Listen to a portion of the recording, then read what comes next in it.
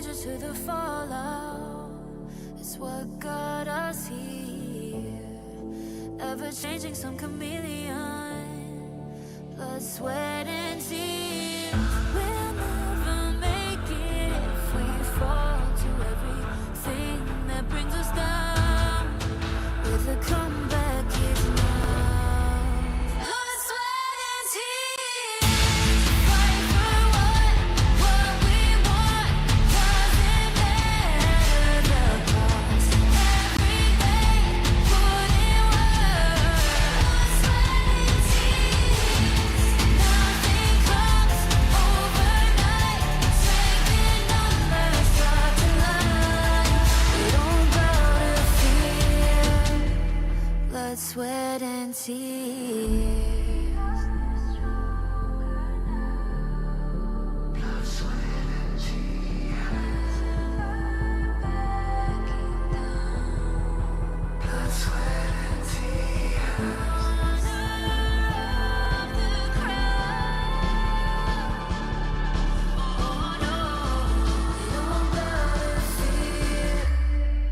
Blood, sweat, and tears. Fight for what we want. Doesn't matter the cost. Every day, put in work. Nothing comes overnight. Strength in numbers, start to line. We don't bow to fear. Blood, sweat, and tears.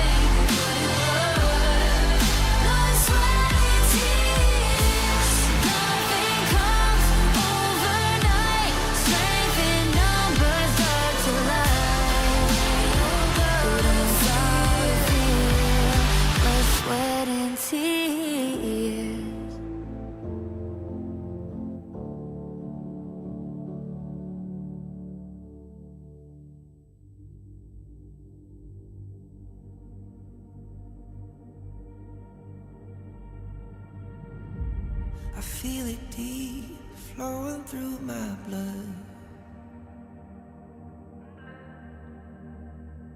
Rising up to become someone. And taking it all on my own.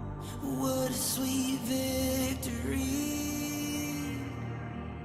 And taking all of my control. Awaken something deep in me.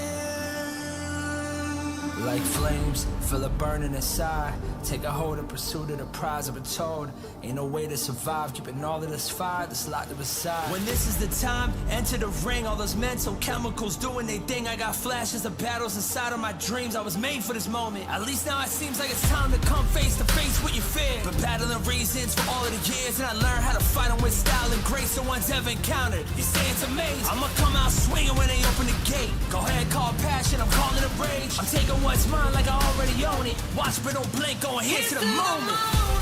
The sky rained down. Here's to the madness that's all around. Go on, tell 'em who you are, you are, you are. Go on, tell 'em who you are, you are, you are, you are. Here's to the moment. The sky rained down. Here's to the madness that's all around. Go on, tell 'em who you are, you are, you are. Go on, tell 'em.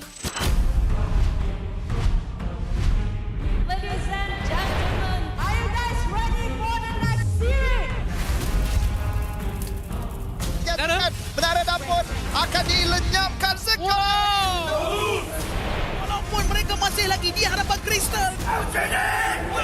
So today's match against LGD, obviously everyone knows that this is the team to beat. My mindset is always to try to be the best, and I do that to my players. And if I want to be the best, I have to beat the best. Esse evento sobre a LGD, a gente não jogou contra eles ainda, mas a gente sabe pelos jogos que eles vêm fazendo no campeonato, é um time muito forte. E eu espero um confronto bem difícil contra eles. Actually, Love give us so much surprise because they can beat Impunity like 3-0. This is unexpected, so we will pay more attention about this team. 我觉得我们要非常注意他们的打野，因为这个打野很猛。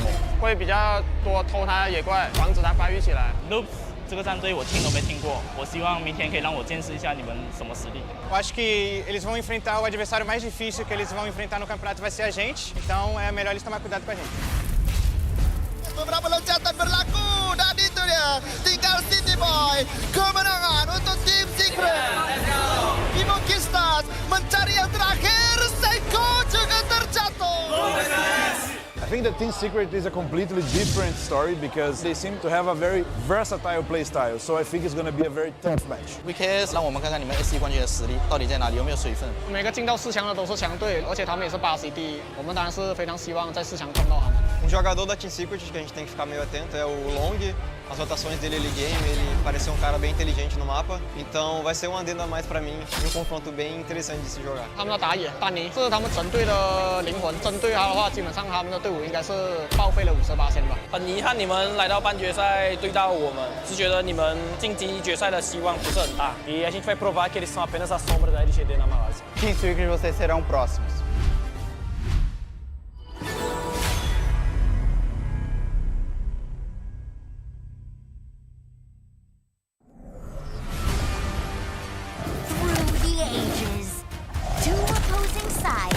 Fiercely battled for a power that granted them life, but cursed them with ruin. Wait! Oh, no, this story is too cliche. Maybe we can find inspiration from other stories. Hey, that might work. Got it. Woo! Oh. This story is adventurous, but lacks excitement. How about this one?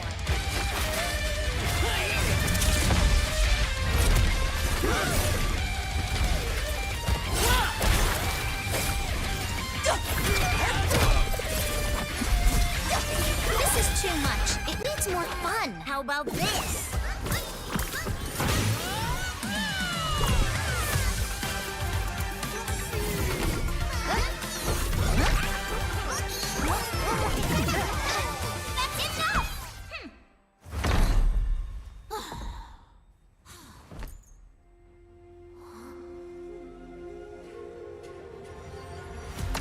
Like the thrust of a spear in battle. No one can tell my story but me! I'm born this way, ayy. See my chest and my bonus play. Can't be late, won't hesitate. What do you say? Grace to find my face, scars to find my skin. I can't convince them, you please, I'm illicit, I'm the one that you hate. H-E-R-E, doing it for real, I found my dog. From the ashes, I run the game. Flow with a rumble, make them crumble, make them run. Baby, it's go time. Knock me down, how I rise. An inspiration, I know how. The one who will buzz them up, no lie, we gon' do it. Facing our peers, we don't think we just move it. No, we the best, so we don't gotta prove it. Somebody test me, I swear I'm gon' lose it. I got a trophies on this boom and illuminate. I got you. Another day, another way. You got the power to turn around. Ain't got a champion, sitting in the calling out for the game. There's no time. Won't you yell out my name when I sing a top of my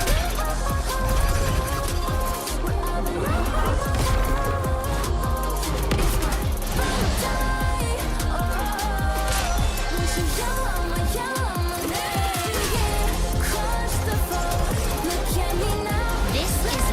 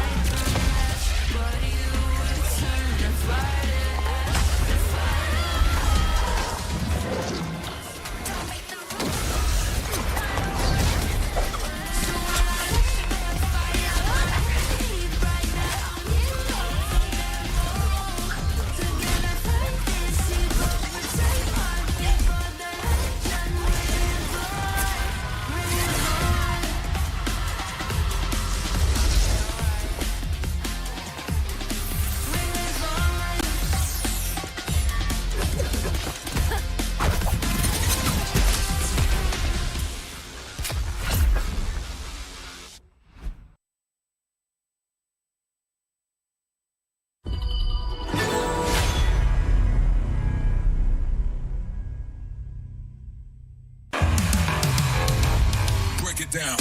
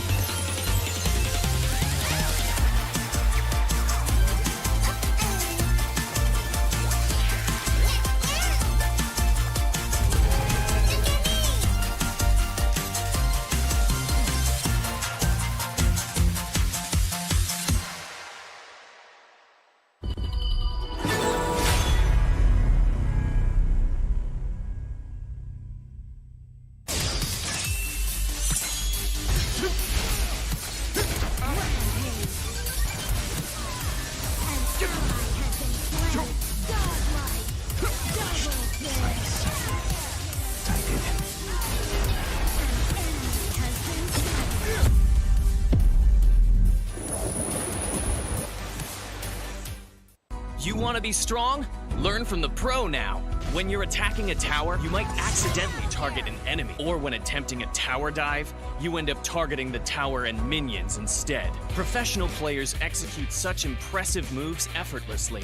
While you may feel overwhelmed and get killed by the tower, your controls settings might be holding you back. Change the recommended basic controls to advanced. This activates extra basic attack buttons for minions and towers. Turn on show enemy avatars to accurately select the enemy's avatar for the kill, and better assess vision exposure. Give it a try and play as smoothly as a pro, easily crushing the enemy faction. Learn from the pro. Learn more from Honor of Kings Global Esports.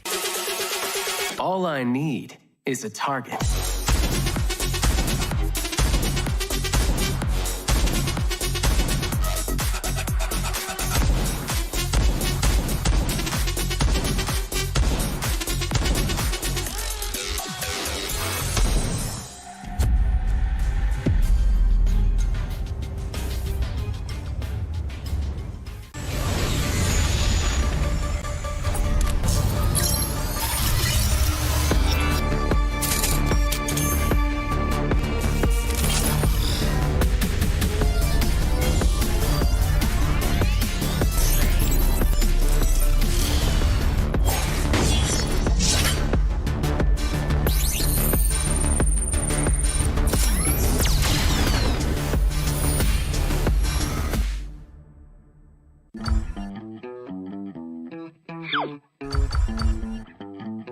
Lane stealers only bring frustration to a team. The team will be at a disadvantage and players will not enjoy the match. We are also players, and we know the problem doesn't lie with the good players. Therefore, based on feedback, we created the lane pre-pick system. Players will choose the lanes they want to play before looking for a match. The system will take these preferences into account and find suitable matches so that everyone can enjoy the game.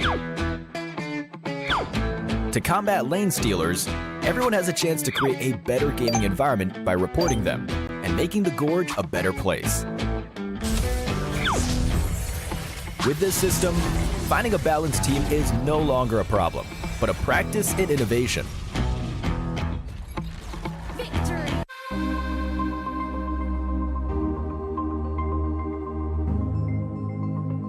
Honor of Kings is the world's most played mobile MOBA, featuring intense and fair team-based battles, high-end graphics, a deep roster of diverse heroes, and a variety of gameplay modes, all combining to offer players an innovative mobile gaming experience. One of our main goals is to develop Honor of Kings for a global audience. To achieve this, we continue to add localized content to the game, such as collaborating with popular franchises to bring new regionally inspired heroes, skins, in-game events, and more to our worldwide community. While we are members of the development team, we are also gamers. meaning we want games that foster fair, competitive environment and reward players based on their skill. This is also our North Star when it comes to developing Honor of Kings, ensuring that the game's mechanics, heroes, equipment, and more are well balanced. The game has been designed from the ground up with a mindset that all elements that affect gameplay can be earned through effort and time spent, such as hero unlock and the Kena systems. This core tenet ensures that Honor of Kings remains fair, competitive, and most of all, fun. In addition to accessibility, we believe that a good PvP game needs to maintain friendly and fair matchmaking for players of all skill levels. This is why our team focuses on both game balance and matchmaking optimization. In fact, we review the community's gameplay data every 2 weeks to help us determine how best to balance the hero roster's skills and stats. It's like adjusting a precision clock to make sure everyone experiences the competitive fun of each match. Maintaining a safe, competitive environment makes for a healthier Honor of Kings community, where players can meet friendly teammates and respectful opponents in every session. Our team is passionate about ensuring that players can cooperate effectively in each battle. With a feature like map lane pre-selection, a reward system for positive play, the ability to report bad actor mid-match, and an easy-to-use coin wheel interface, all designed to foster safe, cooperative matches based on good sportsmanship. We also want Honor of Kings to be a platform where players from all over the world can realize their dreams of high-level competitive gameplay. Alliances, leaderboards, and other social features allow our challengers to meet like-minded friends and show off their skills. Meanwhile, our partner program and its incentives allow content creators to stand out and become rising stars in Honor of Kings. The esports ecosystem provides a global stage for all professional esports players to compete. These systems combine to form the game's ecosystem, building a stage for players from all over the world to shine. This is what Honor of Kings means to us. We look forward to meeting you in Heroes Jord as we come together as one strong, competitive, and awesome community.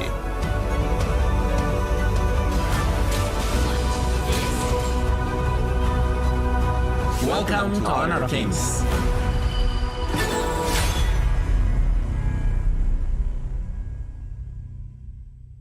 You want to be strong? Learn from the pro now. When you choose a long-range marksman to take down enemies in the distance, only to find the enemies constantly staying at the edge of your attack range. When you enthusiastically pick a high-burst mage, planning to crush the opponents, but the enemies keep sneaking outside your vision. The professional players have long been using the small tricks in their settings for smooth operations. Let's take a look at how the pros set up their game. Change the setting from fixed camera to camera shifts with skill direction. Your vision will move with the direction of your skills, allowing for a broader vision range. This not only enables more accurate targeting, but also gives you the upper hand to anticipate incoming enemies in advance. Come and try this practical secret that professional players are using. Play like a pro to dominate the enemy team effortlessly. Learn from the pro. Learn more from Honor of Kings Global Esports.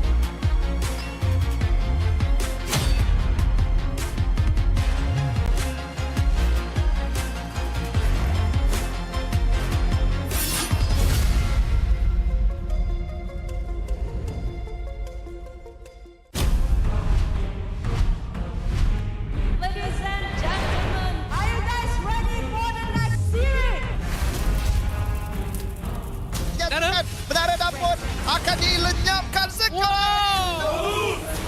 Walaupun mereka masih lagi di hadapan Crystal. So today's match against LGD, obviously everyone knows that this is the team to beat. My mindset is always to try to be the best, and I do that to my players. And if I want to be the best, I have to beat the best. Principalmente sobre a LGD, a gente não jogou contra eles ainda, mas a gente sabe pelos jogos que eles vêm fazendo no campeonato, é um time muito forte. E eu espero um confronto bem difícil contra eles. Actually, Love give us so much prize because they can beat Impunity like 3-0. This is unexpected, so we will pay more attention about this team. 我觉得我们要非常注意他们的打野，因为这个打野很猛，会比较多偷他的野怪，防止他发育起来。Loops 这个战队我听都没听过，我希望明天可以让我见识一下你们什么实力。Eu acho que eles vão enfrentar o adversário mais difícil que eles vão enfrentar no campeonato vai ser a gente, então é melhor eles tomar cuidado com a gente. Beberapa loncatan berlaku dan itu dia tinggal City Boy. Kemenangan untuk tim Secret. Bimo Kistas mencari yang terakhir. Seiko juga terjatuh. I think that Team Secret is a completely different story because they seem to have a very versatile play style. So I think it's going to be a very tough match. VKS 让我们看看你们 AC 冠军的实力到底在哪里，有没有水分？每个进到4强的都是强队，而且他们也是巴西第一。我们当然是非常希望在4强碰到他们。jogador da Team Secret que a gente tem que ficar meio atento é o Long. As rotações dele early game, ele parece ser um cara bem inteligente no mapa. Então vai ser um adendo a mais pra mim e um confronto bem interessante de se jogar. 他们的打野丹尼是他们整队的灵魂，针对他的话，基本上他们的队伍应该是报废了58%吧。很遗憾你们来到半决赛对到我们，是觉得你们晋级决赛的希望不是很大。E a gente vai provar que eles são apenas a sombra da LGD na Malásia. Team Secret, vocês serão próximos.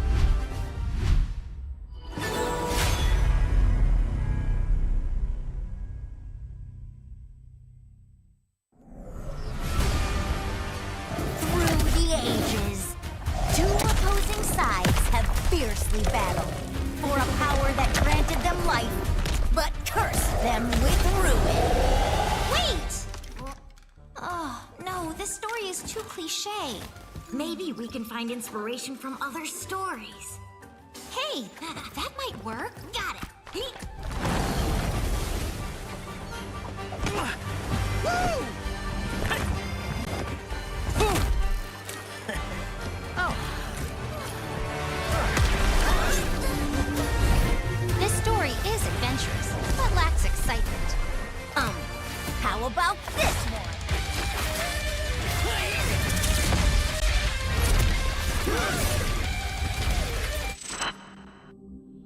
In this world,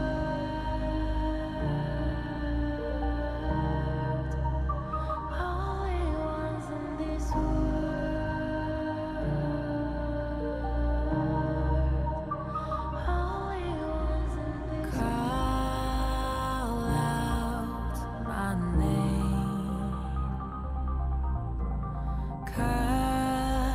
sound of the rain. No matter how I feed the flame, you know I feel the darkness and the pain. All of the ways we try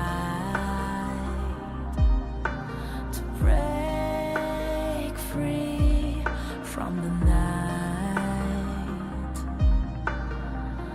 you know we made it out, we found the light. I fly so high, light up the skyline. Let's do it this time, like it's a whole new vibrant world.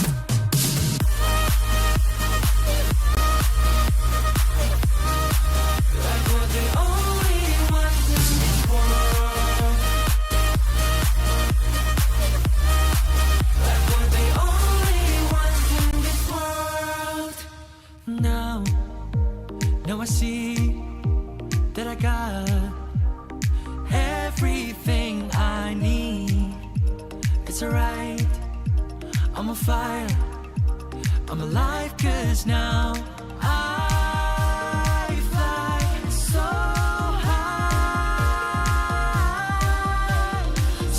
high, light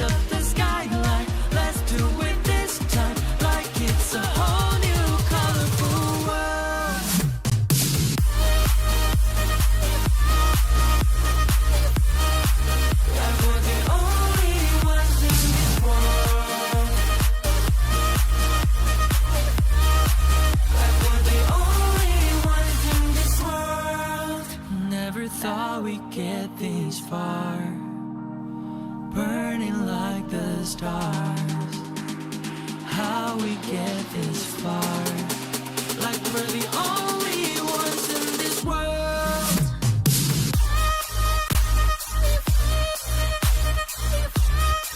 Like we're the only ones in this world. Like we're the only ones in this world.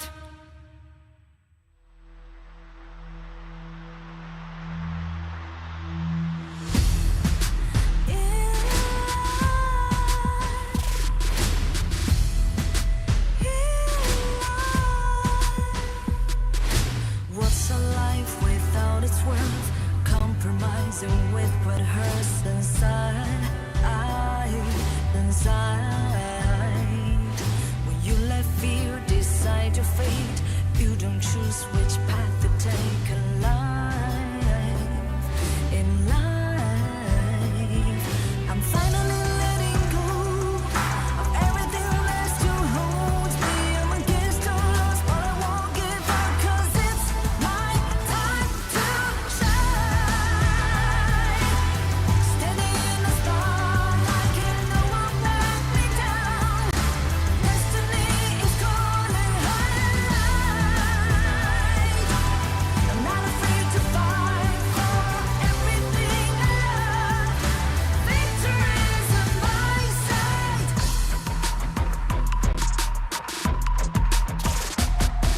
The more we lose, the more we gain.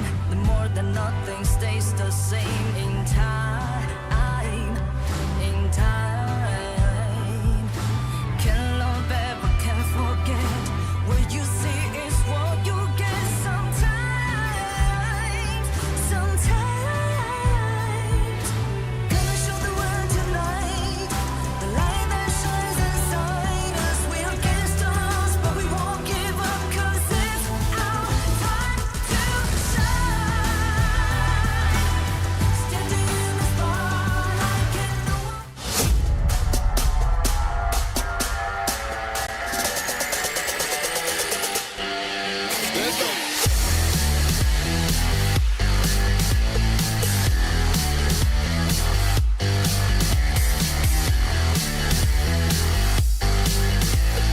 Fight.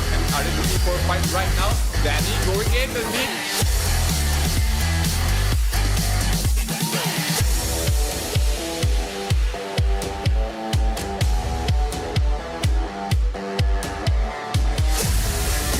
Well, opened by Bang. Bang doing the open. Time damage from Danny as well. Taking up the win sheet as well. Niap is looking.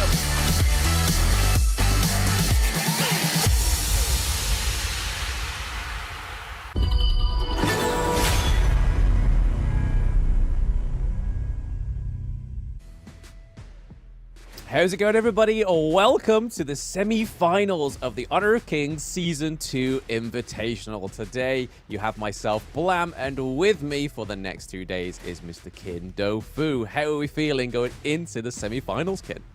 Yes, it's your favorite kind of tofu. I'm feeling great today. It's a very exciting day. We're gonna have a masterclass of matches, right? These teams have not been beaten down before, and for the first time since the group stages, we will see them beat each other up. I'm so excited.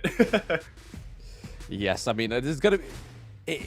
It cannot be like anything less than a 4 best-of-5, surely, in this semi-finals. But here we are. We do have our first sponsor of the tournament, so EWC, which is going on right now and is right around the corner for Honor of Kings, is one of our partnerships within the Season 2 Invitational. As you guys know, the top 8 teams have already qualified through to the EWC, going forward to the later part of this month, early part of August as well. So once again, big shout out to EWC for sponsoring the tournament. Yep, lovely. And of course, you will see us over in Riyadh or the kingdom itself. But that's not the only thing, right? There's one more thing we want you to pay attention to, and that's actually the Infinix GT20 Pro. Now, if you want to experience the game like the professional players on stage here at Sunway Velocity Mall, you can. All you have to do is to go to their website, click on the details, and find out how you can get your hands on the phone and experience the game like the professionals. I mean, with the lack of technical difficulties, I can imagine that the phone itself can hold up to Honor of Kings. But again, it has been a fantastic device. We've seen those player cams. It seems to be a very smooth gameplay on it as well. So is it going to be smooth enough to keep up with the fiery fingers of the semi-finalists going through today? But we obviously had a new hero grace the Gorge as well on the 2nd of July, and Yao is now available. For those that haven't played Yao yet, Yao is a fighter jungler. Again, you can proc his passive with a enhanced ability after using 3 of your abilities. So again, I've been having a lot of fun with this hero, so definitely go and check him out. Play him in casual first, don't go into rank and flame your teammates. Yes.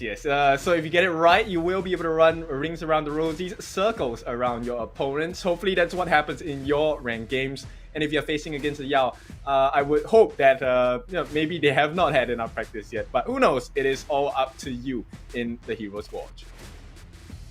Yes, and I mean, it's all up to these semi-finalists today. Within that gorge, we have obviously the likes of LGD Gaming, Vivo Keystars, Loops, and Team Secret. A little bit of a coincidence that it is Brazil against Malaysia in the semi-finals. So me personally, I hope that it's going to continue that kind of route towards the finals. But either way, I don't think I'm going to be fussed if it is or isn't, because these 4 teams have shown time and time again why they're in the semi-finals at Season 2 Invitational. Oh, for sure. Now it's about the guts, the pride, the glory as well. So we'll see who is able to one-up the opponent. Now, bear in mind, this is a best-of-5 series, so there are a lot of games to play. I do not expect any sweeps today. I think all of the teams are pretty much even, right? It really comes down to the strategy and the execution. Yes, I think, like we were saying in the pre-production, Kin, if this is the point of the tournament, that if any of these teams try to have those hesitancies against their plays, it's really going to show in this semi-finals, and it's more than likely going to be the reason why you lose one of the games. But it is a best-of-5, so if these teams are good enough to go against each other and get a 3-0 sweep, I can't be mad at that either. But I do want to try and get a full best-of-5 today, because, hey, it's the semi-finals. This is where these kind of things are meant to come through. We want to see the best of the best, and we've only seen minor pocket picks come through throughout the entire of the Season 2 Invitational. We've mainly seen a lot of sort of hotly contested picks like the Zhongfei, like Jing, like Lady Sun as well, especially within these 2 teams that are going up next, which is LGD versus Loops. But is there anything in particular you'll be looking for going into this first matchup of the day? Of course, but it's not just one thing. It's actually going to be each individual player in the lanes, one. But before we touch on that, let's take a look at the brackets itself. So it is going to be Loops going up against LGD of Malaysia in the first game of the day for our semi-finals, followed by another monster matchup, Team Secret going against Season 1 champions, Vivo Keystars. Yeah, if anything in this one, I mean, I think both of these matchups are going to be huge. I don't think Loops are going to go down without swinging, but with that final matchup of the day, Vivo Keystars not only being Season 1 Invitational champions, they've been Choc BR champions of 23-24. I feel like there's a lot of pride on the line in that second game of the day. So here is today's matches in a little bit more of a closer look, and obviously time frames as well. So Loops against LGD Gaming and Team Secret against Vivo Keystars. And obviously just before we saw this one, I was just hyping up the Vivo Keystars there. They have a lot on the line, a lot of pride, a lot of accolades as well to be defending in this semi-finals, kid. Yeah, but you can't count Team Secret out as well, right? They are a monster team. You have to keep your eyes on them as well. They are one of the 2 teams. Funnily enough, it's LGD Gaming as well as Team Secret that have pulled out the Fuzi combination with the Daqiao. And I don't think anyone has been able to kind of tackle that yet. No, yeah, they have very much definitely struggled here, but this is a Loops up here, so ABH, Mithy, I'm not too sure why they're showing that there. That should be the Zhongfei. We have Jerry as well, Kanka in the mid lane, and then Tempest in the clash, as you saw in the quarterfinals matchups. Tempest was having phenomenal outplays, especially linked with ABH as well. even though I weren't there to cast it. I was definitely watching it. I was getting super hyped for these players, but here they are coming through to the stage. This is Loop Esports. This is the first semi-finalist onto the stage of Season 2 Invitational. Yep, I really like to see how the players walk out because it shows you the state of mind they're in. And I can guarantee you, I think Loop's very, very ready for this game. Absolutely. It's definitely going to be very interesting to see how they pair against LGD. There is Jimmy the jungler. We have Siang in the Clash lane. JR the macro farm lane king. We have Z as well in the roam. And then Museng King, the king of double kill kid. And then not to mention Ji Young as well in the mid lane. That is LGD. Let's see how these phenomenal players with 10 fingers that should not be feared, as their coach said in the day one opening. Here they are walking through to the stage. They always come out with this stoicism, right? They look so calm, so collected, ready to take the game nonetheless. And I think this is no different from yesterday. They were serious, committed to making a way to the grand final. Yes, I mean, this is where they're going to start taking all those...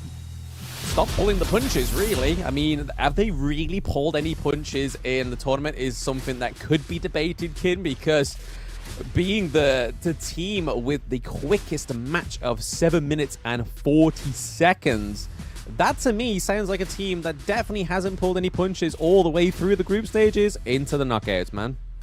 Yeah, you know what? That's the difference between someone who has practiced one punch for 10,000 times and 10,000 things for one time, right? I think they are very powerful, and it might not be the strongest position they've had yet. Now let's take a look at Loop's going to be represented by the 5 players here, all familiar names in this Invitationals of Season 2, looking to put their name across LGD's lineup.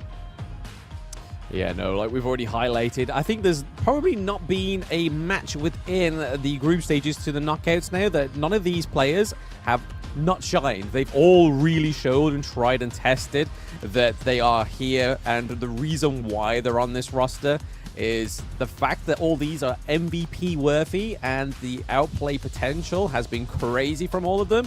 But here is their opponents, maybe their final opponents. I don't want to get too ahead of myself for Season 2 Invitational, but LGD Gaming here, we have seen them on the little teleprompt there with Siang, Musang King, Zhejiang, JR, and Zia in the Rome support lane. So again, this is LGD Malaysia, guys, and they are definitely representing with fire.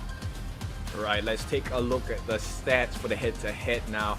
58% team fighting rate for the side of LGD, a little less aggressive compared to Loops, who likes to fight a little bit more at 67%.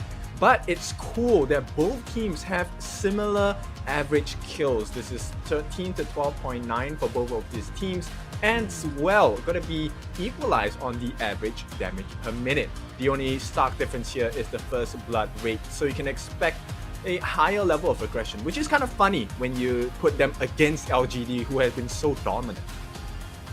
Yeah, I think LGD's early game is a little bit different to Loops's. So Loops you'll probably see going into this best of 5 with heavier rotations up into the Clash lane or down to the farm lane.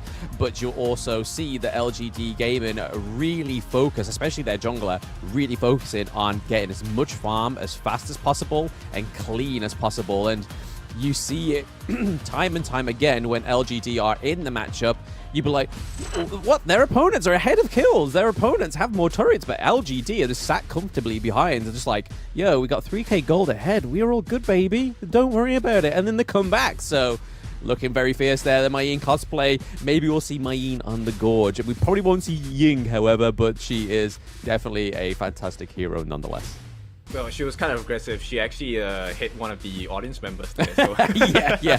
Assist. They got an assist there. They got an assisted kill onto the audience by the Ying. Clearly not being able to handle the staff. But yeah, this is going to be nothing short of a bangerkin. I mean, what are we thinking for the draft? Are we thinking it's going to be a little bit of the same old song and dance, the things that got them through to this stage so far, or are we going to see some brighter pocket picks that we haven't seen yet? Because on both of these teams, we've seen a few pocket picks come through so far.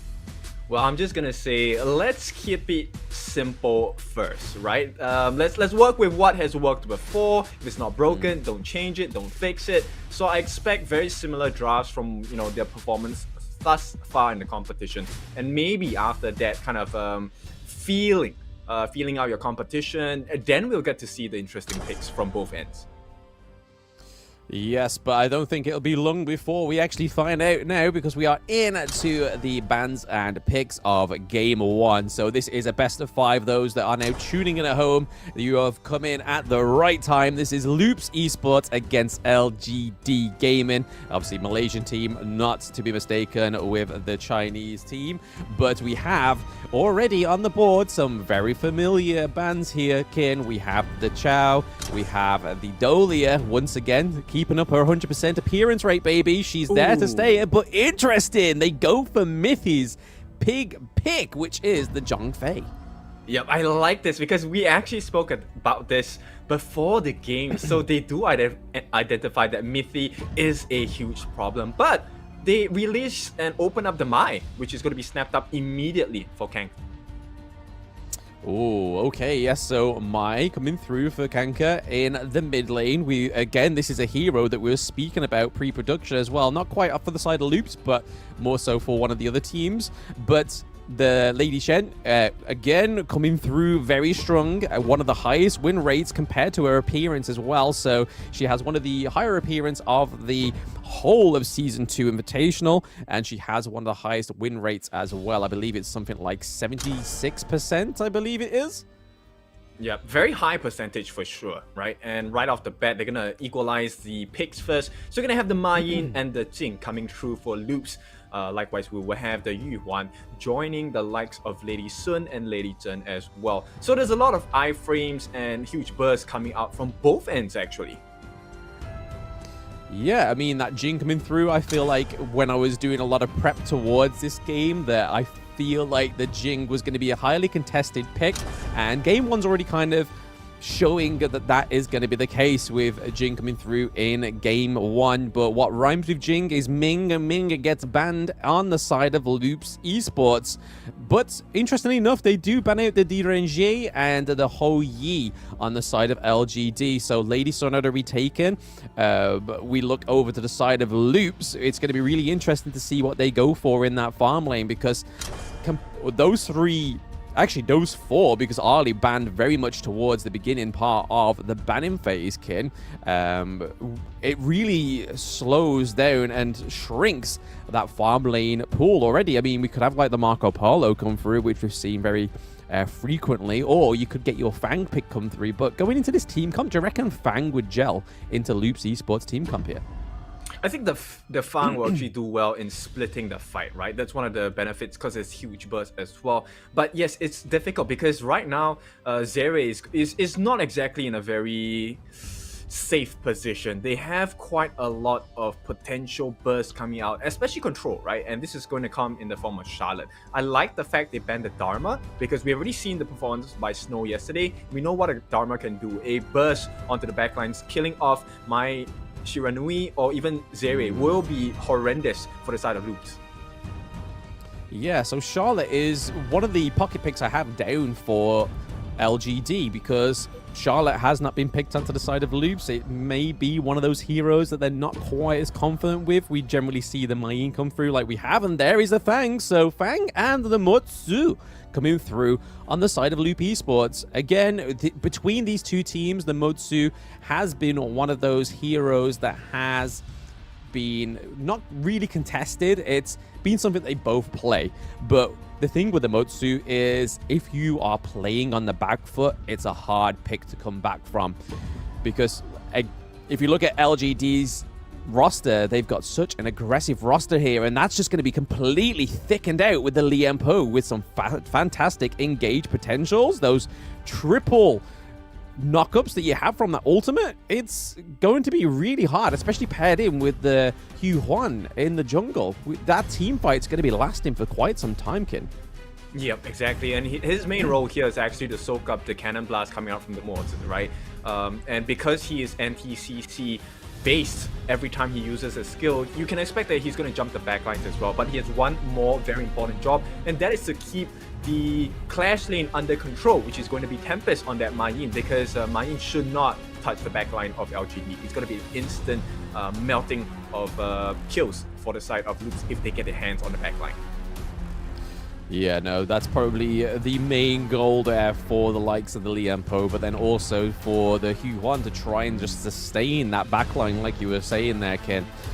But really interesting first game team comps here for both of these teams. A little bit of familiarity coming through for both of Loops and LGD Gaming as they go into game one. This is those new joining in at home. This is the first game of the semi-finals. So that statement alone really shows you the gravity of what's at stake in this first game in the best of 5. Yeah, for sure. And LGD doing the typical fashion of trying to steal the first camp across the game itself. It looks like Xiang will be successful in doing so. So this is a benefit for the side of LGD's jungle. Yes, already massive benefits here, but you see that the Liempo is already sort of navigating to that mid lane because, again, the Mai Shiranui going against the control utility mage like the Lady Chen is a really, really hard matchup for them to face, but you can't really be putting the Fang there in the mid lane against the Lady Chen and then Mai going against the Lady Sun. It's a little bit of the same old song and dance, but there we go. ABH looking for the first blood, keeping it true and tested there with their first blood rate. Loop Esports coming in, Jing baby, taking down Musang King. Yeah, beautiful, and this is going to be a recovery attempt here. Kank actually gets out, what the heck? Yes, almost gets caught there. Oh, very, very close on the side of Loop Esports, almost dropping their first death, which they don't really want to be taken here. They want as much lead as possible in this game one. And currently right now they are, and it's all thanks to ABH getting that first blood on Jing. And here is a little bit of information of Jing. So Jing's most common combo is the 1-2 ult, as we just see in here with ABH. Perfectly timed, perfectly executed. Is that going to be a double kill? Oh, it's a 2 kills nonetheless. It is Kanka taking up the kill onto the Lady Chen as well. Loops are not here to mess around, Kin. Things are looking a little bit shaky for the Malaysian team. Yeah, that's right. Definitely not what the Malaysians expected at this point, but Loops, we know their power and we know their strength as well, and Loops having a 3-0 lead in the first 2.5 minutes is a very, very strong showing of where they are at in this game right now. Yep, I mean, I was alluding to in the intro that LGD have not been the team to like pull punches, but currently it looks like Loops have been pulling some punches throughout the entire of this tournament. They are definitely in it to win it. I mean, 3 kills ahead. This is nothing strange for LGD to be witnessing here like a week early game. We know that they prioritize the farm. They like to get that gold lead, or at least try and sort of maintain the gold lead from not being so far away from their own. I mean, even though Loops is 3 kills up, they're able to still be sustaining a 1.4k lead. It's not massive at this point, but I think that's all down to the likes of the Musang King just getting that really clear, really fast jungle rotations. Yeah, at this point, oh, hang on. Oh, potential. Kanka going in with the first ability. Okay, Lady Shen going in with the ult there, but we see that Mai is into the back of the line on target ability. Comes through from Yu Huan, and she does be a little bit safe there, thanks to the untargetability of the Yu Huan skill set. Motsu coming in with that lung obnoxious stun, though, from that first skill, trying to set up some plays here. Fang's being a little bit too aggressive. Zeri almost got the kill onto the Lady Sun. I feel like the pressure and the appearance of the first Tyrant was the reason why Lady Sun was able to survive. Kanka looking pretty low, although denying the brawl onto the Tyrant. We do see the LGD are able to take the Tyrant in the first part of the game. Yep, interesting that happens, right? Because of the domination for the side of Loops. It looks like they will play more objective-based turrets here. They want to go for that T1 on the top, and looks like Zeri will take the tier 1 on the bot as well. So for the first time in the tournament. I think LGD being out macroed. Has destroyed a tower. Yeah, I mean, do we expect anything less from Loops? We've always said that Loops, the only time they generally struggle is closing out those late games. I mean, not quite to the extent of Osiris, but okay, fourth kill going over to the side of Loops, and they're not done yet. We see the ultimate shell come through from JR, but then JR gets taken down by the Jing. That is a 2-1 trade for Loop Esports. That it was favorably and fantastically executed there by the Brazilian second seed. If this is how the second seed's playing against what we could consider as Malaysia's first seed, Kin, what's that got in store for Team Secret? I mean, if you look at Loops, right, they're giving LGD a taste of their own medicine, right? So at this point, this is what LGD has been doing to every single team that they have come up against. But Loops, for the first time, they're showing them, hey, this is what it feels like. Yeah, definitely doesn't like. I mean, what is it they say? Sometimes is it bad medicine? I'm not too sure to say it. I'm gonna muff it up here, so I'm not gonna proceed that one. But Miffy gets taken down by Musang King, so we see that a second kill over to the side of LGD is taken by Musang King, and that is definitely the taste of bad medicine on the side of Loop Esports, losing the second kill already over to the side of the Malaysian team. We're seeing a heavy presence here in the mid lane. We saw Liam Poe going in with what sort of was starting to see a start of an engage, but then they realized there was no minion wave. They couldn't really push that mid lane turret, and now they've all backed off and looking for a reset, looking for a few more clears within the jungle. Yep, at this point, I'm very confident that Loops is going to have the early game lead for sure. But like you mentioned, right, it's all about closing the game, and that has been something that Loops has been struggling with since the group stages. And I think the way LGD has drafted, it's kind of intuitive for them to play the late game as well, because later on, I don't think it's that easy to, number one, get past Sir, and number two, kill him off as well.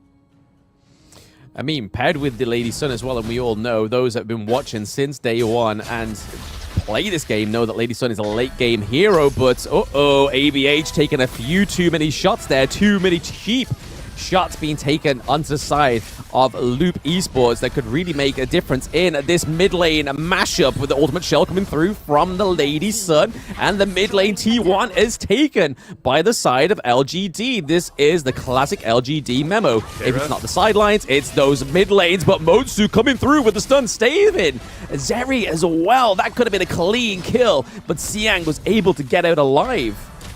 Yep, it's a tough one, right? You can start to see where Loops might have chinks in the armor at this point. And LGD, they are mounting their comeback slowly but surely, because right now JR hasn't been kind of restricted in terms of growth. He is similar in terms of the farm levels with this area as well.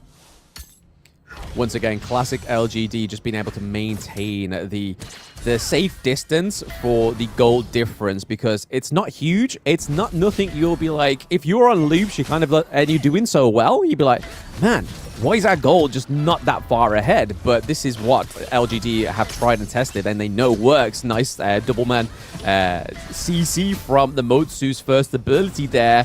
Charlotte could potentially be getting picked off here. It is a 4v1. Yes, there we go. Siang gets taken down by Tempest in the farm lane, and the T2 falls as well. Can we get an Azure Golem? Oh, ABH steals it, but are they going to kill ABH? Yes, they do. So Z is able to clear them up, but Musa and King going untargetable. They are going to take a clean team fight here, taking down the Fang as well. That was a, 4-1 trade on the side of LGD, and they have a strong minion wave here in the mid lane, and only mine to stop it. Yeah, this is what I'm talking about, right? So LGD, they understand that, hey, yes, there is an early game power spike for the side of Loops, but here comes their own, right? At the 9-minute mark, with 1 more minute before the shadow versions of the Tyrant the Overlord show. I think this is a perfect timing for LGD to really hit their stride as well.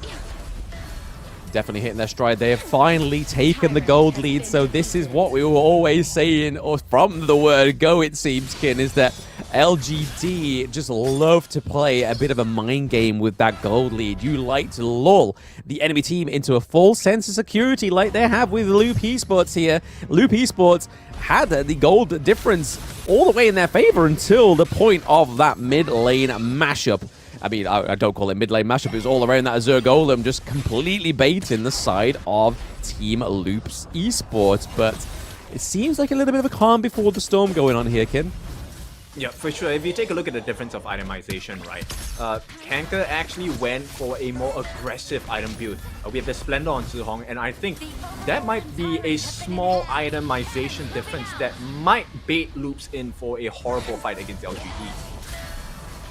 Yeah, you're not wrong there at all, Kin. Lovely itemization breakdown. But what we're seeing here is a potential breakdown of the Shadow Tyrant. They do start it, but is it going to reset? Lady Shen already procced in that first skill onto the back line of Loop Esports, doing a little bit of damage before the team fight. Miffy taking loads of damage there from not only the ultimate shell, but also Lady Shen with her abilities. And they're already making quick succession of this Shadow Tyrant. Mai and Jing are already trying to position themselves into the team fight. It's not quite going to work. They are being kept away from the Shadow Tyrant thanks to the Liam Poe, and this is the great potential. Oh, there we go. Double man knockup. We see Miffy's already taken down, so no more stun for you on the side of Loop Esports. Jing may get caught out here as well. The Azure Golem does go to ABH, however, but Mayin Tempest, he's on the wrong neighborhood, homie. You want to get out of there. If you try and create some distance, you may escape from LGD.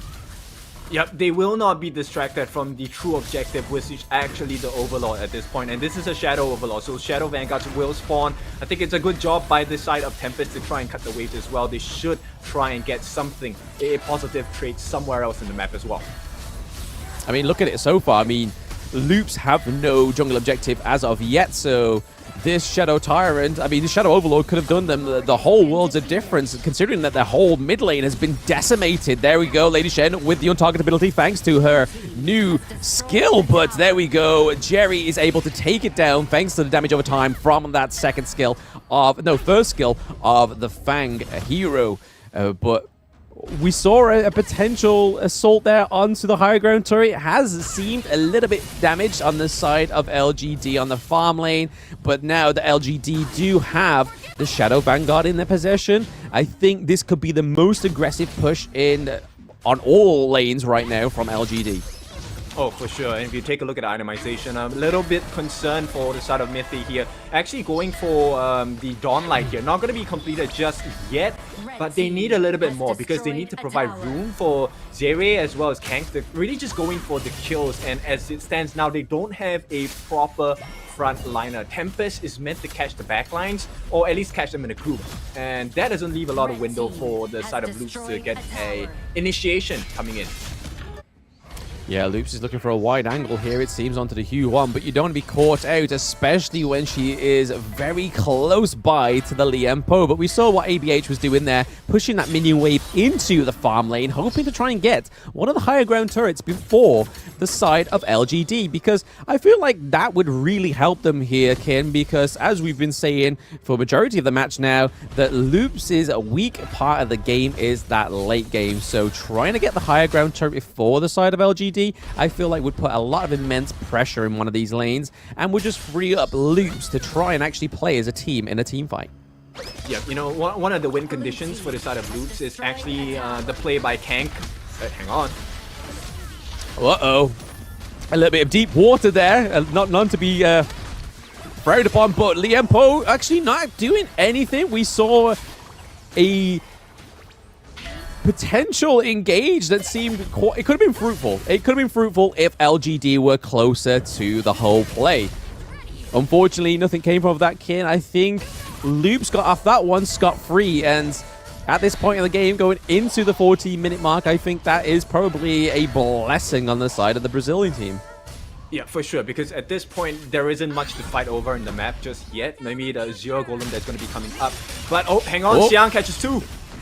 Oh, yes, almost catching two. Liam Poe going in. They're all looking pretty low. Focusing the Fang. Fang is able to roll out with the second skill. Again, how many times are Loop's gonna be able to get out of these team fights scot-free without losing any of the heroes? I mean, yes, we've had to have a recall from ABH, which is not great, knowing that the Shadow Tyrant is up once again and still loops at the nil point of the jungle objectives. Kin, is this going to be where it all changes around? We see that Jing is aggressively going for it, but we see that LGD is able to pull the Shadow Tyrant away from them, but there's still a deny of access to the jungle objective once again.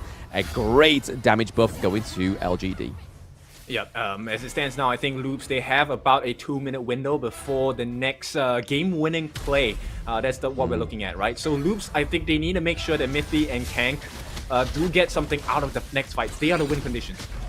Here we go. Again, massive Liempo engaged, not quite landing the third wave of that ultimate from the Liempo. Being able to get out of there without any sort of casualties is maybe and potentially Loop's third and final fateful attempt of trying to lead these fights without dying. But it's all surrounding this Shadow Overlord, Kin. I feel like what goes wrong here is going to really put the conclusion on this match, because if they get the Shadow Overlord onto the side of LGD, which they have Primal Bond, so it's going to be a little bit harder for them to actually run the Shadow Overlord down. We see that ABH is already trying to put a pressure there onto the side lane.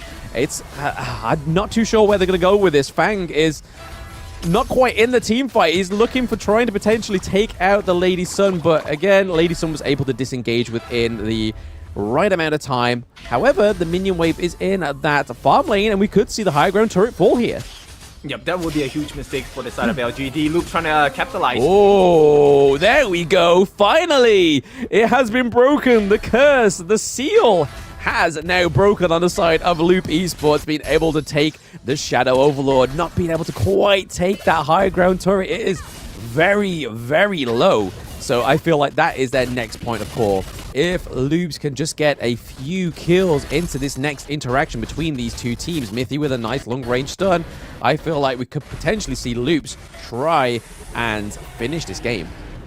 Yep, they could. All they need is a broken tower on that bottom lane. That would be great. Right now, it's really about map control. And so if Loops can get better map control for the next 2 to 3 minutes, it would make the world's difference going up against LGD, because there will be more things that LGD needs to watch out for.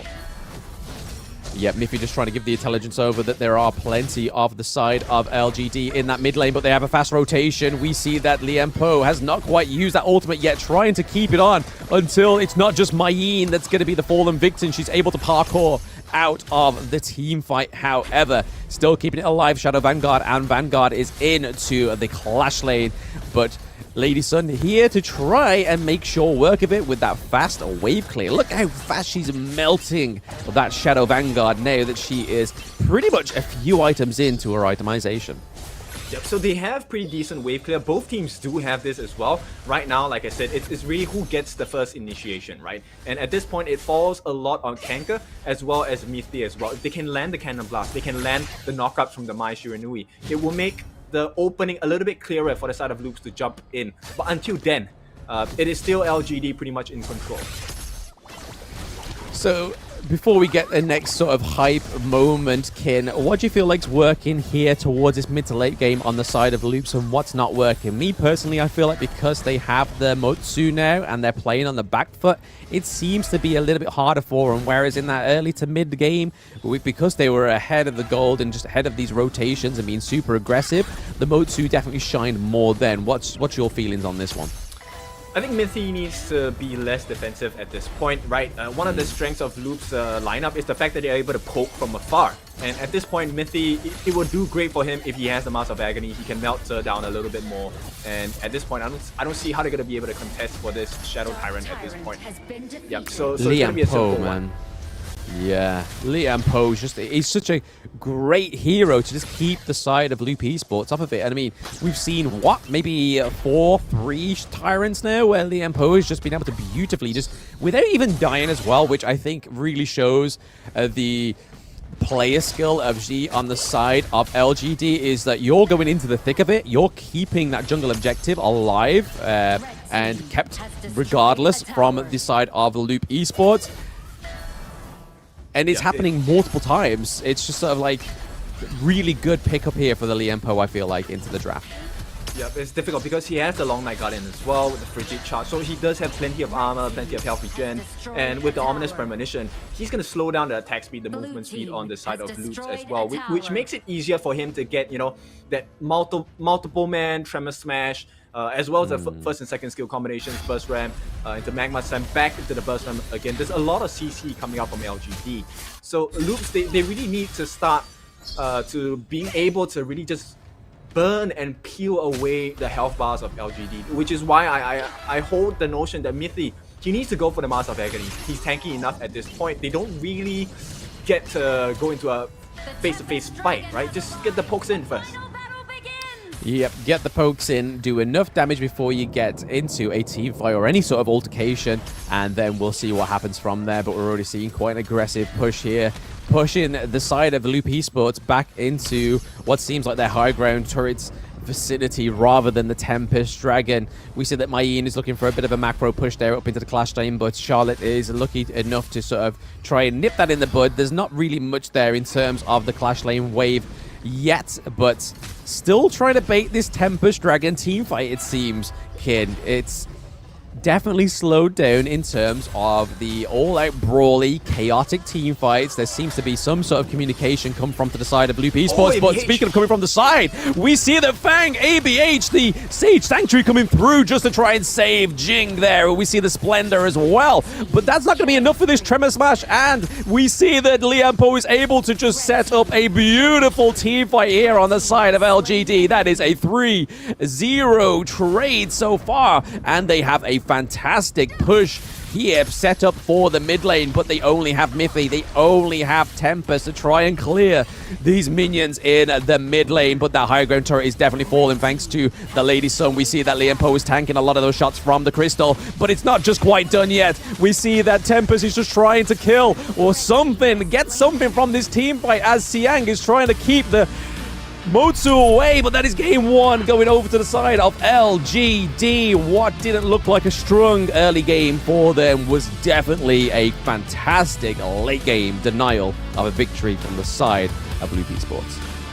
Yeah, very clean game from the side of LGD. They understood the win conditions for sure, showing them, you know, the proper art of war. Sure, we'll give you the early game, right? But at this point, I think potential from the side of LGD was just that much stronger. It shows you the difference in terms of how they're viewing the game.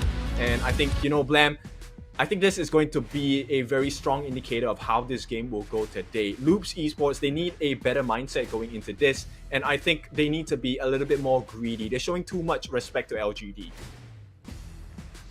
Yeah, I mean, it is game one. I do have to put that to aside, that it's just game one. This is where teams start to do their research, trying to find out what is quite working for them, because even though these teams have been watching each other play for the past so many days, you only really get a true sense and flavor for your opponent when you finally go against them in this environment, especially a semi-finals environment as well, because there's nothing grander, there's nothing more quite holding what could be potentially you going through to the finals, and even if you may not win, you still get a higher prize pool. So again, I feel like Loops, seeing what LGD have done to their previous opponents, I feel like Loops had a really strong footing in that game. Like I was saying towards that late game part of game one, that Mithy's pick for Motsu, I mean, yes, they denied the Zhang Fei. He kind of had to sort of fall back and rely on something else. But the Motsu, again, early to mid game was great. Caught a shot call in from Mithy, but when you play on that back foot, Motsu is Yeah, not the best, you know, hero to try and make the comeback as well, but he does offer a lot of stunts, and that could be something that you know, Loops was looking at as one of the win conditions to come back into the game. But at this point, you know, I really think they need a little bit more aggression, a little bit more pain, because he completed the Dawnlight, he got the Radiance along with the Crimson Shadow as well for the support item, Ominous Premonition. But the thing is, it's kind of counterintuitive, right? You want to be in a position where you're able to set the stage for your huge burst heroes like Zeri, for Kanker as well, and for ABH to really just jump in. But at this point, it's really hard to do, because even if Mithy lands the stuns with the Cannon Blast, they didn't have enough entry, enough initiation to go in. Sure, Zeri was pain, Kank was pain, but they weren't survivable. Yeah, I mean, the Fang generally shines a little bit more when you have a tank on your side because it allows you to get into the nitty-gritty of the team fight.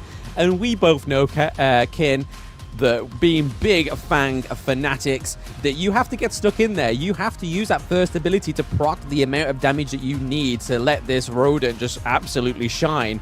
But again, he was Zeri here was the 88.4k damage of the team, so only shy of 4k by the Mai Shiranui as well. So already showing that Fang did do the damage, but there just wasn't as much damage as we would like to come through because, again, Loops Esports were just lacking the tank, lacking the front line towards that late game.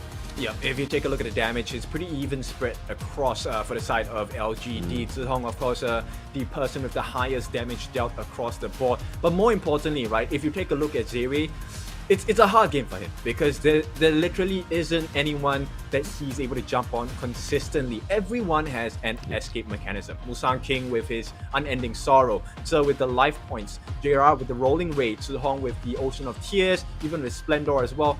So who could he get target sighted on? No one. Right, and that speaks the stories and volumes about this gold graph because once they hit their timings, it was all in LGD's favor. Yeah, again, we love to say it, but the gold graph always paints the prettiest and most accurate of pictures. So we were talking about LGD's roster being quite late game orientated, especially being activated towards the mid game, and you can kind of see it with that gold graph. We saw a great start from Loop, such an aggressive first blood from ABH onto the side of the Azure Golem, but then after that, it kind of just teetered away. Lady Sun came online, great engages from the Liampo, and the MVP is, as a Liampo fanatic myself, we love to see an MVP for Z on the Liampo for game 1 for LGD. Yeah, for Zhe itself, if you take a look at the damage, it's taken 127,000. That's one of the markers of a good Liampo, right? Being able to soak in a lot of damage. But what makes the difference between a good Liampo and a great Liampo is the damage dealt. He was always in the forefront. He was always chasing them down, landing so many 3-man, 4-man Tremor smashes, buying so much time for the team to come in, especially for JR to get the rolling rate. Yeah, it wasn't just that as well. It's the fact that this Liampo was used as such a great denial of these jungle objectives that we saw towards the mid to late game, especially on the Shadow Tyrants, on the Shadow Overlords as well. Just being able to be sat in the back of the brush and then be like, yeah, what's the password? What's the password? Tell me the password and I'll let you in. And there was just unfortunately no way for Jing to get in, for the Mayin, for Mai Shiranui as well. And there was definitely no shot that we saw Fang was going to get in there, but I do have to keep reminding that the people watching at home that Loops had a fantastic early game. Honestly, compared to all the other teams that LGD have played against, I feel like Loops has put the most aggressive mark, maybe even got them shaken a little bit towards that mid game, because it wasn't until the point where we saw this fight around the Azure Golem where things really started to get heated for the side of LGD. That 4-1 trade? Hello? Yeah, for sure, and that's the marker of LGD, right? They never lose out in the trades. It's always a positive trade for the side of LGD, and you can be sure that once this Liampo goes in, there is a very high possibility that LGD will come out with a positive win rate, especially this. What a bait from Zihong there, using the Ocean of Tears along the Splendor, buying time for Zhe to come in, and once they have built room for themselves, it was all over because the damage dealers like Kanka as well as Zeri were all taken down, and with ABH out of the picture, easy smites, man, easy kills. Yeah, no, you can see why the Liampo here was the playmaker, but also the MVP person. The most valuable player on the team was definitely given to the right person, because again, the value that this Liampo pick gave to the side of LGD, I feel like it's just priceless. There was no real way that they probably could have won that game one without it, I think, especially towards that mid to late game where we saw the denial of all those jungle objectives. But then even towards the end, the only reason they got to finish off that game is because Lian Po just had such a fantastic engage onto the Mai Yin to begin with, and then it was easy just to bring it down, just baiting his ultimate, that Tremor Smash, all the way till there was too many people on the side of Loop Esports in the effective area of his ultimate. Oh, for sure. So you know the marker now, right? Whatever that's considered the best, we aren't looking at numbers, we're looking at value. And boy, did Sir bring the value to LGD. Now, this is just game one. Don't worry, guys. Loops, you are still in the fight. And like Blam said, I think Loops, I agree with him. Loops had a fantastic game. They actually made LGD look human for a moment, right? So we might see the tables might turn in game number 2.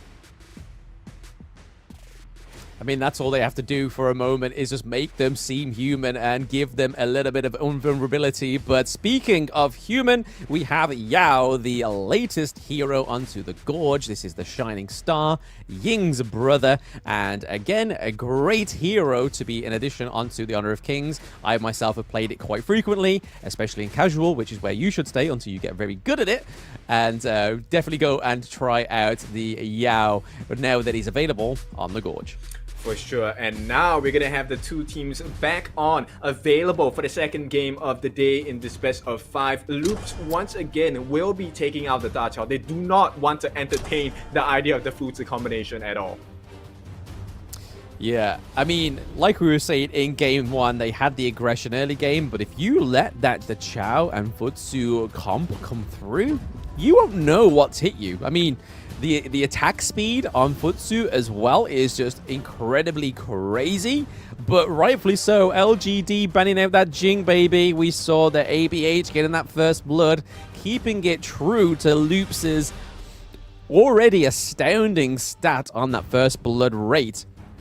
So again, Jing falling short there towards the first part of the banning phase, and then Ali as well. Probably one of the most cracked farm lane heroes within Honor of Kings right now, and we're seeing the double ladies, back-to-back ladies, as the first pick on the side of LGD. Yep, LGD offering another chance. Play again, right? So they go for the exact same lineup. It's going to be a Lady Sun along with the Lady Zhen as well. But this time, they will allow that Zhang Fei to come out. I'm expecting huge and great things from Mithy. This, like you said, is his prio pick.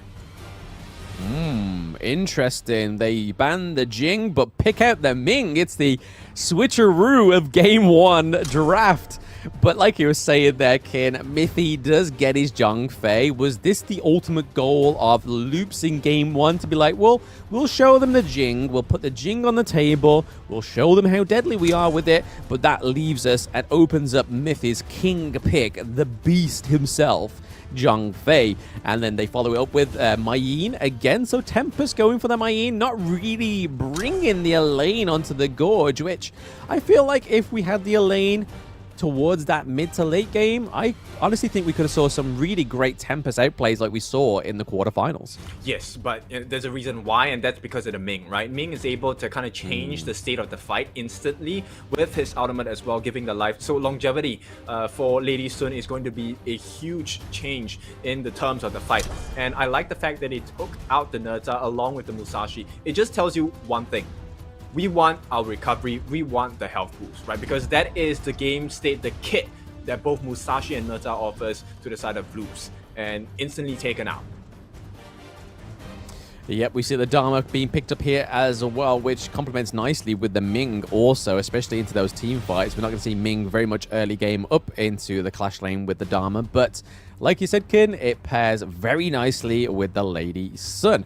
But over to the side of Loops, they ban out the Byron, which once again is probably been one of the least appearances in the Clash lane, it seems, in Season 2, because again, he can win most of these lane matchups early game, and then obviously towards the late game, he becomes a little bit more sort of backline, very aggressive, kind of like an assassin bruiser into the mid to late game. And then obviously the Sun C getting banned out because huge CC potential onto the side of Loop Esports if that was ever to come out, or even to try and just replace the Liam Poe. But speaking of Liam Poe, he has not been banned, but I don't think he'll get picked up here because we are waiting for that jungle pick to come through. And what a replacement is that Kaiser in the jungle. Again, we saw this on the side of Team Vitality. It was one of their biggest picks. Having that Kaiser really sets up a fantastic frontline engage. Yeah, for sure. And a little bit more confident of the Loops lineup at this point. But, the big question is, can they do this Kaiser?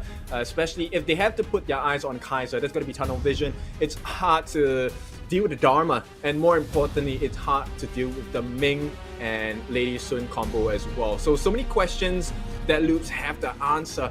They have a decent early game. Still, once again, Pei, one of the strongest snowballers in the game. Let's see if Loops can do it to tie it 1-1. Yeah, the Pei coming through here is just as an aggressive pick as the Jing. I'd probably say it isn't as slippery. There is definitely more of a chance of the Pei being caught out, especially with the likes of the Lady Jen, as long as the rotations are there and the support is from the mid lane. Trying to secure those early Azure and Crimson Golems is going to be a little bit more of a difficult feat for the side of Loops Esports.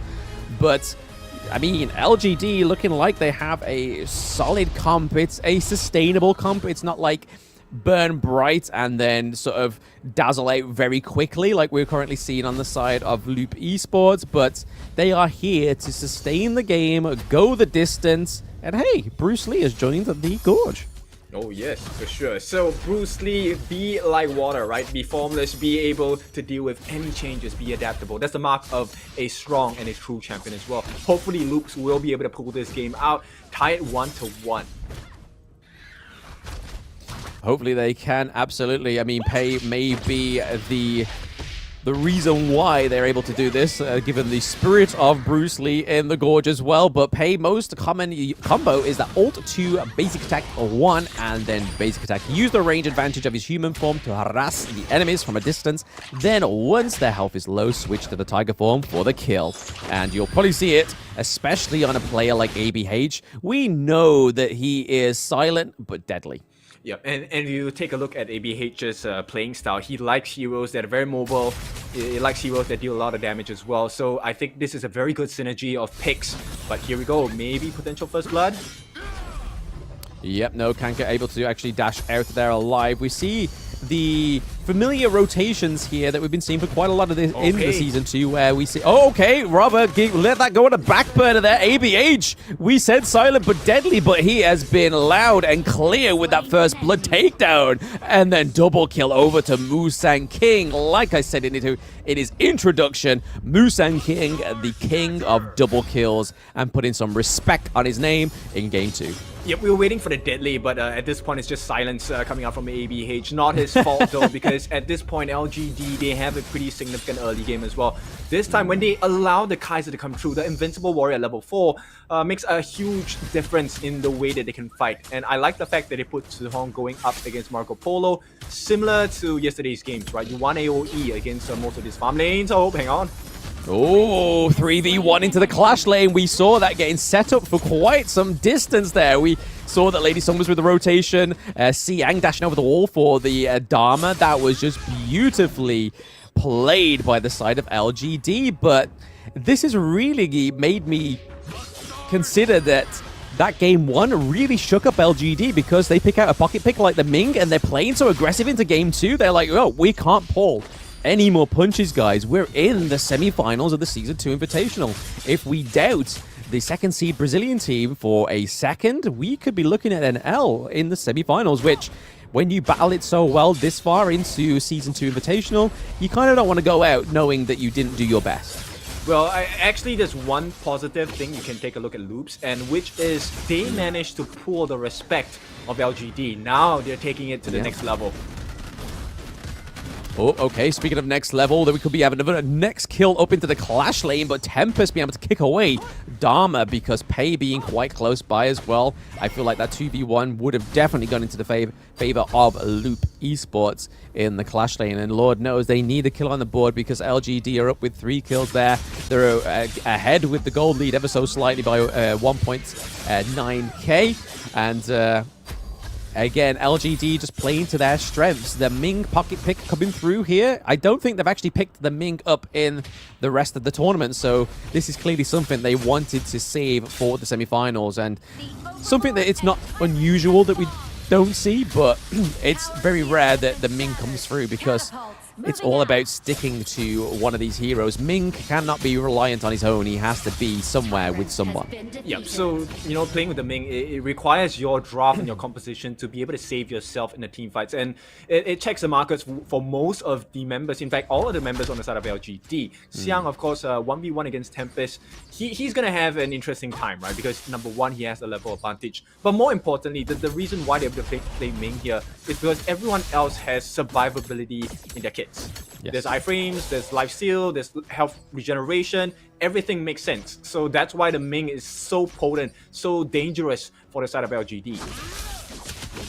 They say nobody puts Baby in the corner, but LGD with this draft clearly leaves Baby in the corner because all their laners can just self-sustain. Like you said there, Kin, they have escapability, they're able to clear the waves pretty much on their own, and then obviously Kaiser, it doesn't need anybody to hold his hand, but Kank potentially here needing somebody to at least give some assistance, and Mithy was a little bit late there to try and soak up any of that damage or try and bring anything into the favor of Loop Esports. We're seeing that Zeri here was looking to help himself for a little bit of gold, trying to keep a gold or trying to close the gold difference in that farm lane. As we can see that Lady Sun is already ahead by 0.6k.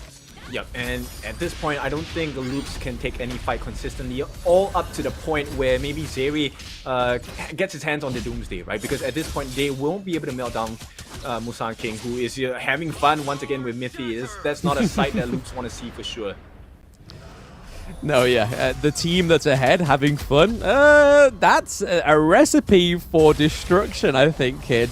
Knowing that somebody that's having such a great time in the early game is just trying to still maintain and have fun, that's hard to sort of play around because they're not going to be tense. They are just going to be going with the tempo, and the tempo is clearly here for the side of LGD, taking the T1 turret as the first turret in Game 2 to fall here, which we all know this far, but those at home may not. The mid T1 is detrimental to your team because it opens up those that fall to the T1. Your jungle is now open to the enemy team. You're open to more susceptible ganks as well. But here we are. There is a 4v5 currently going place here. There we go. ABH, like we know him in Game 2. Taking a kill for the side of Loops and still soaking the damage is the Zhang Fei. Keeping Kank in the team fight, is able to pick off the Dharma as well, so they may take the T1, but it looks like LPS are here to take their Azure Golem and potentially push these T2 in the farm lane. Yep, love this gameplay by Loops. This is one of the ways to recover as well. Just, you know, ignore the tanky people. Let's just go for the ones that we can burst down, and that's exactly what they did. They got JR the lead button instantly, got the kill, and that changed the whole fight because there isn't a lot of consistent damage. Let's take a look at how that went down. Yes, look at this beautiful replay, just keeping Musan King away from the squishier heroes on the side of LGD. Loops just know how to navigate this. They have the sat-nav, they have LGD's coordinations, and they know how to navigate that team fight. And that was clearly stated by what we just saw there in the replay. So I think Loops just need to offer a little bit more of that. Some more of that spicy Brazilian flavor of that team fight will keep them definitely considered in this best of 5, but they are going to lose that T1 up into the clash lane. Musan King going in here as well. We're already seeing to the back line of Pei, trying to take down one of their high damage dealers, but we see that Miffy is able to give some support. It's all going around. This Azure Golem, they were able to take it though. So Loops not actually losing anything in that team fight, not even an Azure Golem.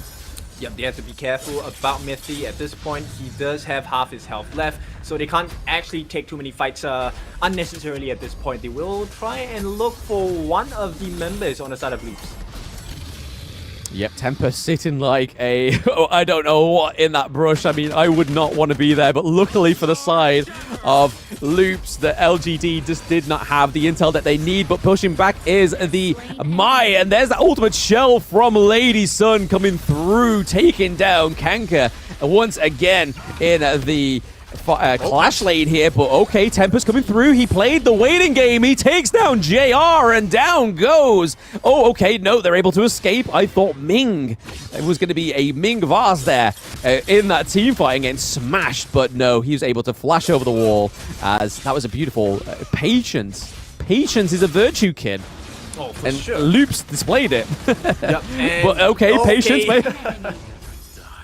Speaking of patience, we saw LGD play the same patient game, picks off the pay, which, to be honest, taking down JR or taking down your enemy jungle now that the second Tyrant is up, I think that is not an equal trade. Yep, and you know what? At this point, Loops, I think they might be able to do it here. They do have the Doomsday going to the hands of Zeri already. He's already halfway towards his Brigade charge as well. He will be able to survive a couple of fights. Right now, it's really about the burst potential coming in from LGD. If they manage to get the best destructive deluge, it might change the game for Loops. But likewise, for the side of Loops, if they're able to, make sense of that combination again, that unbridled outburst into the whatever #1 coming out from Tempest, it will change the fight in positive relations for the side of Loops. Yeah, I mean, showing into game 2, I feel like the Mai Shiranui may be something they might want to like relax on, because it seems like the Mai Yin's basically taking the function of the Mai Shiranui. Yes, not as much damage, but able to sort of like separate the team fights. It seems like it's been tried and tested a little bit too much here. Mithy taking a lot of damage already in this early team fight without none of his co-dependents nearby, but already resetting. The Tyrant is already looking for a promising start here. Are they going to try and take it, try and combat, and try and go for a Tyrant this time around? Because last game they did not get a single one, but Xiang taking Tempest down. The back of the Shadow Tyrant camp as well. So already looking at a handicap team fight if they do decide to take this, but JR doing his macro plays that he's well known for in the farm lane, looking to try and take a high ground turret, which would be at a huge detriment for Loop Esports going into the 11th minute mark. And this is why LGD is so scary, right? They always make the checkmate plays here. Yes, you know what? We take a look at Mifty's ultimate. Unbridled Outburst still up. We don't commit, right? We don't commit for the Tyrant. We win the fight, we go for the tower. Oh, you're coming for the tower? No worries, we'll go back and take the Tyrant. It's always one step ahead of Loops at this point for LGD. Yeah, there's always multiple objectives in their mind, and they are able to keep focus on all of them. They know how this works. It's not their first dance. It's not their first rodeo.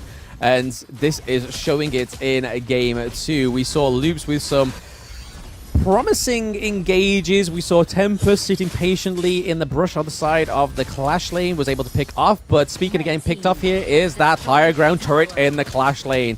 A lot earlier in game 2 for the side of LGD. And for the side of Loops, they are nowhere near a high ground turret. And Tempest being taken down there by Xiang once again.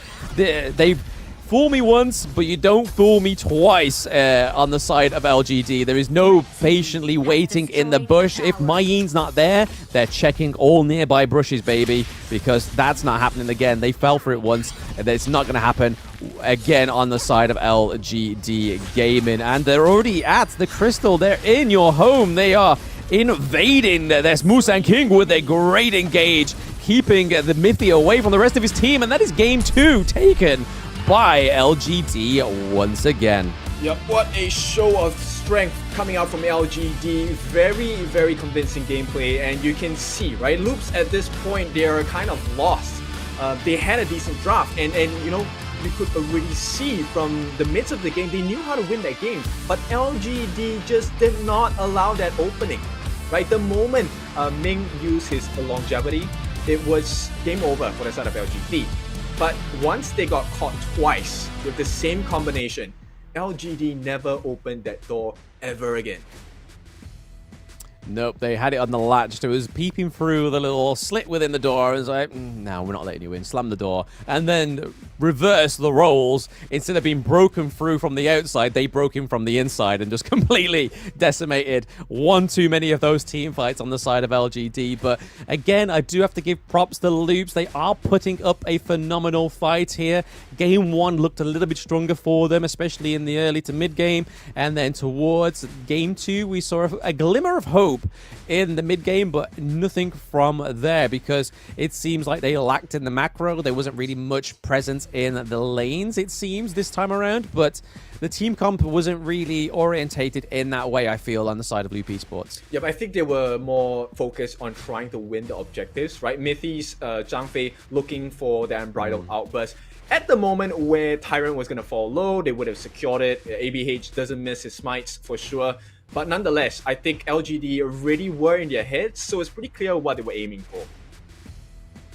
Yeah, I mean, for them to bust out the Ming in the second game really shows that Loops were in their heads, and they played a fantastic Game 1. Game 2, however, like I said, just a glimmer of hope, but nonetheless, LGD just absolutely taking it once again. And it seems like the red side, especially LGD, that is, they love locking in the dual ladies. The dual ladies just able to sustain the lanes their own. They have escapability, like you were saying, Kin, in the match, and that leaves open the possibility for the Ming pick.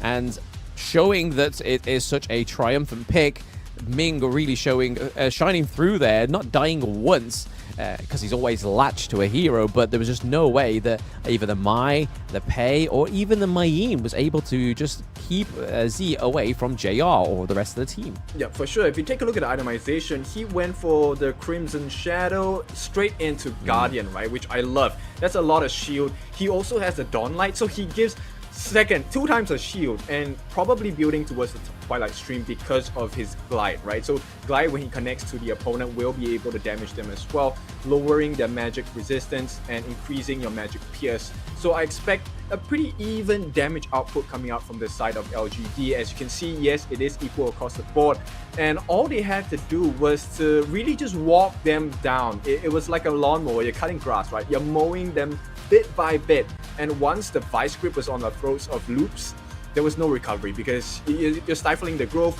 you're restricting the movements. Everything went into the favor of LGD.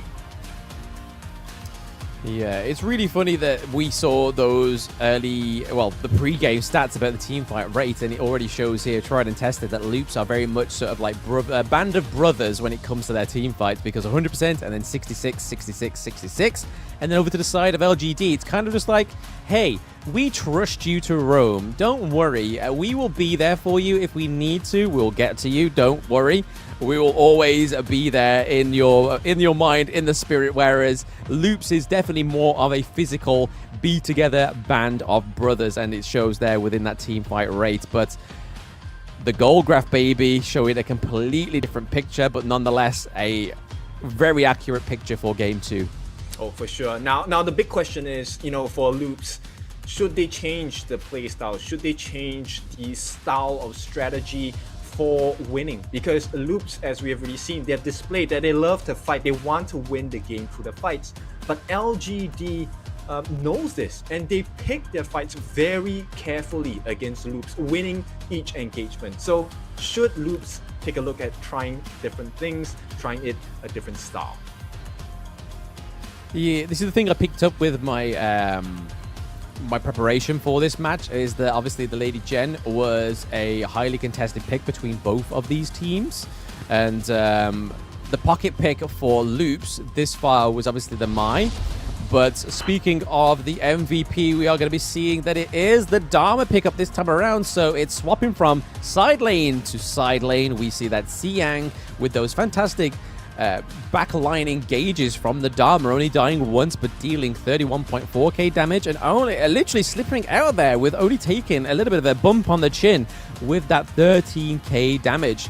And then obviously the 8k gold. I'm not going to go into 0.9 gold. That's a little bit more charitable, but the 8k gold there on the side of LGD, Xiang giving him MVP of Game 2.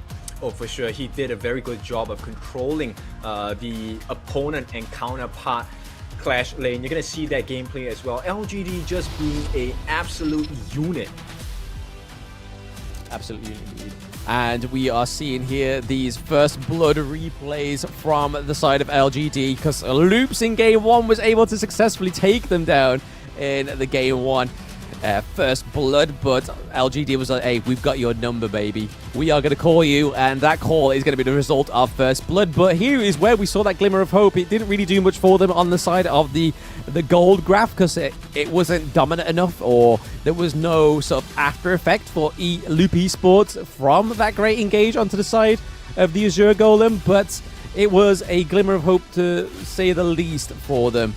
But I'm not too sure what they can do drafting into game 3. Like I was saying, the Mai was normally their pocket pick, but because Lady Shen on the side of LGD is getting locked in with those first 2 picks on the red side, it's kind of hard for them to go and sort of try a different mage in the mid lane. They're no thinking of the Princess Frost, the Angela. It just always seems to be the Mai. I think maybe they can give a change to the Mai as well. I like the draft of Loops, to be honest, but I think the way they have executed it was just lacking in comparison to what LGD was offering, right? It was very clear that it was a control coming out from Xiang, especially onto this Mayin, which made the world's difference. So maybe it's just, like I said, a different execution for the side that makes LGD just that much better, which will allow them, of course, a much better standing in the Esports World Cup. And that's what I'm going to be segueing into. It is going to be our Mobile Esports Game of the Year Awards. We hope you can support us with Honor of Kings. All you have to do is to go to the esportsawards.com. Bear in mind, every vote that you cast is not just helping the game, it's helping people like us as well, like Blam and myself, because you'll make us a little bit happier, make our day. Absolutely. It gives us a better standing in the Esports Awards, and I definitely got a few people to do it yesterday as I was watching the game, like, go and support it. And with that, we also have our community event, which is for you guys to earn a little bit back for supporting the Honor of Kings game and esports. So go and follow us on all the social medias, as you can see below, and you have a chance to win some gaming gadgets, potentially a GT20 Pro, as well as some earphones and a watch. I mean, who doesn't love free gadgets, right? Just go follow. It takes a literal second of your time, and you may be a winner of one of these fantastic gadgets. That's right. Now, if you ever have difficulty or you're unsure of how you're supposed to try these products, you can send them over to me. I will help you test it out as well. And we'll see. But nonetheless, joke aside, do have fun with the gifts, the rewards that we're giving away for subscribing to us for Honor of Kings as well. Let's take a look at the third game, potential game ender for the side of LGD. Yes, I mean, I really hope it's not their hand here. I really hope it's not a full steam ahead at 3-0 for LGD. I feel like Loops at least need to get a point on the board for this to be even considered a semifinals match. But that's not to say that LGD are not the it team. I mean, they are a fantastic team, and they've showed it for all of the Season 2 Invitational as well. Let's take a look at the heads-to-head. ABH against Musan King. It is going to be a slight difference in terms of the KDA. Musan King, obviously, with the number of games that they have played and how clinical they have been. 12.8 KDA for the side of Musan King against ABH. GPM-wise, gold per minute, I think they're pretty much even, right? And damage per minute as well. And they have shown 6 different heroes till date. So what do you think about this, Blam? Yeah, it just shows that they have a tight selection of heroes within their jungle. I mean, they're definitely revered because that Jing was banned in Game 2 for ABH as well. So Musan King clearly did not want to be going against the Jing in Game 2. But even so, both of these players, I'd probably say Musan King most than ABH, has really shown that they can only play tanks. They can also play the assassins, like we just saw Musan King there. Fantastic daddy figure of LGD gaming in Game 2. Just being able to have a great front line start of a team fight, being able to soak so much damage and then just allow for his team just to pick off the rest. But I have to give props over here to ABH because I don't think there's any other jungler that would be as close as gold per minute to Musan King in the entire tournament than ABH. Oh, for sure. I mean, at this point, right, I hope Loops can figure out the formula on how they're supposed to break LGD down, because LGD looks so monstrous, right? They look so strong, but you know, Loops consistently in every game is showing other teams that LGD is breakable. They do have the ability to be crippled. And now all Loops has to do is to take advantage once they, you know, figure out what that chink in the armor is.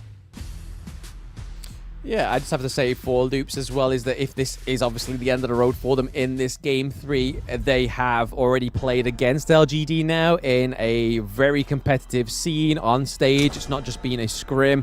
They have played against them in a no-holds-barred match. And knowing this information now, going into EWC, I feel like it's only going to benefit the team even more. But they are not counted out just yet. This could be their comeback, and I thought they would have tried something a little bit more than the Mai, but hey, if it works for Kank in the mid lane, you do you, boo-boo. I'm just a caster. You're on the stage for a reason. You pick that Mai Shiranui. But once again, the Jing is being banned, and the dual ladies get their dual pass through to Game 3. Yeah, and this is the lesson, right? And this is one that's pretty painful for the side of Loops. This is actually, you know what? No, it's not a lesson. It's a curriculum. You have to go through so many stages, and LGD is not letting up. They literally not. They're just going like, yo, Game 2, rinse and repeat. Let's do it, bros. We're seeing here that the Ming comes through again, and we've already seen that it has a great benefit to your team and great property as well, because we saw it in Game 2. It came at a huge detriment to Loop Esports. They banned out the Dharma, which is only the real difference here so far compared to what Game 2 was. But the Nazar and the Musashi being banned through once again on the side of LGD. So LGD have generally gotten their bans on point here for Loops, but Miffy does get his Zhongfei again. We're seeing Tempest on the Mayin. I would rather have seen Tempest again on another Clash lane. Obviously, Byron was up, but they decided to go for Byron. They banned him towards the later part of the banning phase. Would have just gave him a little bit more damage, because even though this Mayin's been used as a human ward, Ken, I feel like the damage it gives is not great. And now we get that Sun Sea is I mean, I hate to say it, but it's getting more painful for the side of Loops, because if you take a look at LGD's lineup now, if Kaiser was, you know, the lesser of two evils between Byron and him, Sun Ce is the hidden destructor, because he offers so much. Not only does he have the burst, he has huge rotational speed as well. The set sail might be the game breaker on the side of Loops. They need to figure something out. Game breaker, more like backbreaker, as the amount of CC that skill can set alone is crazy. But for the side of Loops, they've gone for a little bit of a amalgamation of Game 1 and Game 2. They go for the Luna pick, which is one of their other pocket picks in the jungle. Again, LGD, all they have to do is starve that Azure Golem, and then it's kind of just like a sundown on Luna. But they go for the Dune in the jungle. Again, being a solid pick for all of Season 2 Invitational, being able to soak damage, a great front line. It just gives them everything that they need going into Game 3 to potentially give them a 3-0 victory. Yeah, but let's not count, you know, Loops out just yet. I think one of the things they need to really keep their eyes on is the ability to split the fight. If Loops can find the marker to split the fight into 2 or even 3 segments, I think Loops have it in the bag, because we have already seen the surviving potential of just the Lady Sun along with the Ming. It's not great, right? So Loops just has to, you know, separate them from the rest of the lineup on LGD. They should be able to turn that fight around. Well, easier said than done. I mean, yeah, you'd like to think so, with the fact that they've got a Mai Shiranui, they've got a Mayin, and then they've also got the Unbridled Rage from the Zhongfei. So a lot of pushing away. Just they need to be able to bring in the Fang, bring in the Luna to just basically capitalize on the push away from these teams, because if they don't, then they're kind of just pushing it away for no reason at all, because that's where their true damage is going to really come from. Is if the Mai's not able to get to the back of the line, they've got to rely on the Fang or the Luna. And this is game 3. Those watching at home and those newly just tuned in, this could be the upset of the century for Loop Esports after a promising game 1. But again, we cannot count them out. They have a little bit of a different team comp here in game 3. But like you just said there, Kin, good little bit of extra farming in the mid lane. Yeah, let's take a look at Luna for this point being played by ABH. So, you know, the combination for Luna is a 1, skill 1 ultimate, second skill ultimate. This takes advantage of the refresh mechanic in her skills as well. This is going to come in the Crescent Slice into the New Moon as well. As we have already seen, ABH very potent on this hero as well. And so if the combination makes sense for them, he could potentially turn and wipe out the side of LGD. It really depends on whether the team can set up nicely for him. And this is going to be a very important job coming from Tempest as well as Mythy. Yeah, just peeping the little bit of a change of lane here that we've seen as the first time, I think it is in Global, really, when we see in Season 2 Invitational that see the farm lane go up to the mid lane, especially when they're going against the Mai Shiranui, because Lady Chen does not have the easiest of laning phases against an assassin, and obviously, there's a little bit more farm there to be had for Lady Sun, and with her being a late-game hero, if you can get her any little bit of bonus gold in the early game, it's just going to mean that she activates a lot sooner, especially when she gets those items. So playing her in the mid lane against the Mai Shiranui, especially paired with Ming as well, I think is probably a really good strat here for the side of LGD. We do see the teleport mechanic come through on the side of LGD as well. Musang King is already looking pretty prevalent in the bot side, stealing a little bit more gold. It looks like they're trying to set up a perfect storm for when this Tyrant, the first Tyrant of the game, shows up. Yep, LGD already showcasing a slightly better understanding, right? And giving the best win conditions possible for the side of their teammates, because there's huge wave clear, there's huge burst coming in, and they will not be able to kill him. Set still. Oh, Sun Si looking at 2v1 here. Mai pushing away, but that was the getaway card. Oh no, Kank. There's too many kicks away, Kin. Too many kicks away, and Sun Si gets to live to see another day. I thought he was gone. I legit thought he was gone.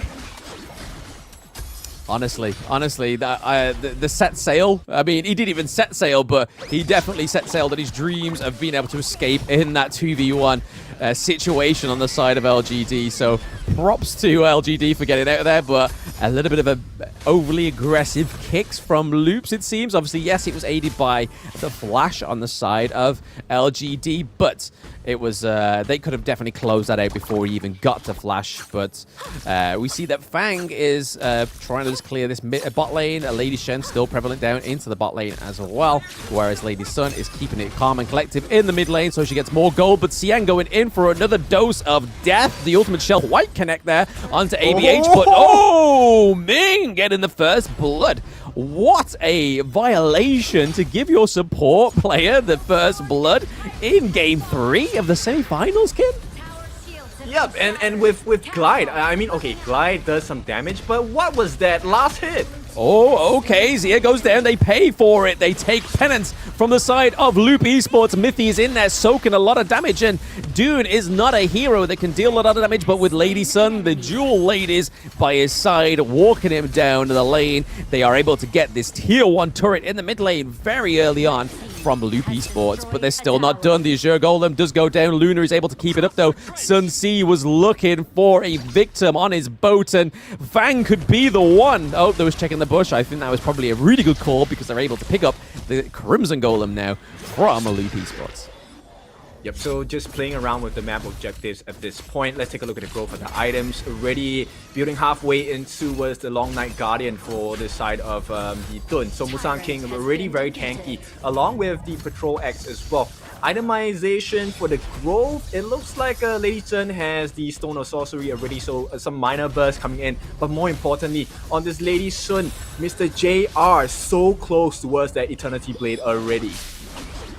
Yeah, you can already see the efforts of trying to gain as much gold as he could in the early game, especially with the help of Ming, is just enabled him to get that Eternity Blade a little bit quicker than Loops would have hoped for. But Tempest looking for a tried and tested tactic here in the bush, looking for a bit of a patient play. We also see that Kank is there as well. Okay, she goes into the bush. JR was a little bit unsuspected. Ming is all on his own as well, but is he going to be able to escape? No. Yes, he is able to escape. What is Loops doing? They are just letting these slippery heroes get out of there, but what is not getting out of there is Fang. Sherry falling down. Mithy looking to be the next victim of LGD, but he's able to use the Unbridled Rage to jump over the wall to escape as well. So both of these teams are letting some heroes slip here, which is could be a detriment for them. Luna was sitting in that bush just hoping that they wouldn't come there for that Azure Golem, but she does lose the Azure Golem buff, so blue buff for Luna is not going to be in this part of the game. It's a tough one for the side of Loops, but they still have the potential to come back right now. Oh, once again, nice catch. Oh, nice catch there for Tempest, but Sunsea is very close by, setting sails onto the Mayin, but isn't able to claim a kill because with Sunsea, he has a great defense, but his early game attack damage is probably not the best to go 1v1 against the Mayin, especially a hero that can HP regen just by standing still. Is able to get shield as well, so but fortunately over to the side of Loop Esports, they're able to take the farm lane T1, so they are no longer turretless. They're able to take some turrets in on the side of LGD as well, hopefully trying to get this Overlord from themselves, but we see that Siang is very much close by. He knows what's going on here. Sun C was waiting for ABH to come over the wall, and nothing comes of it. We do see the Overlord is taken down thanks to Zeri, though, so paying dividends to the Fang pick this time around, able to close a jungle objective on the side of Loop Esports. Yep, so this is the thing, right? You never count Loops out. I really like the draft. It shows you the possible win conditions, right? Tempest, if he's able to get JR away from Zhe, no links available, he can kill him almost instantaneously. At the same time, ABH will be able to jump into the backlines with the Crescent Slice, with the passive, with the New Moon as well. So you can see the benefits, you can see the merits. Right now, it's just, can they even up the farm? Can they get the equal experience as well to be able to stand toe-to-toe? Yep, I thought that Mithy was able to get the smite edge there for the Azure Golem on the side of Loops Esports, but not quite. We did see that Dune was able to pick that up thanks to the Unbridled, the Unruly Blade. And there's the set sail. He's looking for those stray from the team fights. He is not wanting a gank from the Mayin or the Mai Shiranui here, or even the Luna. There's this potential gank central from the side of Loop Esports, and to be honest, Sunsea is the best hero to counter that because he can just check those bushes really fast. If he does secure and lands on a target, it's pretty much game over for these squishier heroes. Yep, and it feels like we're already in the late game status of the game, but it's only 8.5 minutes, and it feels like, you know, LGD just have such a strong lead, even though it's just 3,000 gold ahead. And, you know, one of the things that I put as a marker is, can they force out the longevity from Zhe? And so far, in this game, Loops have not been able to force that hand yet. And that tells you volumes here, once again, 101.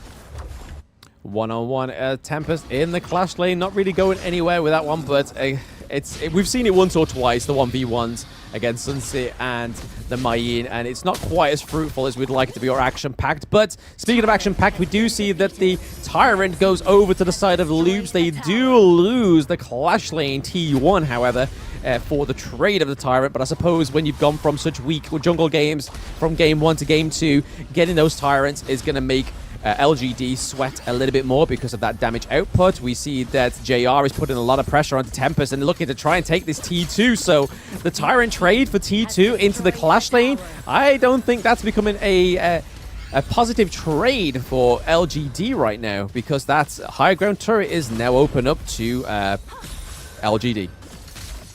Yep, so definitely not fair, right? LGD looking so strong at this point. And yes, they are strong, but Loops, they still have one entry point, right? So the benefit of playing against a Ming and Lady Sun combo is probably most of the time they will be together. If they can set up ABH as well as Kanka to really come in at the same time, catch both of them it could be an instant melt, right? So I'm hoping to be able to see that from Loops.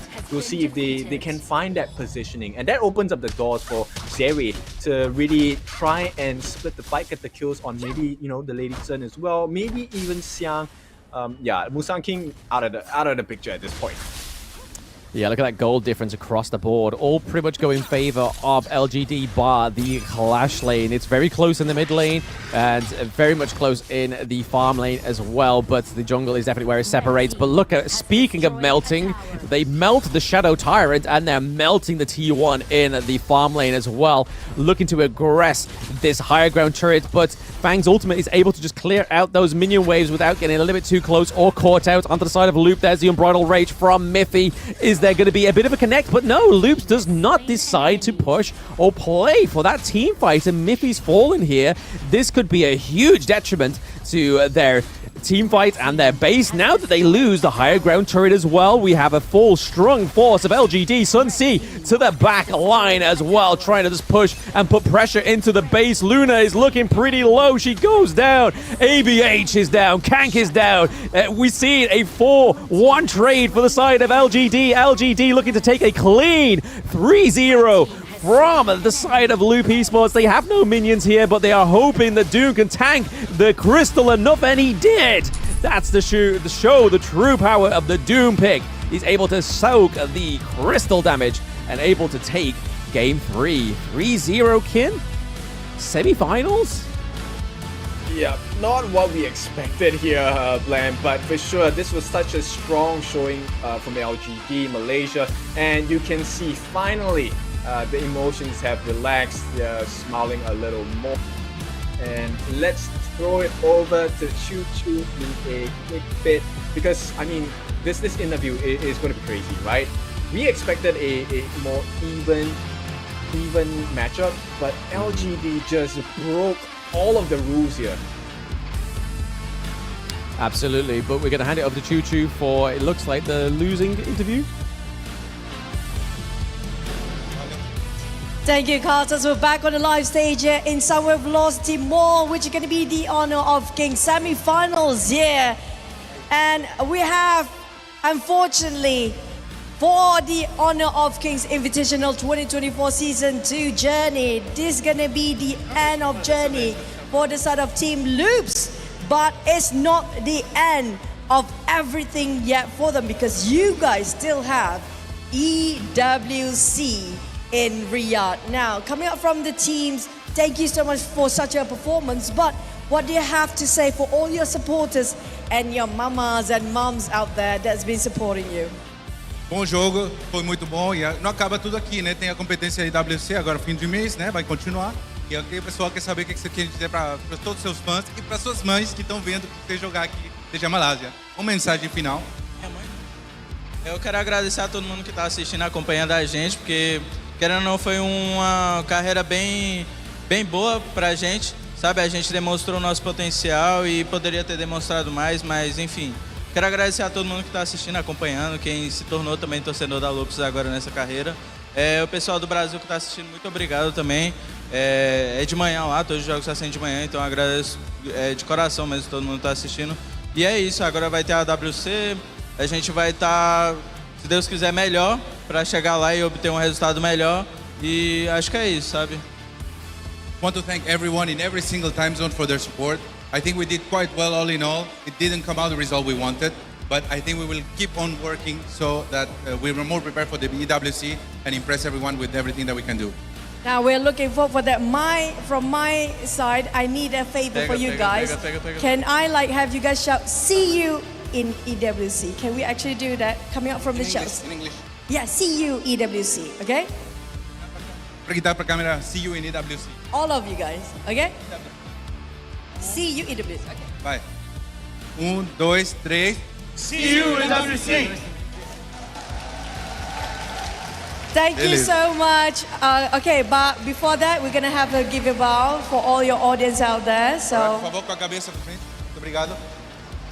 Thank you so much, Ida, for the side of Loops. Thank you so much, ladies and gentlemen. So, And also, that was a great performance coming out from the side of Loops. And thank you so much, Andrea, as per usual. But coming out from the winning team, oh, I'm still going to stand over there.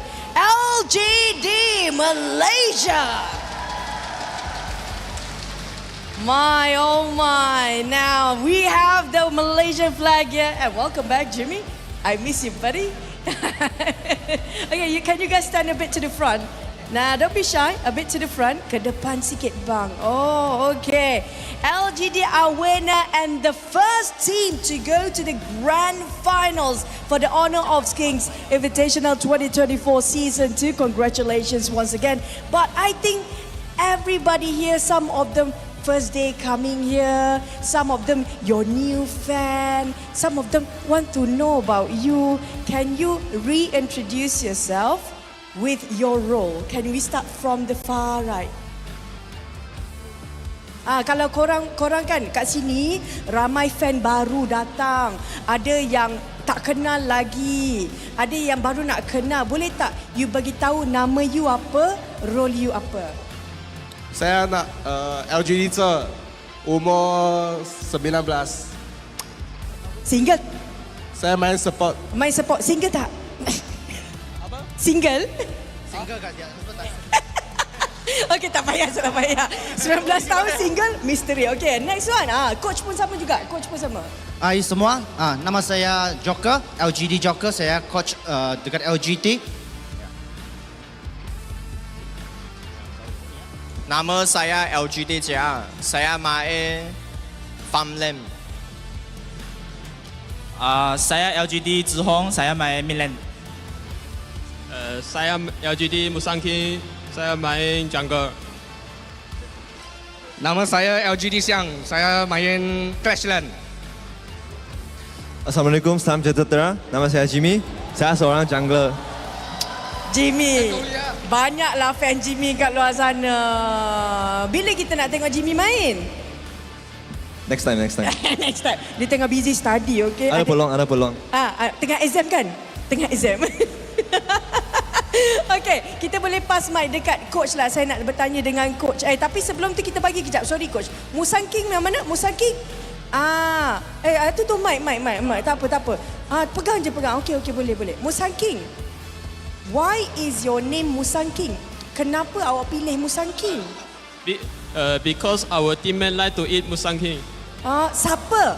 Who the one who like most? The coach very like. Ini pandai ni ambil hati coach ni. So basically his name Musang King is because a lot of his teammates love eating Musang King. If you guys don't know, Musang King is a type of a fruit. We call it durian. The different variety of it is going to be Musang King. One of the most expensive one they like, you know. This, no joke lah, this team. Okay, now we can pass to the coach. Ni coach orang Sabah ni. Okay, coach. Sekarang ni, untuk selepas ini korang akan menentang tim untuk di Grand Finals. Jadi persiapan daripada coach macam mana? So basically for this, you guys the first team to advance into the Grand Finals. How's the preparation for the team so far? Actually, we just do as a normal. Yeah, because we so much confident we can go to the final. So right now what we are doing, just like all the step like in our planning. Yeah.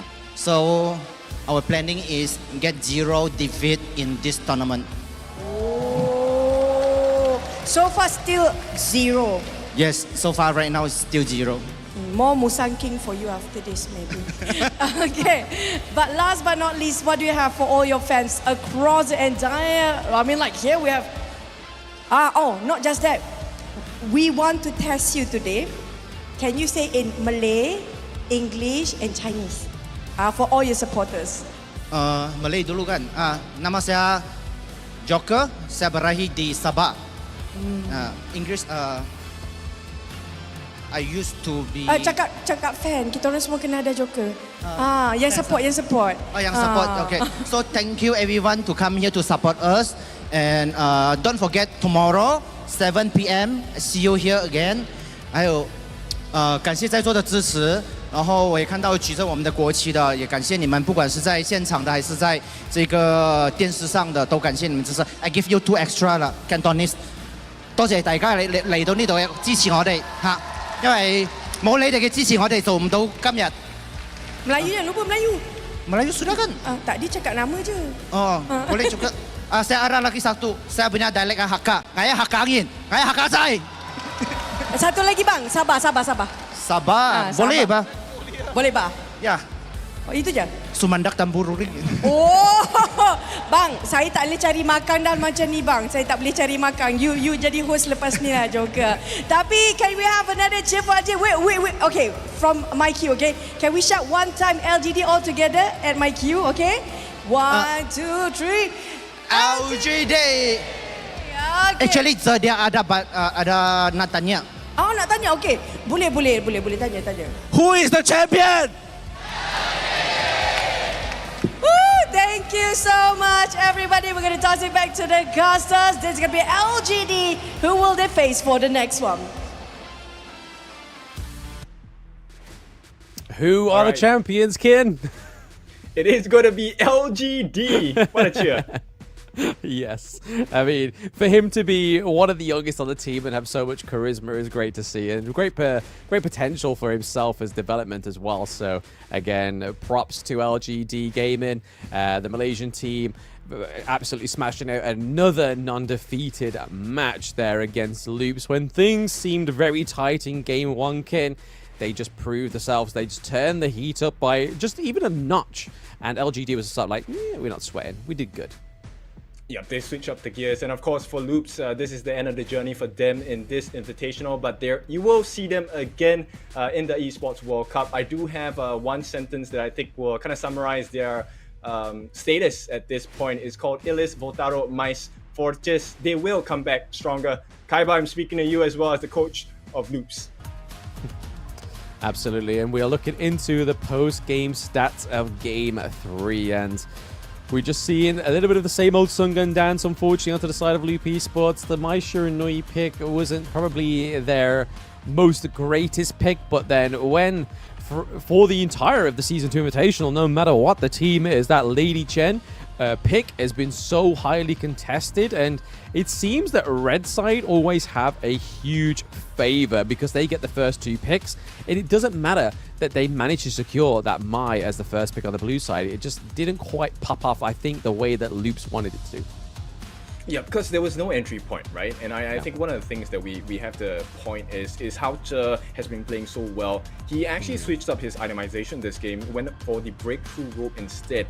And with the Crimson Shadow going into the Radiance, it actually slowed down the movement speed of Loops as well, which hindered the potential combo of AVH and Kanker coming in. The last moment of the fight, we saw them going the combo. It was beautiful, but it was just not enough because they were so far behind in terms of gold as well.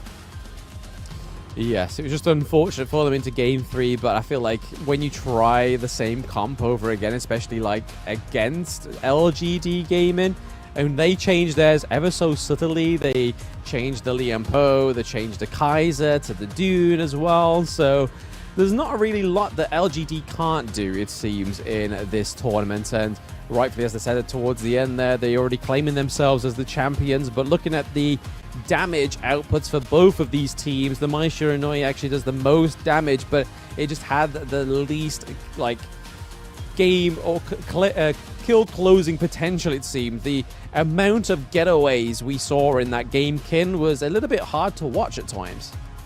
Yep, it's difficult, right? And at this point, I think it's really clear why, because at this point, I think Xiang was actually having the Succubus Cloak already, so he had not just magical defense, he had additional magic shield from the item as well. So it was really hard for Loops to kind of deal damage against it, and Xiang always made it a point to engage onto the backlines of Loops, so it made life really difficult. And at the same time, JR had already hit his full strides, dealing 48,000 in this match itself, and with the help of Che, like I mentioned earlier in the game, they did not manage to force his hand to use the longevity at any point.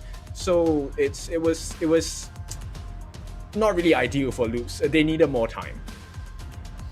Yeah, I mean, you can kind of see there as well with LGD, just as it disappears, the team fight rate was a lot better at the game 3, and you could really see it in game 3, the fact that they weren't losing many of their turrets as well. So actually, yes, 2 turrets were taken, but then to 7 of LGD taken down is not to be compared, it seems, but a little bit less focus in the jungle really allowed them to take those towers as well, like we saw towards the mid-game on Loops, where they took the Tyrant but then lost the Clash T1, but then it gambled into Clash T2, and then when LGD got the gains from that Clash lane fight, they was like, hey, Shadow Tyrant's going to be up in any second now, so we may as well just wait for that, get 2 Clash lane turrets, and then we're going to be way more ahead in damage, gold, and lane priority. And speaking of jungle, I think it would be a misunderstanding to not give Musang King an MVP in this series, as he's played jungle pretty much to perfection in all 3 of these matches.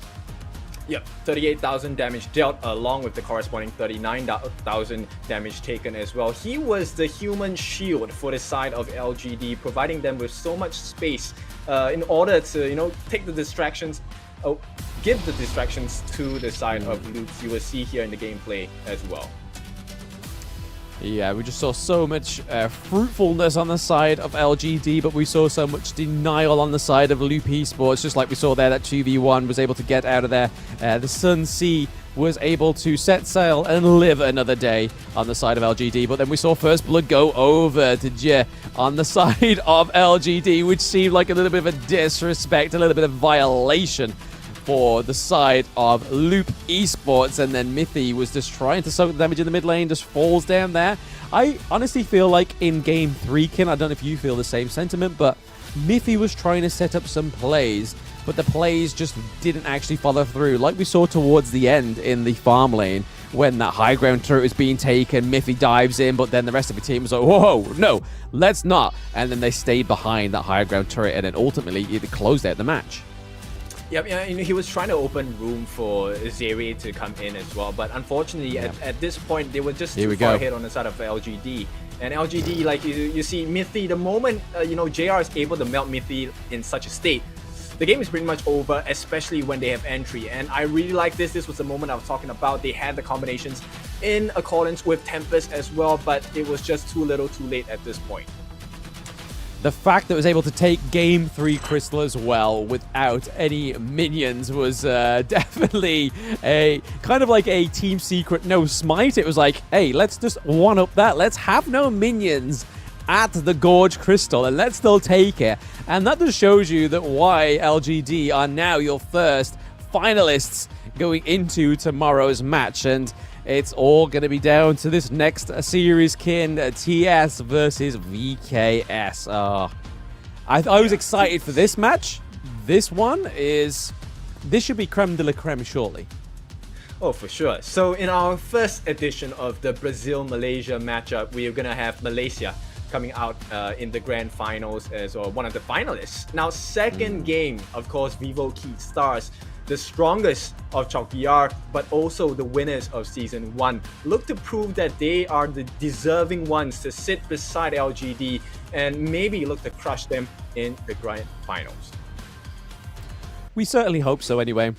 Because, I mean, a Brazilian versus Malaysia team in the grand finals would just be a rolling theme throughout the Season 2 Invitational knockout stages, which would be really cool because we sometimes we don't see many of the Western teams get this far in tournaments like this. So for them to even get into the semi-finals, I feel like really shows dividends for the scene of Brazil and obviously the growing scene of the rest of the West. So fair play to all the teams that managed to get into knockout stages, didn't quite get out of the chopping board of the quarterfinals, but hey, these semi-final matches have been absolutely great. I mean, I honestly thought that Loops would have done a little bit better than that game 1. It seemed like a very promising start to game 1 in that whole series, but then it kind of just teetered off towards game 2, game 3, as LGG just applied more pressure to the wound.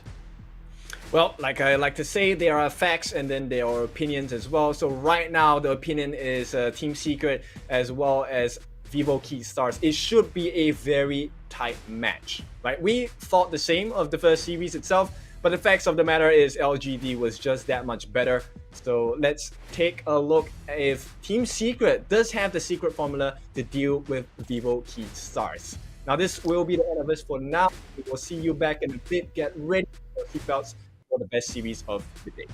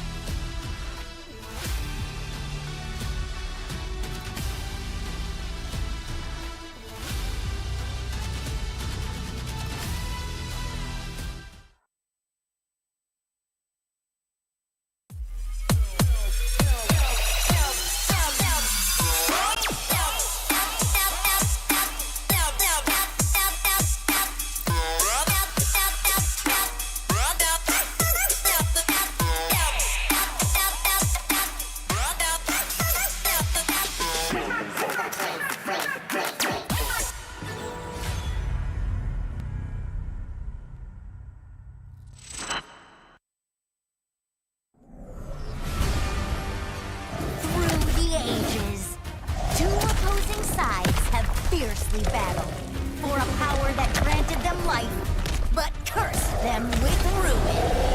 Wait! Oh, no, this story is too cliche. Maybe we can find inspiration from other stories. Hey, that might work. Got it. Woo!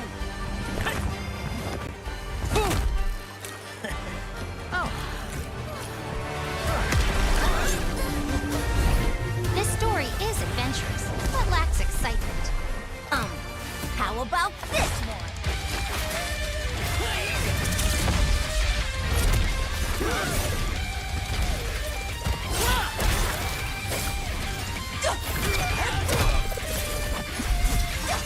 This is too much. It needs more fun. How about this?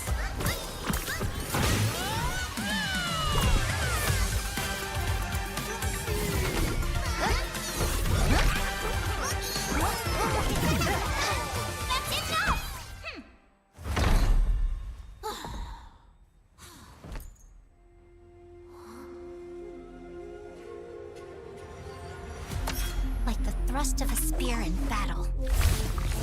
No one can tell my story but me! I'm born this way, ay. This is my chest and my bonus play. Can't be late, won't hesitate. What do you say? Raised to find my face, scars to find my skin. I can't convince them, keep please, I'm illicit. I'm the one that you hate. H to the E, R to the do it for real, I found my goal. From the ashes, I roll again. Flow with a rumble, make them crumble, make them run. Baby, it's go time. Knock me down, so I rise. An inspiration, I know how. The one who will buzz them up, nobody gon' do it. Face not face, we don't think we just move it. No, we the best, and we don't gotta prove it. Somebody test me, it's why I'm gon' lose it. I got a trophies on this boom and illuminate. I got you. Another day, another way. You got the power to turn around. You got a champion, calling out for the game. This up, so high. Won't you yell out my name when I sing a song of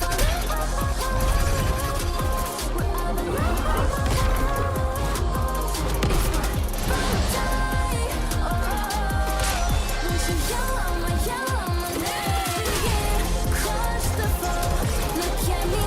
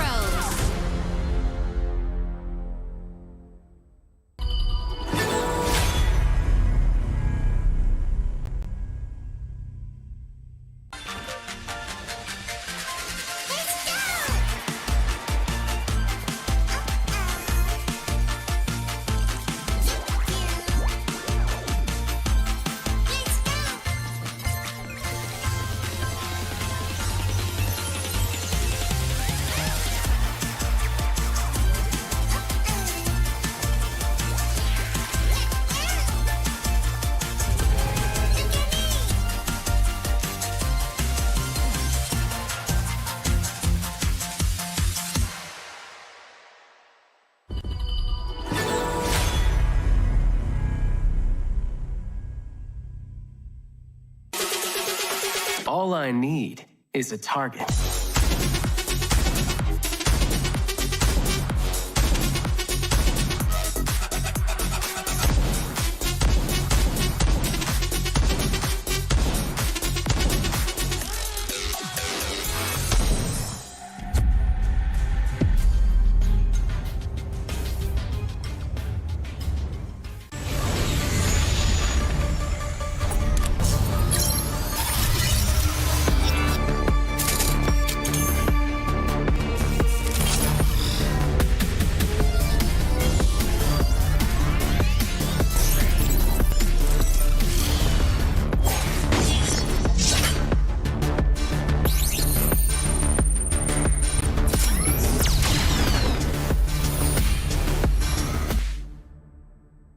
You want to be strong? Learn from the pro now.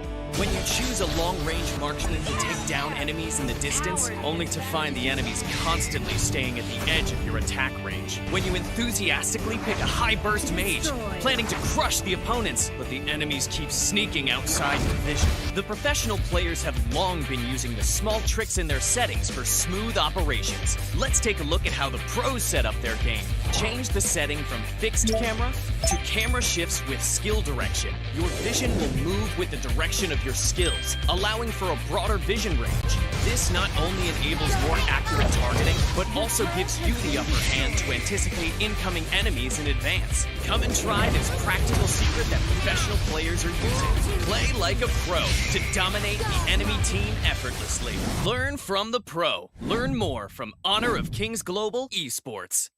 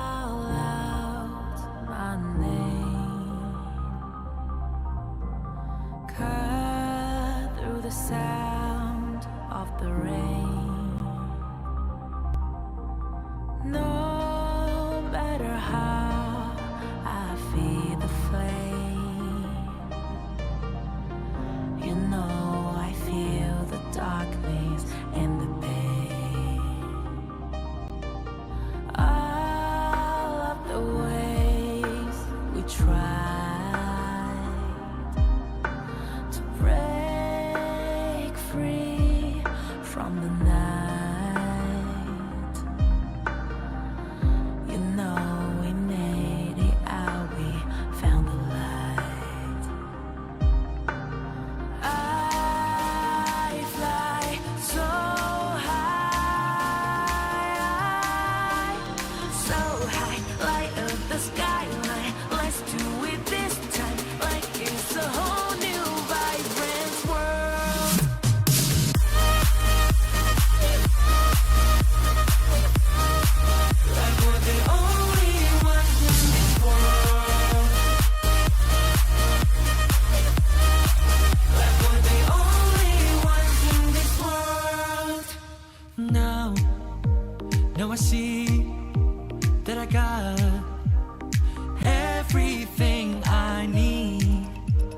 feels alright. I'm on fire, I'm alive, cause now I fly so high, so high. Light up the skyline, let's do it this time, like it's a whole new colorful world.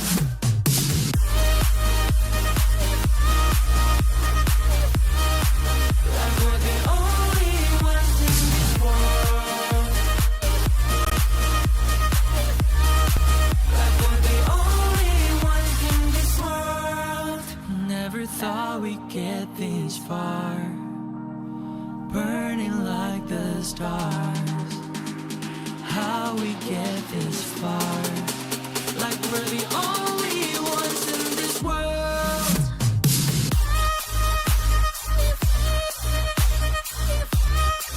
Like we're the only.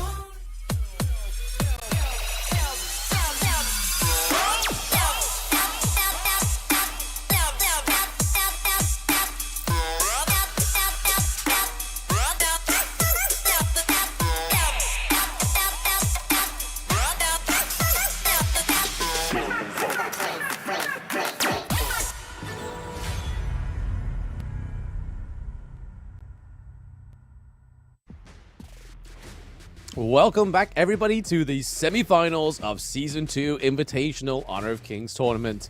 Today, you have me, Blam, and with me since the previous series is Mr. Kindo Fu. How are we feeling going into semifinals match 2? Great. At this point, we're hoping that it's going to be an exciting match between the two teams, and of course, there are very huge expectations, right, coming out. VKS, of course, as we all know, the champions of Season 1.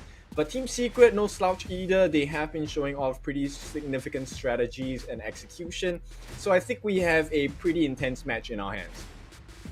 Oh, yes, definitely. And it's getting only more and more intensifying with these matches, because when this tournament ends, our next one will begin very shortly, and it is none other than the Esports World Championship, MSI. And obviously this is one of our sponsors for the Season 2 Invitational, so those that have been here since day 1 of Season 2 know that the top 8 teams get to go through to EWC MSI, where they will hopefully compete against the KPL Dream Team, which is going to be super duper interesting to see how these teams fare against the KPL Dream Team. So once again, thanks EWC for sponsoring.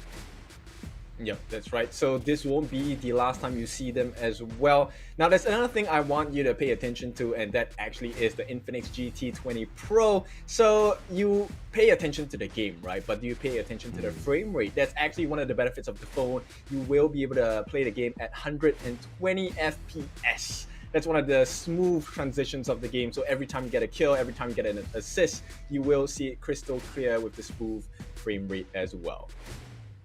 Yes, everything's been smooth up until now, so again, really this shows the potential of the GT20 Pro from Infinix. And smooth gameplay has what the semifinals has all been about, it seems, Kin, but not quite as smooth for Loops, as they did lose 3-0, but very, very smooth for LGD. Loops, however, did make them shake a little bit, especially in that game 1, but it seems like LGD was just level-headed. They knew what they had to do to up the ante if game 2 and game 3, and just clearly took their way to a 3-0. But that's not the only Brazil versus Malaysia matchup we have today, is it, Ken? Yep, it is going to be Team Secret going up against VKS, Vivo Heat Stars. At this point, we're looking to shake up the arena over at Sunway Velocity Mall, and at this point, it really is who can stand their ground in all of this quaking. Absolutely. I mean, I don't really want to call it just yet, because we don't want to cast a curse, do we, Kim? We don't want to do any of that for these next two teams. I mean, Team Secret have had a little bit of a more interesting journey to Season 2, because they lost against LGD in their normal qualifier, but then they had the last chance qualifier, and they came out top of all the teams, king of the kings, and all you can see is these players here really showing some respect onto their name as they've made it this far into the semi-finals. And if it wasn't for any singular one of these amazing plays on the side of Team Secret, I don't think they would have gotten this far. And hey, they've proven without Smite, they have still the fight, what it takes to get this far into the Season 2 Invitational. So here they are coming through onto the stage. A little bit of a trip there, unfortunately, for one of the players onto Team Secret. Let's hope that's the only trip for them in this best of 5. Yeah, for sure. So they will be represented by the 5 players here, looking a little bit shaky on stage already. But as we all know, TNX, one of the core members of the team, will make it better for them. I mean, they are a very young team compared to their opponents, the Honor of Kings Season 1 Invitational champions, but not only that, the back-to-back champions of Chuck BR 23 and 24. You have VKS with still some of the same roster from all the way from 2023, which is Niap, Danny, and Juan. And all of these players on this team have shown why they are on VKS's roster, and Danny's opening words within the tournament were that this is the best roster they've had as VKS to date. So here they are walking through to the stage. Hopefully none of them trip like Team Secret did there, and hopefully they have a clean as walk onto the gorge as they do onto the stage right now. Here is VKS, the Brazilian Seed 1 team. Let's hear it for them in the chat and obviously offline as well. Yeah, we do have a lot of Brazilian fans in the streams as well, right? At this point, they're hoping for a win for the Brazilian side after Loops has been knocked out by LGD. Now, I think we are in the stage where I think VKS kind of edge it out, right? They have the advantage in terms of the gameplay, in terms of the results. So it really is the ball in the court of VKS. Now, the question is, can Team Secret shake it up? Can they make them quiver? We can only hope that VKS can make the Malaysian second seed team quiver. And here is Xuan, TNX, Long, Sun, and Huan on the side of Team Secret. All these players have obviously already proven the reason why they're in the season 2 semi-finals, and I feel like they've still got so much yet to prove, especially going into EWC, already qualifying for it. So no matter what happens in this best of 5 against their opponents, and this is their lineup for the opponents. Yep, Vivo Key Stars. We do have the superstar team here, Niap, Dani, Juan, Cesar, as well as Mena. All of them have been impressive thus far, and it looks like things won't change. In fact, it will get even better for VKS. Yeah, we can only really hope that they up the ante more than Loops did, because like I was saying in the post-break introduction, that Loops managed to get LGD look a little bit shaky, kind of give him a right hook, get him a bit like back against the ropes kind of thing, but not quite enough to be like a knockout punch. So hopefully VKS have the power within their fists to try and take down the second seed of Malaysia for the respect of their second team losing there. But we are going to have a little look at the head-to-head. It sees that Team Secret team fight rate is a little bit big, a little bit more than the side of Vivo Key Stars. But then we look at the average kills, very neck and neck. Damage per second, once again, a very neck and neck. But that first blood rate, just like Loops, is a lot more than the side of Team Secret. Yep, 80%. That's a really high first blood rate coming in from the side of VKS. Team Secret, of course, much lesser, 29%. So it shows you the early game aggression, as maybe, you know, also the clinical rate of how VKS plays. Yes, I mean, we've seen it time and time again on the side of Evo Key Stars that they are very aggressive in the early game. I don't think they'll have as much trouble of kind of closing off the mid and late game as we saw Loops did there. So hopefully their drafts give them a little bit more of a sustain into these this best of 5 series against Team Secret, because I can only imagine that VKS have a much wider hero pool than Loops Esports. Yep, as well as touted as the best coach in Brazil, right? So at this point, it's a role reversal. This time it's the number 1 of Brazil going up against the number 2 of Malaysia. So will the results differ, or will the results speak for themselves in terms of, VKS taking the win? I think Team Secret know this, Kin, to be honest, because if they don't know this, then they are going into this team fights and going into this best of 5 or blindfolded, it seems, because VKS are not a team to underestimate. And already what seems like a bit of a focused ban on the side of Team Secret. The Masashi getting taken out first on the side of Team Secret because they know VKS Danny is probably one of the best junglers in the Season 2 Invitational. Yep, so one of the things that is really clear is they want to don't want to deal with the anti-heal properties, right? So you can expect a healing composition coming out from TS. Either someone like a Kaiser or someone maybe Arlie is also okay. No Illuminating Slash to kind of block things out. But she does have the Maple Dance. Yep, Arlie already been one of the contested picks for all the teams in the Season 2 Invitational, so seeing her come through as blue side priority is going to be not surprising, to say the least, Kid. But then over to the side of VKS, they do take out the Mai and the Chow. They do not want another Malaysian Chow combo coming through, but they do lock in the Dolia and Elaine. So Niap on the Elaine has been pretty strong throughout the entire of the tournament. And then Dolia just keeping 100% appearance rate, true and true, going through to the semifinals. Yeah, with this Dolia pick, there's a couple of things that I think Team Secret needs to focus on. That might be the Kaiser as well. A double Invincible Warrior or maybe a double Death by Sunset could be detrimental to the side of Team Secret as well. Yeah, I mean, Dolia paired with the Elaine means there's going to be 2 deaths on Sunsets, which just gives VKS Niap a lot more airtime than he would normally have.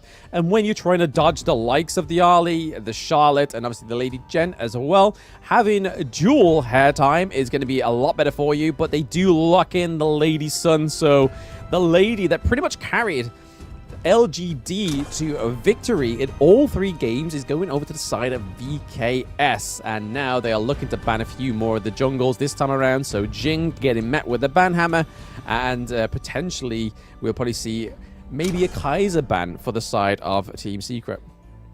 Yeah, it's got to be really important because on the side of Team Secret, they already have Charlotte, right? So the ban on Jing makes sense. They don't want to allow that easy backline access to touch onto Lady Sun as well. Seiza needs to be protected. So I really like the Jing ban. Now let's take a look at what the final ban is coming out from VKS.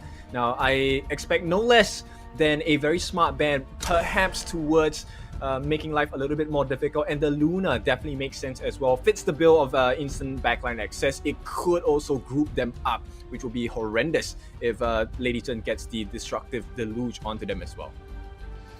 Yes, as they do set up that Kaiser for the final ban on the side of Team Secret, we see Luna goes down as well. Is this going to mean that VKS are able to set up a done pick or another tanky jungler pick for themselves? No, they go into lock in the Angela. So a mid lane hero that was very prevalent in the Open Series and Season 1 Invitational as well. Not quite so much in Season 2. We've either seen the Lady Shen come through, Princess Frost, Ganamo, Maestro Nui, Shangguan, but the Angela are not getting enough airtime on the Gorge itself, but it does mean the Doom pick, however, goes over to the side of Team Secret as well as the Yarria, and then VKS Danny picking up one of his key picks, I have to say, from the Chuck BR 24 tournament is the Hino in the jungle. Yep, makes a lot of sense, right? For that Hino pick, it's going to be very tanky for sure. I think he's going to go for full lifesteal base to make sure he buys enough time. That's why the Angela was picked. That's why the Lady Sun was picked, because they will be the ones who deal majority of the damage for VKS. Absolutely. We're kind of looking over here at the overall KDA of the teams as well. So VKS currently at the top of the leaderboards with 132 kills, but also 80 deaths. But then if we look over to the side of Team Secret, they only have 100 kills, but only 45 deaths. So the difference between the kills and the deaths, I kind of feel like it balances itself out with both of these teams. So it's going to be really interesting to see if VKS are going to be as aggressive as they normally are. I feel like with the Hino in the early game, it's not going to be that aggressive for game 1. What do you think, Ken? I think they need to keep eyes on the Haino, right? If they allow Danny to be taken out early in the game, it's gonna destroy the growth and restrict whatever options they have in the mid game as well. So you can expect the jungle invasions to be quite heavy coming out from the side of Team Secret. Speaking of quite heavy, is that presence in the mid lane for the red team here on the side of BKS, it seems. We have not only Lady Sun, Dolia, and Angela in the mid lane, but they've now kind of broken away a little bit here. Looks like one is helping Haino clear the Azure Golem a little bit faster and clear the jungle faster, as we see that one is heading down to the bot lane. So we're seeing that mid and farm lane switcheroo that Season 2 has been a little bit of an exclusive meta here. Yeah, for sure. So let's take a deeper look into one of the heroes here. It's going to be the Yaria.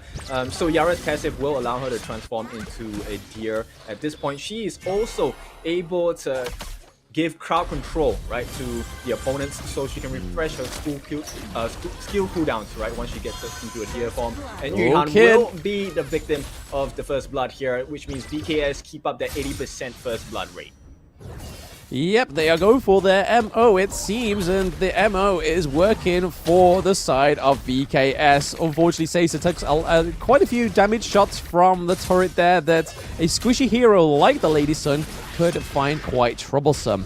But quite a bit of action here into the clash lane. Could we see a potential 2v1? No, they're just looking to just mitigate the lane itself and just make it go even Stevens in the clash lane, as we see a bit of a rotation down into the mid lane. Yep, they will try Xuan one-on-one against Nyap, and at this point, it's really just peeling them down, right? They want them to TP back to the base. Mayna gonna get the ult onto Sun as well, but Maple Down's gonna help him out for a little bit. Oh, what a nice block there.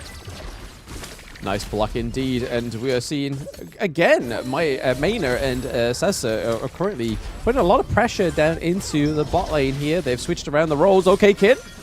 Yep, one-on-one. TNX will move out of the way. They will secure the Crimson Golem for themselves. And Team Secret not looking too good in the early parts of the game. They will try re-engage as well. Sun able to deal some damage. TNX, he is going to try a 3v1, but Dani is just too strong at this point. VKS maintain their lead. Yeah, it seemed like that invade was more of a mental mind game rather than a acquisition of the Crimson Golem, because we saw that Sun actually got it. And okay, he's falling Kid. a bit low. Yep, he will not be able to make it out that well with a lot of his health left. They will get the TP as well, but Team Secret just unable to find an opening yet again. It seems like the Brazilian team are the slippery ones this time around, doesn't it, Kin? Because they are able to get out with no loss of life within the past two engages from Team Secret. But already looking at a very stable, very neck-and-neck goal difference between both of these teams, which has been really interesting. Team Secret currently just taking it ahead by 0.5k, which is not a lot. You cannot write home and your mother be proud of you for having 500 gold difference right now going into the 4th minute when we see the Tyrant and Overlord prop up. Yep, it would be nice to make your mom proud of that, but at this point, Dani once again getting the level advantage, right? One level ahead of TNX. Yeah, one level ahead. This is just classic Dani, and we know that Haino is just able to clear these jungle camps a little bit more effective than the Doom pick. Doom normally needs a little bit of assistance here, and speaking of assistance, the Yari is coming through trying to assist something here in the farm lane, it seems, Kin. Yep, they want to make sure they peel them down, so this will be an ideal fight for the side of VKS. But I think TNX is ready looking at what's happening here. The Tyrant's going to be falling low, but Dani gets the steal instead, and it's going to be a kill coming in as well. Xuan flashes, tries to get out, and there will be no victims, but just the Tyrant at this point. It's just VKS all over the map. Can we really call it just the Tyrant there, especially after a crucial kill, Kin? I mean, that is definitely a favorable outcome for the side of VKS, is to claim the first Tyrant of the game, but not lose any lives as well. That normally comes at a great cost, as obviously as alchemists, it's the law of equivalent exchange. It's normally one thing for another. But VKS, however, was able to completely deny that rule for now. Yep, exactly. It's a good trade, but you know, Team Secret, they're doing well for themselves, not getting killed off at any of these engages as well. Blue We see a fierce push here down into the bot lane for Team Secret, playing a bit more macro than the side of the Brazilian Titans. But there is going to be soon answered to the Clash Lane T1 falling for Team Secret. So yes, they were able to get the farm lane T1, but that was soon answered for VKS. And this is one of the things I really enjoy about this team, Kin, is the fact that they are quick to respond to anything. But Kin, we may have something going on here. The Fate Rewind going to be dropped down, nothing too much at this point. It's all about the top lane. Pincer in, Xuan gets vision here. They're calling them to move back. Kinect still pretty healthy at this point, but it's really about the map control. Right now, you can see VKS have a little bit more map control. They're delaying that potential Overlord take as well.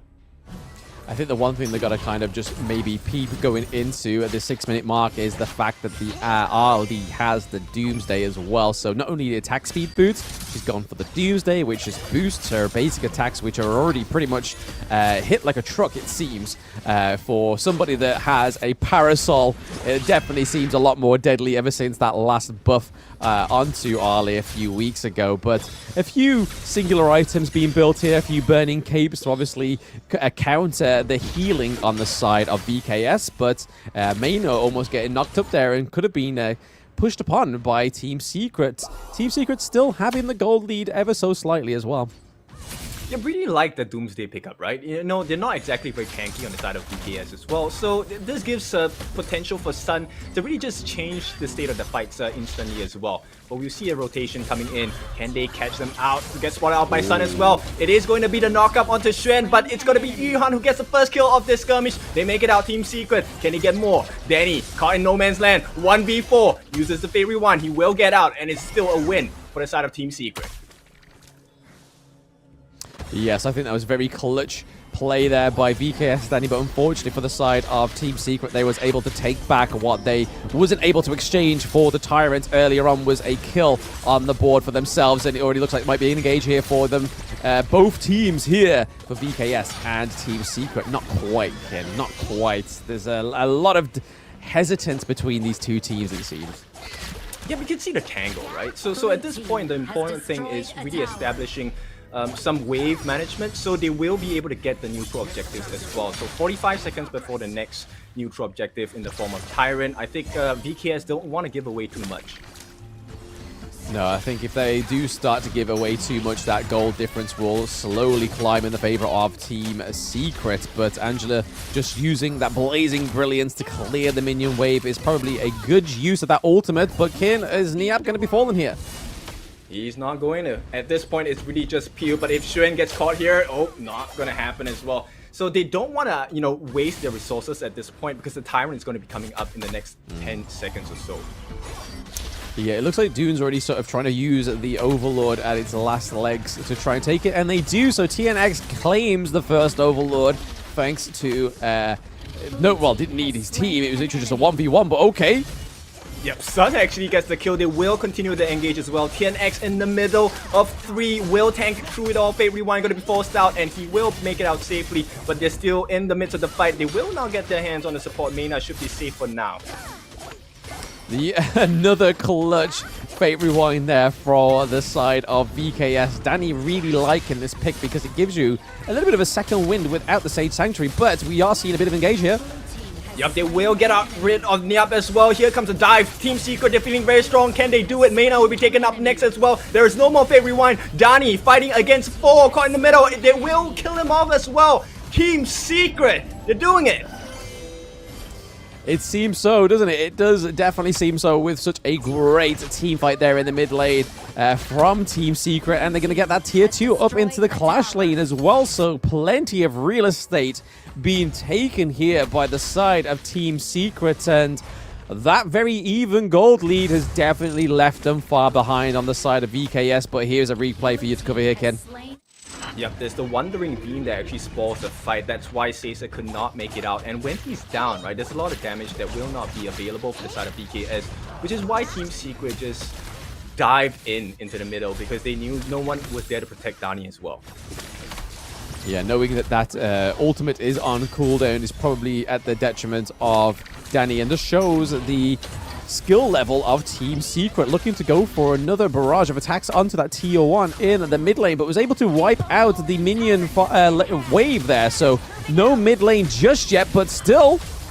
Yep, they're wasting all the skills here. There's no more damage coming in from the side of VKS. Xuan will get a KO on mana as well. They are trying to recover something out of this fight. Fate Rewind going to be used as well, but they're all falling low. Team Secret, they're just so strong. Can they deal with it? Danny in them 1v3 being caught out while the rest of his team is dying. And here comes the chase from Xuan as well. TNX trying to go for the kill, but that's all they need. Team Secret take the mid tower as well.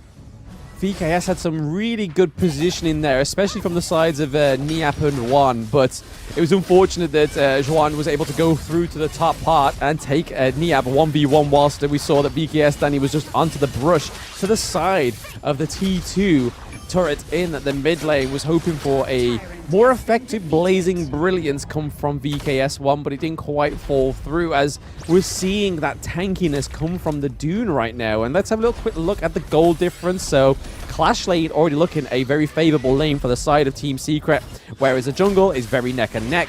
Mid lane is definitely going out of the grasp of VKS1, which is very unlike VKS1. He normally has a very strong performance in these tournaments. And then for the farm lane, very neck and neck once again.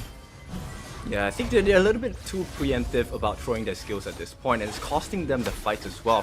We might see an engage here. TNX going to lay down the Wind Slash to nothing at this point, because right now they have the debuff with the Primal Bond, so they won't be too aggressive with this. No, yeah, they can't take it too much, but again, having that Tyrant is going to be a huge advantage for the side of Team Secret. That extra damage is also just going to help these team fights even more, and it's going to be meaning that Danny's able to get whittled down, but that Fate Recall gets caught out. Oh no!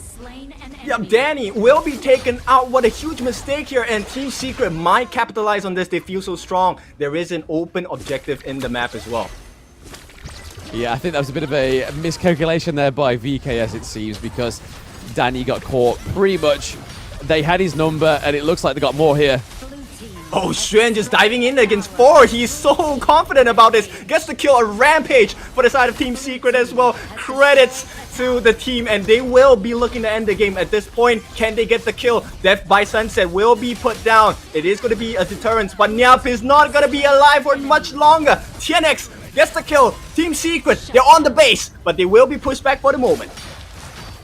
I think that's the only thing they can really hope for here on the side of VKS is now that Team Secret have access to their base. They've got to play even more careful. They can't have their cake and eat it, per se, because if they're too aggressive, they could be falling victim to a backdoor mechanic by the side of Team Secret, but they can't be too defensive, because if they just chill and play to the back of their base, all it takes is another fantastic team fight from Team Secret, and they're able just to capitalize on their crystal. And honestly, VKS is not having a strong game one, I have to say, Ken.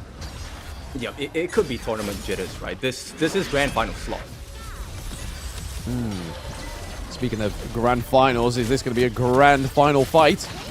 Yeah, is it gonna be? Because Xuan is gonna try and catch out the back lines as well. Sun gonna get rid of Sasa. That's a lot of damage gone from the side of VKS. They are turning it around though. That's 3 knockups in that space itself. 10x gets out. It's gonna be a 1-for-3 trade. VKS, they fight back.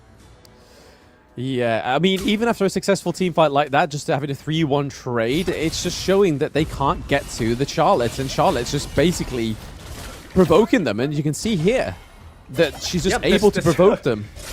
Skills wasted once again. So I think it's a bit scary, right, for VKS.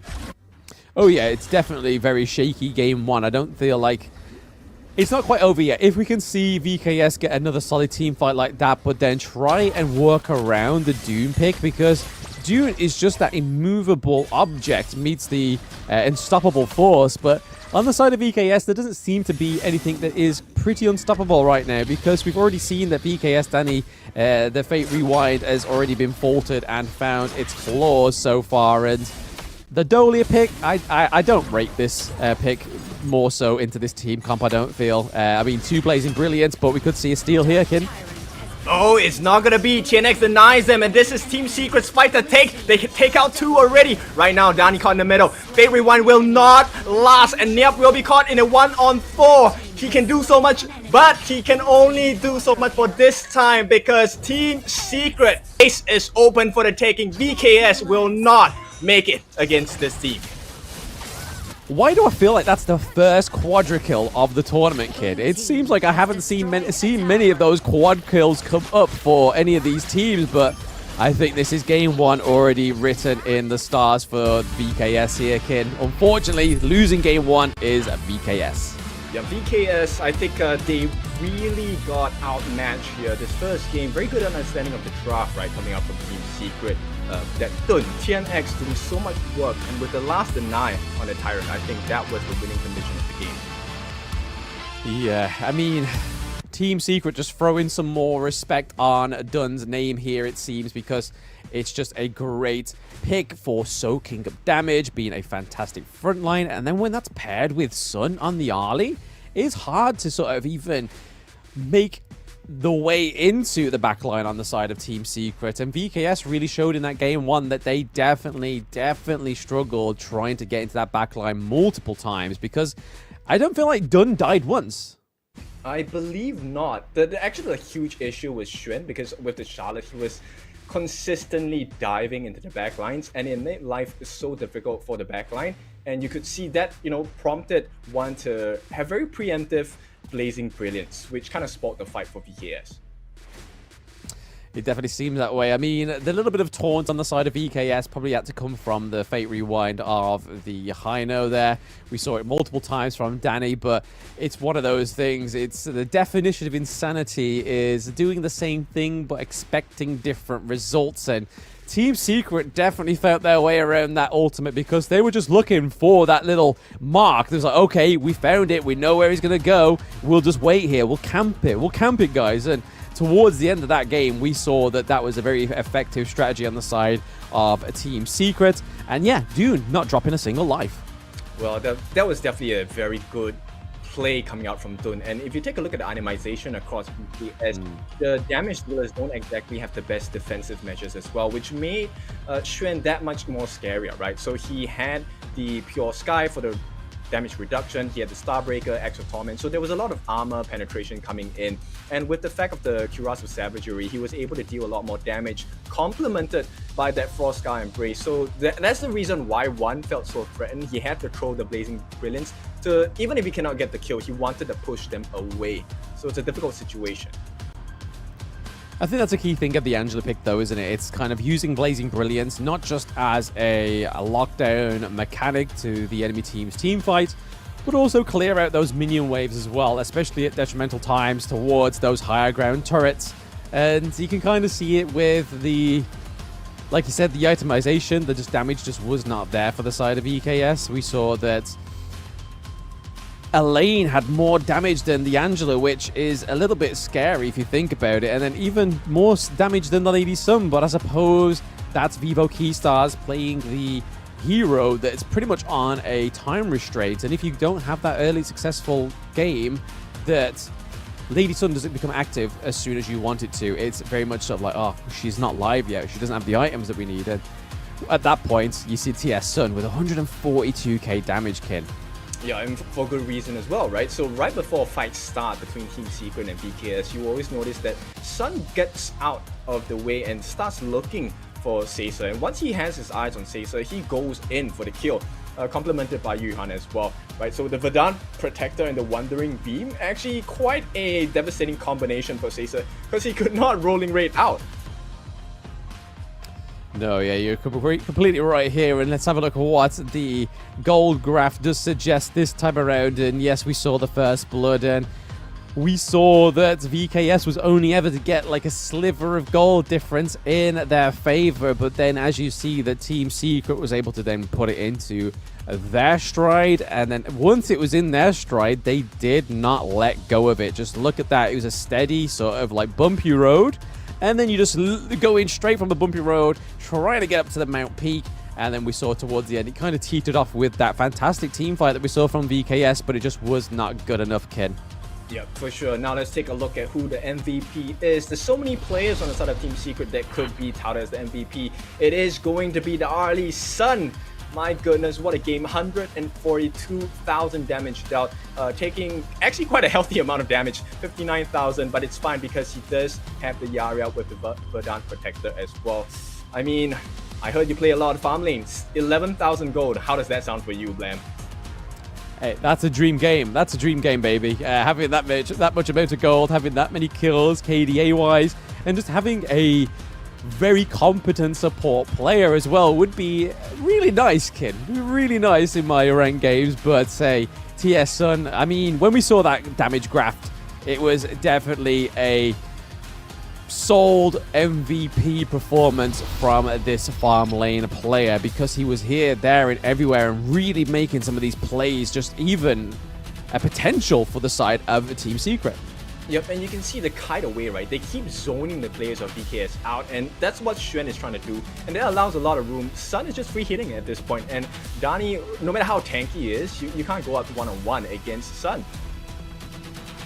No, you cannot, and it seems he's a slippery one. He's a slippery one, and we saw towards the beginning of the game that we thought that the Brazilian team were going to be the slippier ones this time around, but it just was not the case. They were able to get caught out, and we saw it there, like from the Charlotte, just dashing over the walls, just keeping a backline assault, a open opportunity for the team of Team Secret. And again, Hino's damage soak ability is nowhere near as good as Dune, just having that fantastic front line, but paired with the Charlotte, the aggression, the Ali, and then obviously the Lady Chen as well, is just...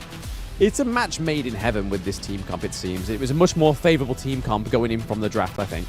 Oh, for sure, because there's so many options they can take a look at, and more importantly, it buys a lot of mindshare from the side of VKS, right? There's so many things to consider, and at this point, the moment Charlotte, Mr. Xuan, is on the backline, there's nothing much you can do. Yep, I like his recovery into this game, but when you're isolated against 4 different members on the side of Team Secret, it's no secret that's a bad fight for you.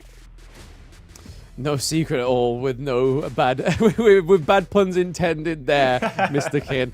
But I feel like Niap probably would have shined a little bit brighter if we had something like the Liam Poe. Again, another fantastic front line. We've already seen that LGD played this already, and I feel like it's kind of like an overlooked hero, because every one of these competitive players wants to be super flashy. They want to get the kills. They want to be the playmakers, but sometimes you got to take the back seat for your team to flourish, and I feel like that's what VKS's whole lineup was there. Was just there was a lot of flashy plays. The Hino was meant to be the tank, but it didn't quite come through. But unfortunately, obviously, they did lose game 1 there, Ken.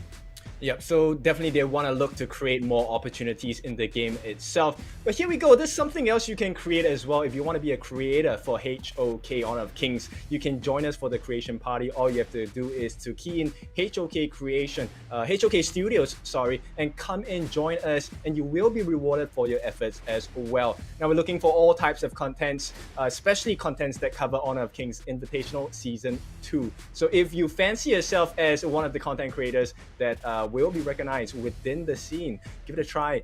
Key in your code and you will be recognized by all of the different members on the side of Honor of Kings. Yep, you support us, you give us content, we give you the tools to succeed as content creators. But here we are going back and looking at the players on the stage, and they look all pretty confident. But head to head, let's look at Sun against Seiza. So the average KDA, we're looking at 7.8 to 5.0, which is quite a margin. And then teamfight rate, again, Sun known for great macro plays up into the clash lane. We saw that he was able to take a few turrets in that game, whereas Seiza, with the Maina on, the big support picks like the Zhongfei kind of have to be within that teamfight to make use of it. Gold per minute, not a huge difference, but then hero pool, Seiza clearly having more heroes than Sun, but it's one of those. Are you a jack of all trades, a master of none, or are you a master Sun like he is on the Ali? Well, it feels like he's putting on a mask, right? I believe most of these players do have the proficiency for a lot of the heroes, if not all of the heroes in their respective roles as well. It's just that they choose to really reveal it at this certain level for this certain stage as well. Because bear in mind, it's the Esports World Cup is coming soon, right? So you want to keep as many cards as you can as close to you as possible. especially with the increase of the prize pool for EWC as well. I mean, hey, I would like to win both prize pools, please. Is that an option, Blam? Can I put that one on the cards? Can I have both prize pools, please? Yeah, I mean, if you're as good enough as these teams, as if you're good enough as these teams, you may actually be able to get both of those prize pools, but they are hefty, and all these players that are currently on stage are doing their best to try and secure the next step to be even closer to getting the first prize pool of Season 2 Invitational. VKS doing a solid and banning at the Lady Shen, so finally a Lady Shen ban that seems like a lifetime ago that this ban ever was conceded. Yeah, I think they're very comfortable playing against the Lady Sun, which is why they allowed it in Game 1 for the hands of VKS as well. It looks like that trend is going to continue, right? Early, it doesn't seem like something that Team Secret is comfortable dealing in the second game of the set. So I think it opens up a few doors for the side of VKS. Yes, it definitely gives a little bit more room for VKS 1 at least, because when I was watching VKS 1 yesterday, it wasn't his best performance, wasn't his strongest performance, but still, it was a classic VKS. He was able to sort of claim, I believe he had a crucial kill theft at one point, and that was really sort of like changing my mind for his quarterfinals performance. But going into the semifinals, the Angela was good, but it's just that Team Secret had a much better early game and was able to just keep that goal difference away from the side of EKS. But it looks like they're going to go try the Elaine pick again. I don't think they'll match in the Dolia once more. I'll be very shocked if they do go for the Dolia. But the Chow is on the board, and it looks like Team Secret aren't going to go for it. I feel like that's a bait play, right? Will they actually allow it? Knowing how this composition, works. And looks like Team Secret will not take the bait. They will take up the Angela instead. Yeah, maybe VKS was trying to get them to put into a trap, like you said, Kim, but locking in the Zhong Fei is a good pick, and especially paired onto the side of Team Secret. We've already seen how they navigate with the Dune pick. Zhong Fei is just going to have a little bit more capability. But speaking of Dune, he does make another appearance in this best of 5. But it does go over to the side of EKS paired with the Dolia. We are seeing it again with the Elaine. But maybe with the Dune, this is what they needed in Game 2. What they needed in Game 1 is what they are definitely focusing in Game 2, is just having that strong Dune front line. But it does mean that Danny has a slower jungle. Yeah, but I do like this draft, right? This composition from VKS. They're very tanky. They're able to deal damage over time. The longer the fight goes, the more it makes sense for VKS, right? The only thing now is there's a potential of actually pulling Team Secret into unfavorable fights where, maybe the lane is low and they want to try and get the kill.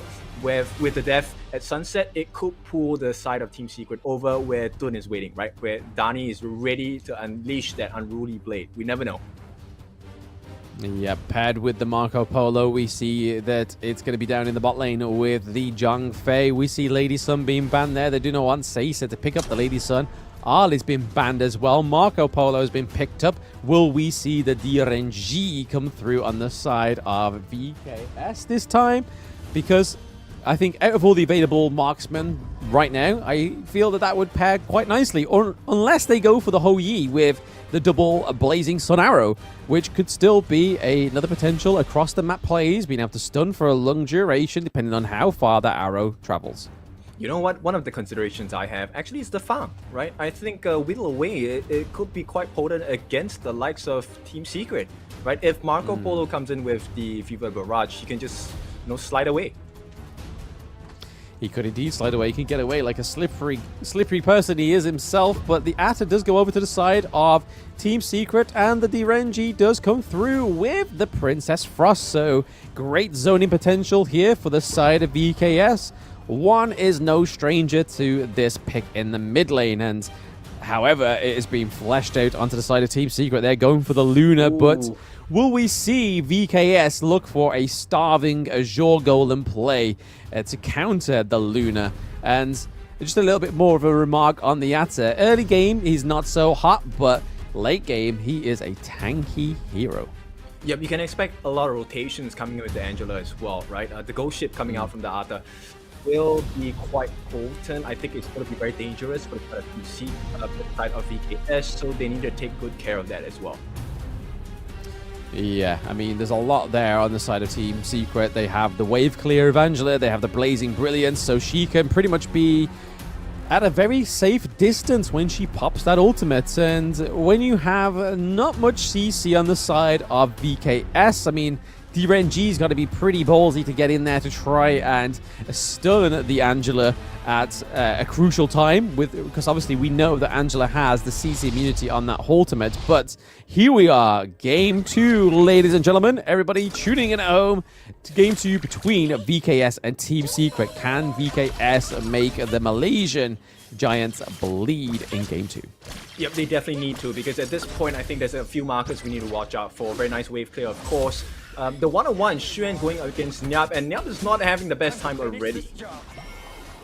Yeah, no, taking a lot of damage and not dealing. I mean, they're both left away with half health, but this is the thing with the Atta pick, is that he's able to just HP regen. That health that's missing, that little grey bar, that just gets replenished, and he doesn't have to go to any kind of fruit or healing mechanic on the map. He can just go, you know what, I'll just heal over time, don't worry about it, I'll just keep hitting my minions, get my levels up, don't you worry about me. But Team Secret was looking to try and take the Azure Golem there from the Dune, because obviously Zhongfei, having a second smite on the side of Team Secret, was trying to upset the rhythm of the night on the side of VKS. Yeah, he didn't steal it, right? Didn't manage to? No. No, all right. So a little bit unfortunate. At the same time, Team Secret, they do protect the jungle camps at the bottom as well. So I think it's a good recovery from Team Secret with the lead that VKS is trying to establish for themselves. But you know what? We have one more skill set that we want to, common spell we want to talk about. Blam, maybe you want to take this one. Yeah, so Sprint, we don't see it very often. We mainly see it on, obviously, the picks like a lane when you need to get into a team fight and you need to sort of make the difference. There you go, he activates it for me. We did not re-edition this, and that was not organized as well. That first blood coming through for Team Secret, taking down Danny. The Dune is not that heavy soaking at this point in the game, Kin. He needs to just wait before he can soak that damage.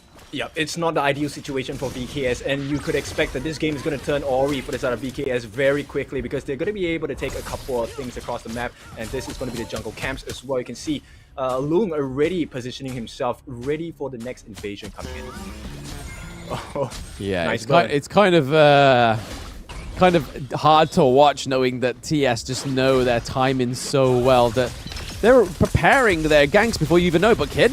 Yep, Sun will not be able to get it. Sesa looking for the final hit as well, not going to be able to. But one may change the effect. They don't know he's around. Shattered Ice could be it. Here comes Winter is here. Can they get the kill? They're still surviving. Roaming Gun with the freeze. Ooh. Purify use as well. Sun is still surviving. In this 2v3, how are they doing it? Team Secret finally falls. It is VKS. What with the double kill? And it's instantly countered. Here comes the next set of skills as well. Mena gonna be taken down. Anchor smash lands on the 2. One is caught in no man's land. Can they get the kill? The rest of the cavalry is here. Xuan still chasing into the backlines. They will get the kill on 1. That's a good start for the side of Team Secret. They recover. So it's a 2 for 2 at this point. I feel like a little bit too early of a congratulatory there by the side of VKS, because we was clapping, we was like, yo, double kill coming through, and then we was like, oh no, the red team coming through from the rotation in the mid lane, and it looks like Team Secret are just going to maintain that tempo, and we could be seeing a potential fight in the mid lane and between Tyrant now that it's going to be spawning in about 12 seconds also, but here we go. Oh, the jump. Loam gets caught, and it's going to be a kill. It's going to be 3-3 now. Finally, VKS reply. They do reply, and I think that's probably a good pick-off going into the Tyrant and Overlord spawn, because we know that these players can steal without having smite, and Angela is definitely one of those heroes that isn't able to do that from a very safe distance. Just pop that Blazing Brilliance at the late part of the Tyrant, but they are able to secure it. First Tyrant goes over to VKS Danny. Yep, TNX, definitely going to be prioritizing the Azure Golem a little bit more. He needs the cooldown, he needs the mana regen as well. Going to try and look at the counterpart here. Actually takes the steal. TNX, what a thief. Yeah, I mean, this is the whole point of Luna, right? It's those Azure Golems. If you don't have it, you may as well just be a minion with a nice little dress and 2 blades flashing around, because you don't have the cooldown that you need on the Luna when you don't have the Azure Golem. We already see that VKS are looking to try and take the Overlord, and they did. So 50-50 split in the first phase of the jungle for this game 2. How are things looking so far for yourself, Ken? I think it's pretty even at this point, right? 5 minutes in, they will lose the T1 on the bot, but I think it should be traded out soon enough once Team Secret finds, the momentum. And I think they might be looking for a kill here. Danny may have taken a step too far. No, they will not pull the trigger just yet. Trigger discipline, here we go. They're looking for the backlines instead. Yeah, a little bit close for call there with the very close combat brush check we saw from VKS Danny. There was no range to be used or casted into those brushes, but hey, if someone's going to sacrifice themselves, it best be Doom because he can soak that damage. Niap may be in trouble here, but there's also potential of that mid lane fight. Yeah, the pincer, Loon going to be caught out, going to be used, forced to use the flash at this point. That's a huge common spell going to be on cooldown for the side of Team Secret. Niap, of course, being pressured by Sun, but as it stands now, I don't think they want to pull the trigger just yet. Wave Walker going to be committed by the Arta. Xuan just looking for an opening. Yes, I mean, again, we're seeing an assault on the Azure Golem. Oh, Luna, Dani. hello, Kin. Yep, he's going to be caught in the middle of 4. They want someone else. Caesar going to be caught in the backlines as well. The freeze comes through. Can they make it? 2-on-1. He's doing so much work. Niap pushes them away. This could be the turnaround for VKS. And Team Secret have to be on the run. They will get pushed away. They'll get pushed away, but it looks like they may get the T1 turret in the Clash lane. It's the Vanguard still there. There we go. They are able to get it, but okay, hello. 1-on-1. He's going to change into a 2-on-1 here. No death at sunset for Niap, but he will make it out safely. Yeah, again, it seems to be the same old song and dance with Loops, with the Mayin in the first match of the day. It just seems to be what they keep playing the same pick. And it's not got the damage it needs, but speaking of damage, look at this double kill replay. Yep, the timing was just nice though. The Leaping Savior, he waited for that last moment to use the Shattered Ice. Beautiful gameplay, good understanding of what the opponent players are trying to go through. And at this point, right, it's once again trying to whittle down the health on the side of Team Secret, right? It looks like that's what they're trying to do. I mean, how successful they are at doing it, it needs to be tested. It needs to be proven in these team fights. Because Team Secret currently are ahead of gold once again, keeping it still the same kind of strategy by, just like their first seed team, LGD, they have taken that same kind of approach to these games as their, what can we say, first seed team rather than saying any sort of bias here. But it seems to be a Malaysia secret here. It's just like, yo, yeah, let's just keep the gold lead in our favor ever so slightly. Yep, TNX going for the backlines as well. Going to force the ultimates out. Dani is going to be taken down with the Blazing Brilliance. Loon catches them on. All of them are caught out. It's going to be VKS taken out. Team Secret, they clearly wipe out and have a stronger start to this game. A very, very strong start to the game there. We saw Kin, but it's not going to quite be that 7 minutes and 40 seconds finish that we saw from LGD. I feel like that was the hopes of this game too, is to show the LGD that they can close out the games just as quick, but they are happy just to take that higher ground turret, take a few kills on the board. Not quite getting that quadra like they did in the first game, but a triple kill nonetheless. Yep, looks like a Brazilian kryptonite, right? It's really just a macro game. I think they've done a little bit better. Right here, Lung, eyes on Lung on the right-hand side of the screen here. He actually catches the backline as well. Kills off Dani, a huge one, so no tank. And with the proc of the passive onto the jungler, 10x manages to clean up the entire team here. Will be going for a second fight. This time, 10x not looking too good. They want to jump on him as well. Death by Sunset committed, but he will make it out. Here comes the returning damage as well. Wave Walker catches on the 2 with the anchor smash. Can they get more damage? Niap is down. This is not looking good for VKS as well. They get pushed out. They get pushed back. Can they get more kills? Team Secret gonna settle for a little bit more at this point. Just a tier 2 will be good enough.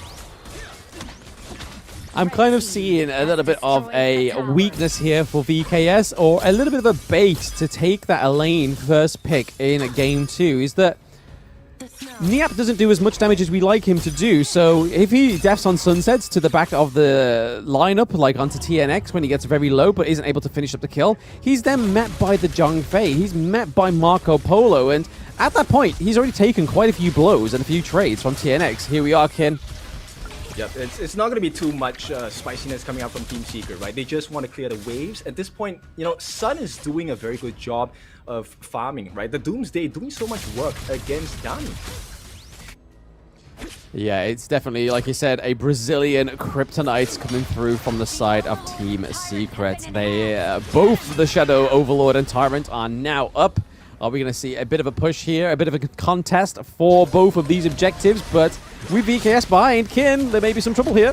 Yep, they will unleash the beast here. TNX going to jump onto the backlines, but he's falling a bit low. They finally get the damage down. Is this a fight for VKS? Looks like it is going to be looking good finally for the Brazilians, but they do lose out a couple of map advantage here. TNX on the backlines, chasing in. Can he get the kill? It's a double kill. He's unstoppable at this point. Team Secret have found the formula. They're going on to Dani as well. He gets a stun. He will not survive. Team Secret are just too good. I call Musang King the king of the double kills, but it seems like TNX is the king of the triple kills in this game too, Kin. And we honestly thought the VKS was going to get a bit of a team fight that was going to be in their favor, but Team Secret just knows how to punish them. And the thing that's really punishing is the gold difference, like very early on. So unfortunately, it's just one of those things. Yep, it's interesting, right? Because they actually controlled like Niap early game, and I think that has made the world's difference for the side of Team Secret. Dark Tyrant has been defeated. Yeah, it seems that way. It seems that way. There's a bit of a push here for the bot side of the map for Team Secret. However, I don't think it's going to be enough for VKS for them to come back here. They are pretty much stuck at the high ground turrets, and this is not where you want to be pinned in, Kin. Yep, you know, at this point, it's looking a little bit dangerous. It is going to be a catch. TNX onto 3. He buys so much room for them. The stun comes in as well. The beast is unleashed. And here we go. Fever Barrage. This is looking like the end of the game. Team Secret have figured out VKS, and they will take the game, make their statement. Yeah, BKS not looking strong going into game 3 now at a 2-0 loss. Kin, what has happened to the Brazilian Titans? They are falling victim to TNX and a lot more, it seems.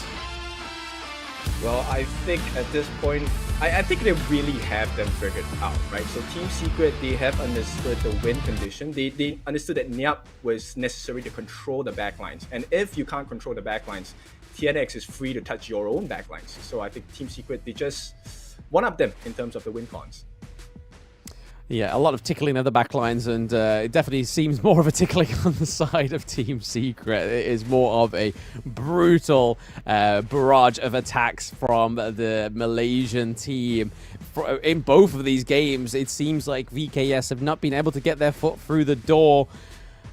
I'm not feeling this a lane pick in the Clash lane. There's so many better picks for Niap to be going on here. He's shown it time and time again.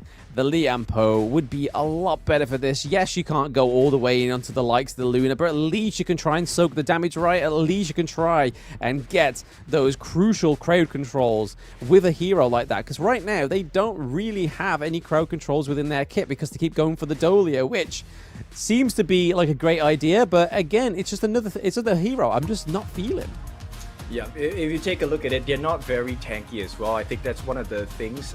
You know, I like the pick on Princess Frost, right? They had the expectation that we will be able to fight them on the backlines as well. Control the backlines, we should be able to melt the people in the front, right? But the moment one uses that Winter is here, you know, he doesn't have enough damage as well. Probably going for the Mask of Agony here, but didn't manage to complete it on time, so they never hit that power spike that was necessary for VKS to kind of turn the fights around as well.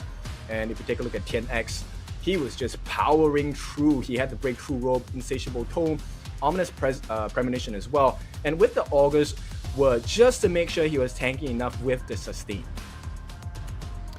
I mean, it seemed tanky, right? I mean, he didn't drop a single death in the entire game, but that's all thanks to the dashes.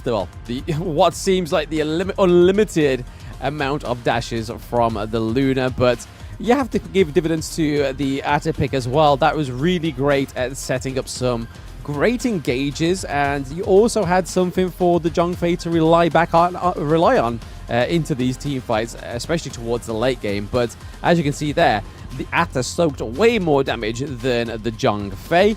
And in terms of the damage dealt, again, not quite impressive on the side of EKS. Yes, they got the 61k, but Luna with the 78, and then Marco Polo with the 71.4k just really shows that the team comps, the draft seems to be a lot better on the side of Team Secret, and then Team Fight, it just seems to be better as well. Yep, they had a very good understanding, right? So Sun actually was responsible for melting Dani down, while TNX was going to jump on the backlines as well. And Xuan was, the enabler. With the C anchor that hook back into the walls itself, he always manages to catch like 2 or 3 people, and that really spoiled the composition, because at this point as Mena, right, who do you save? You have the ult, but how many people can you heal at the same time? There is only a limited range of wave breaker. That circle is only that big, right? So there wasn't much option for VKS the moment Team Secret just went into a frenzy.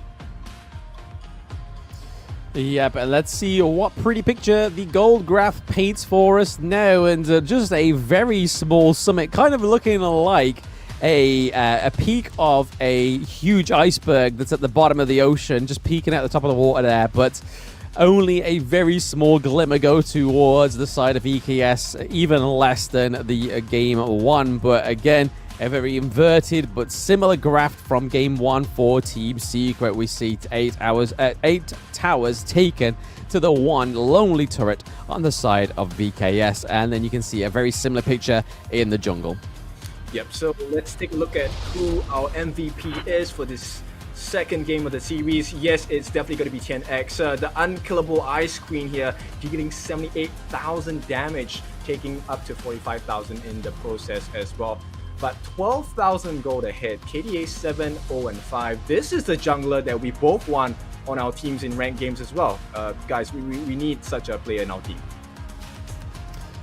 I mean, it kind of makes you know the reasons behind VKS banning out the Luna in game 1, right? Because I mean, TNX on this one, 7-0-5, and then 78k damage, quite a lot of damage taken as well, and then 12k gold. Shoosh! Just constant gold, constant kills, no deaths, just all out aggression, and you're going to see this in the replay. Yep, TNX, of course, rewarding himself with the first blood, and right off the bat, they were controlling Nyap pretty heavily, right? And I like the fact that there was always someone responsible for catching out the backlines while they're causing chaos in the front, right? So Loom played that role really well, and you can see Xuan's job, right, is just to hang around and look for any stragglers, right? Once they get the stragglers, it will be a perfect fight for them. It's that saying, business at the front, party at the back, and TNX was definitely having a party at the back with Brazil. It's just, honestly, just all these team fights was Niap just trying to catch out TNX, but then it was just no damage from the side of a lane. It was just no good, and I really, really hope they reconsider going for a lane into game 3, or we're just going to see the same mistakes that Lubes took with the Mayim pick over and over and over again, just really hoping it would work for them. But we've already seen it with VKS1, where in game 1 he took what was it now in game 1? It wasn't quite the best. It wasn't quite the best pick in game 1, but then he's gone back to something a little bit more of his roots, which is the Princess Frost, and I feel like he did a lot better in game 2. So I just hope Niap learns this lesson going into game 3.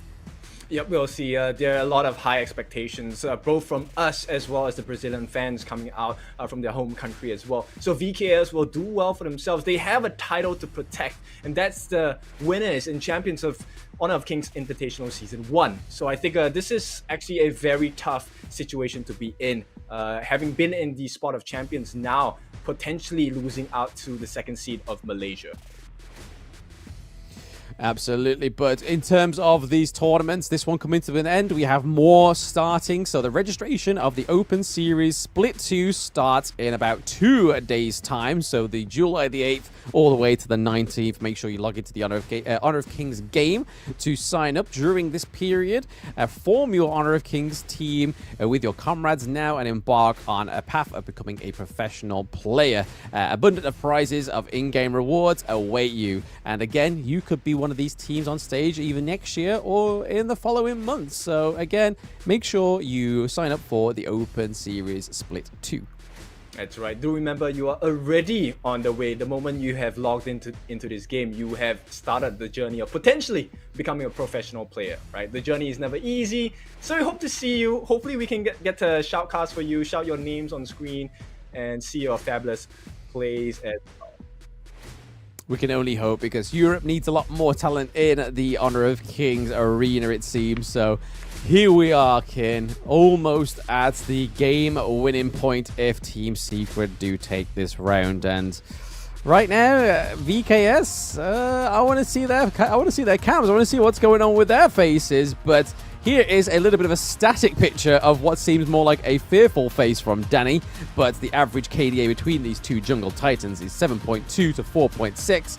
The gold per minute is considerably different there, so a 40 gold difference it seems, and then damage per minute is very, very similar. Hero pool, pretty much the same. They are basically looking into the mirror at this point. Yep, silent confidence from their photos, but at this point, I think Team Secret, they're already oozing of the potential win factor coming out from the 5 members that are representing Team Secret. Now, bear in mind, they are playing in front of a home crowd. I always believe there is a home crowd buff, right? Especially if you're playing live. Yeah, absolutely. No longer the Azure Golem or the Crimson Golem. You have got the home ground Golem buff, it seems. And it's definitely working wonders for LGD. I mean, it's not like they needed it, but Team Secret showing that the buff is real, and VKS just need to pull something different out the bag here. And please, please, please, please don't make it the Elaine again. Yep, we'll see, right? At this point, this is danger, stranger danger for the side of Team Secret, because when a team is faced with their backs against the wall, that's when they become the strongest versions of themselves, most likely. So VKS, I'm expecting a very huge bite back in this 3rd game of the series. I can kind of only hope so. They go for the same Lady Gen ban first off, and then Dolia as well. So maybe we won't see the Elaine come through, because that seemed to be a little bit of a clue into what they were drafting, is when the Elaine came through and then Dolia straight afterwards. But Ali and Mai Shiranui getting banned out for the side of Team Secret, still allowing for the Chao to come through. And what a game to bring it through would be game 3, right? Yeah, for sure. So, I mean, if there's any time to pull it out, this is the time to pull it out. And Haino are going to be the first pick for this side of VKS. Looks like Dani will be trying to win the game with his favorite pick so far. Yep, Haino, I'm not too sure how I feel into this one. It could go for 1 in the mid lane. Maybe this is just a little bit of a flex, a little bit of a throwaway pick for the side of VKS, but I feel like unless Team Secret pick the Chao in the mid lane, we won't get that Chao pick because of the Zhongfei and the Angela again. So another wombo combo that worked fantastically in game 2, Kin. They're going for it. They're going for the jugular. Oh, for sure. I mean, when you have positions such as Team Secrets, you want to make sure you make the killing blow, and you want it as clean as possible. So VKS, they need to figure something out. This time they will try it with the Lady Sun. I like the reach of Lady Sun's bullets, and they will pair it up with the Ming. I really love this coming out from VKS. Learning a thing or two from LGD Gaming, it seems, and Team Secret are sick of Niap's ability on the Elaine, and so you know what? I'm going to give you a free Elaine 101 lesson here, Niap, in game 3. So I can send you home, but I can send you home with a lesson on how to play this hero. That seems like the statement here, Kin, from Team Secret. Yep, and I like the fact that they banned out the Guan Yu, one of the spectacular heroes that Niap has showcased across a couple of days already. And, you know, the Elaine pick makes a lot of sense because it will disregard the frontliners. He will be able to chase down the backlines of Caesar as well as Mena on the Lady Sun and Ming. Yep, the Kaiser ban coming through as well. So Tenki Jungle go bye-bye, and then Luna and Jing are getting banned through on the side of VKS. So if they're going to play a flashy hero on the side of Team Secret, they might want to pick something soon before VKS Danny picks it, unless that high note is already going to be Danny's go-to jungle pick. We are yet to see that because, again, mid lane is still up for grabs, or we could see that it's a real throw-up and it's a throwback over to the KPL, and that high note goes into the Clash lane. Maybe this is something the Brazilian team's been hiding out within their champion pool and within their strats, but TS Sun already looking for the Yukio Tachibana coming through on the side of TS, and this is not the first time we've not seen it. It's probably the first time within Season 2 we've seen it, but their last chance qualifier, this came out frequently. Yep, not the first time we've seen it, but probably what a star-studded show the last time Yukio appeared on our screens recently. You know, with that final Snowfall Slash, he gets a lot of lifesteal, but more importantly, he deals a lot of damage. Plenty of damage. I mean, hey, Team Secret, this is a bit of a copium that could flex it down to the bot lane. I mean, Zhongfei with Yukio Tachibana, it wouldn't be the first time we've seen him in the farm lane for them, but no, they're going to go for a tried and tested Marco Polo from game number 2. But Main does come through for the side of EKS, so that does flex the high note down into the mid lane, and then we're seeing Monkey come out onto the Gorge for VKS Danny. Yep, this is the best draft I've seen so far from VKS in this series itself. I think there's huge potential for VKS to really turn this around. Yeah, I'm with you on this one, Ken. I mean, I have to be, because I'm copium right now. Copium for what VKS can do into this. What was already a star-studded draft from Game 2 from Team Secret, the Zhongfei, the Marco Polo, the Angela, is now being complemented with the Yukio Tachibana on the TNX, who's just had a fantastic game on Luna, and then a lane on Xuan in the top lane. So again, this could be a right home for VKS, but also a lesson in the lane 101 gameplay in the Clash lane. Oh, for sure. So, you know, we've talked about the lane. I think it's really important for the Clash lane to really win this match out. The laning phase is super important because this will affect the way the teams fight going into the mid game and probably the first neutral objective as well. Yeah, and those things are very, very important. Both of the junglers going for their acquired Azure Golem, so already both on the opposite sides of the map, it seems. And to be honest, I can't think of a better one for Monkey anyway, and the same for Yukio Tachibana. Again, we're seeing the mid and the farm lane change their rotations here. So Ming going head-to-head, Ming and the Lady Sun going head-to-head against the Angela, and then we're seeing Heino go against the Marco Polo in the farm lane.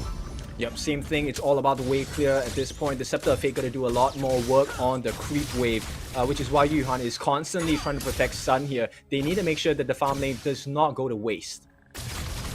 Yep, Seisun actually making sure, or even thinking that Huhon was going to be in the brush there, but these are the kind of plays that really throw off the Brazilians. They don't think that their enemy support is going to be sitting in a brush nearby. They think they're just going to be like, yeah, they've got to be buying one of their lanes, right? Right? They've got to support their squishy heroes, right? They're not going to wait for me, right? Yeah, so, you know, they would most probably be caught off guard at this point, but we will go back into the status quo on the farm lane. Support, and oh, hang on, TNX looking for a kill. Can he get the stun? Will miss just slightly by a hair onto Seisun, and that's going to be a failed first play coming out, and DK has punished them with a stolen camp. Yeah, I don't know whether that was a misclick or a actually pro play that we didn't get quite catch on there, but I'm not going to throw that play over to you there, kid. It didn't seem like that was going to be a non-starter anyway, but it seems like the Yukio Tachibana was going to be using that skill into the brush, because if you thought about that, that was Ming and Lady Sun bringing them back into what there was their safe distance. So Yukio Tachibana could have been trying to preempt a gank from that brush, it seems to me. Yeah, for sure. And let's take a look. Dive into Zhang Fei here. He needs to pay attention to his madness, and once it's max, right, he needs to make sure he gets his second skill to give his teammates a shield. Leaping Savior here.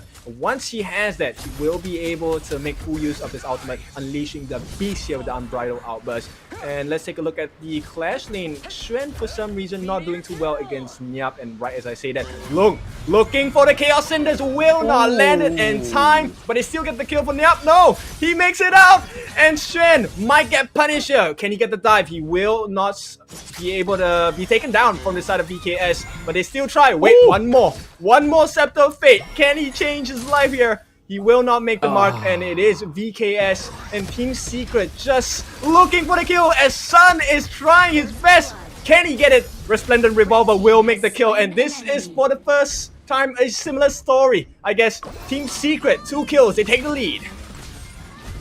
Yeah, VKS losing that first blood for 2 games in a row now. They looked just like their second seed counterparts that they were having a strong first game, and then game 2, game 3 slowly just slipped away, and it's kind of showing the same kind of fate here. I hope it's not the same kind of fate, because VKS could do a lot with his team comp, like we said in the bans and picks, but when you see plays like that, those double kills coming through are very exceptional from the side of Team Secret. But Tyrant is now up, Ken. I feel like a lot more brawling is going to go on here, but that was a clean takedown for the Tyrant on the side of Team Secret. Yep, you'll see the speed of Team Secret's farm being amplified pretty much, right? Because TNX on the Yukio, he's known for having huge bursts, which means he clears things much faster. And at this point, with a level advantage, oh, hang on, they're gonna drop the beast down as well. Don't think they should be able to get the kill here.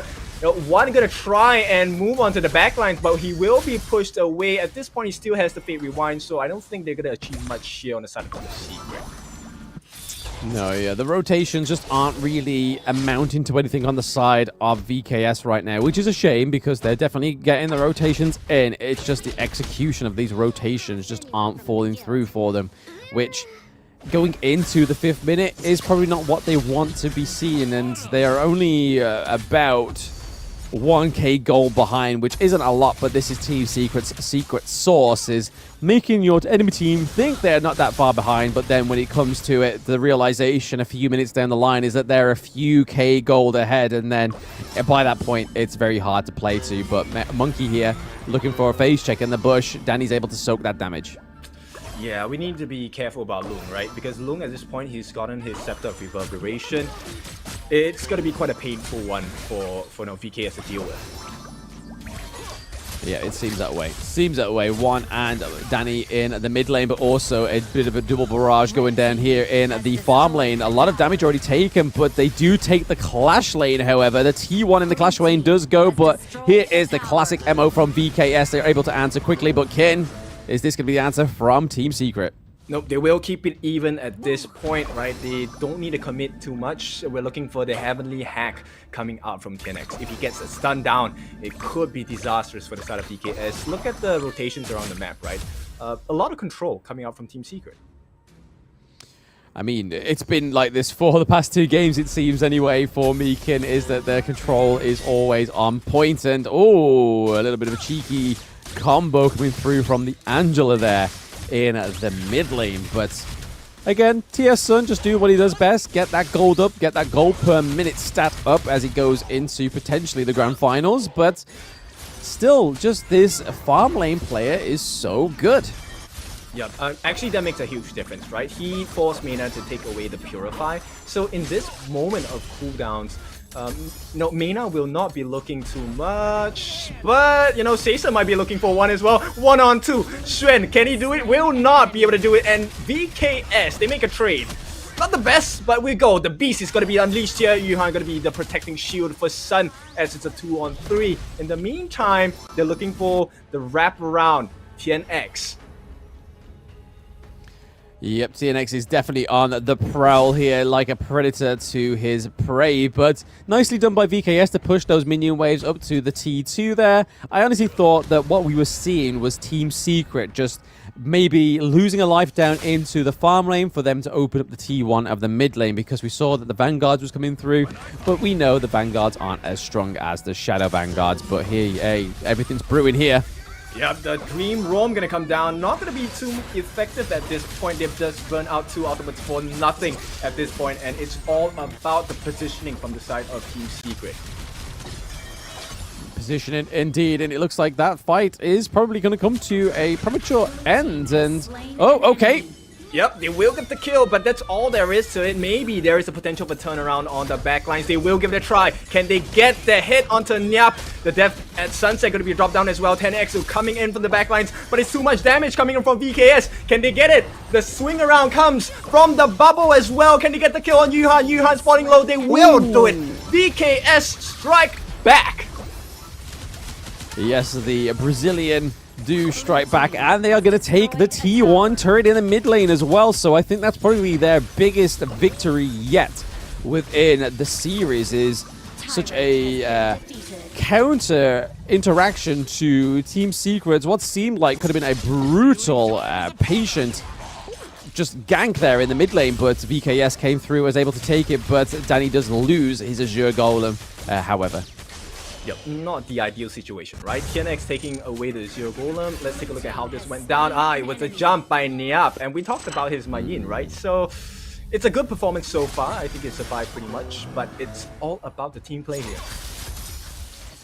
Yeah, when it comes to a team like Team Secret, it is definitely about team play rather than sort of trying to win these lanes on your own or just trying to pick them off one by one, because you know for a fact Team Secret, just like right now, they're never one by one. They are currently clustered in that brush. I mean, Kin, something's got to go down here, right, in their favor? Depends on where Nyap is going to find them. He will jump in with the whatever, but you can see the rotation, right? They're trying to pincer them in. Yuhan going to take a little bit of damage, but it's fine. The beast is going to be dropped at this point. TNX chasing in. What are they going for? They're going for the mids, and at this point, Mena uses the longevity. Seiza is still alive, but chased down by Xuan. He will get the kill as well. Death at Sunset. The rest of them zoned away as Dani. He's trying to make things work, but there's no more damage coming in. They will tie up the kill score. It's 2-1 so far, but Team Secret, they're looking like they walk away as the winners. Not just yet. VKS, they're looking for more. Nyap and one. Can they get the kill? A rampage this time by VKS, as it looks like they're breathing the life into the game. Oh yes, definitely getting a bit of a second wind, a bit of momentum going for the Brazilian counterpart, because even now, 10 minutes in, the goal difference is not much on the side of Team Secret right now. So I feel like this is the step and the stride in the right direction for VKS, but Shadow Overlord and Shadow Tyrant are appearing right now. I feel like there's a little bit more that VKS probably could have done if they handled that team fight a little bit better. Yep, they need a little bit more now, right? So once Loom's Blazing Brilliance is up, it's a tough fight for them because he's able to control them with the Chaos Cinders, get the burn down as well. But as it stands now, VKS have prio over the Tyrant at this point. They're going to try and zone away Yuhan and TNX as well. TNX will not be able to enter that easily. They will give it up, and it looks like it's going to be Dani secures the Tyrant for themselves. Yeah, much better performance here from VKS. I feel like it's because they're playing on the back foot here. They are playing it's all on the line. And already speaking all on the line, we could have saw Mayin go down, but there is okay, Kin, there is plenty going on here. The tier 2 does fall in the farm lane. First tier 2, actually no, the first tier 2 was on the side of Team Secret. They're just paying back dividends to their Malaysian counterpart. Yep, they made the trade there, and at this point, TNX positioning is a bit scary for the side of VKS. They don't know that he's around here, right? But we'll see, right? Because at this point, he has done a brilliant job of just scouting out information for the team. He manages to catch like where Sun is, and so far they've made very good plays off of that. Oh, hang on, TNX actually trying to catch out Seiza, will not make the cut, and he gets shot down instead. The save comes in from Loom, but it's not over just yet. VKS, they know the opening when they see one. They're going to watch out for the Elaine. The Elaine is on the rotate onto the back line. Mayin needs to figure out, so Nyap needs to know where Xuan is to make this capable. But hey, Kin, something's happening. It's not going to be good for the side of Team Secret. They're going to try it. They caught the backlines as well. Caesar is dead. Fever Barrage drop down as well. And it's a big win for the side of Team Secret. Finally, the map is opened up. They will be looking for more kills instead.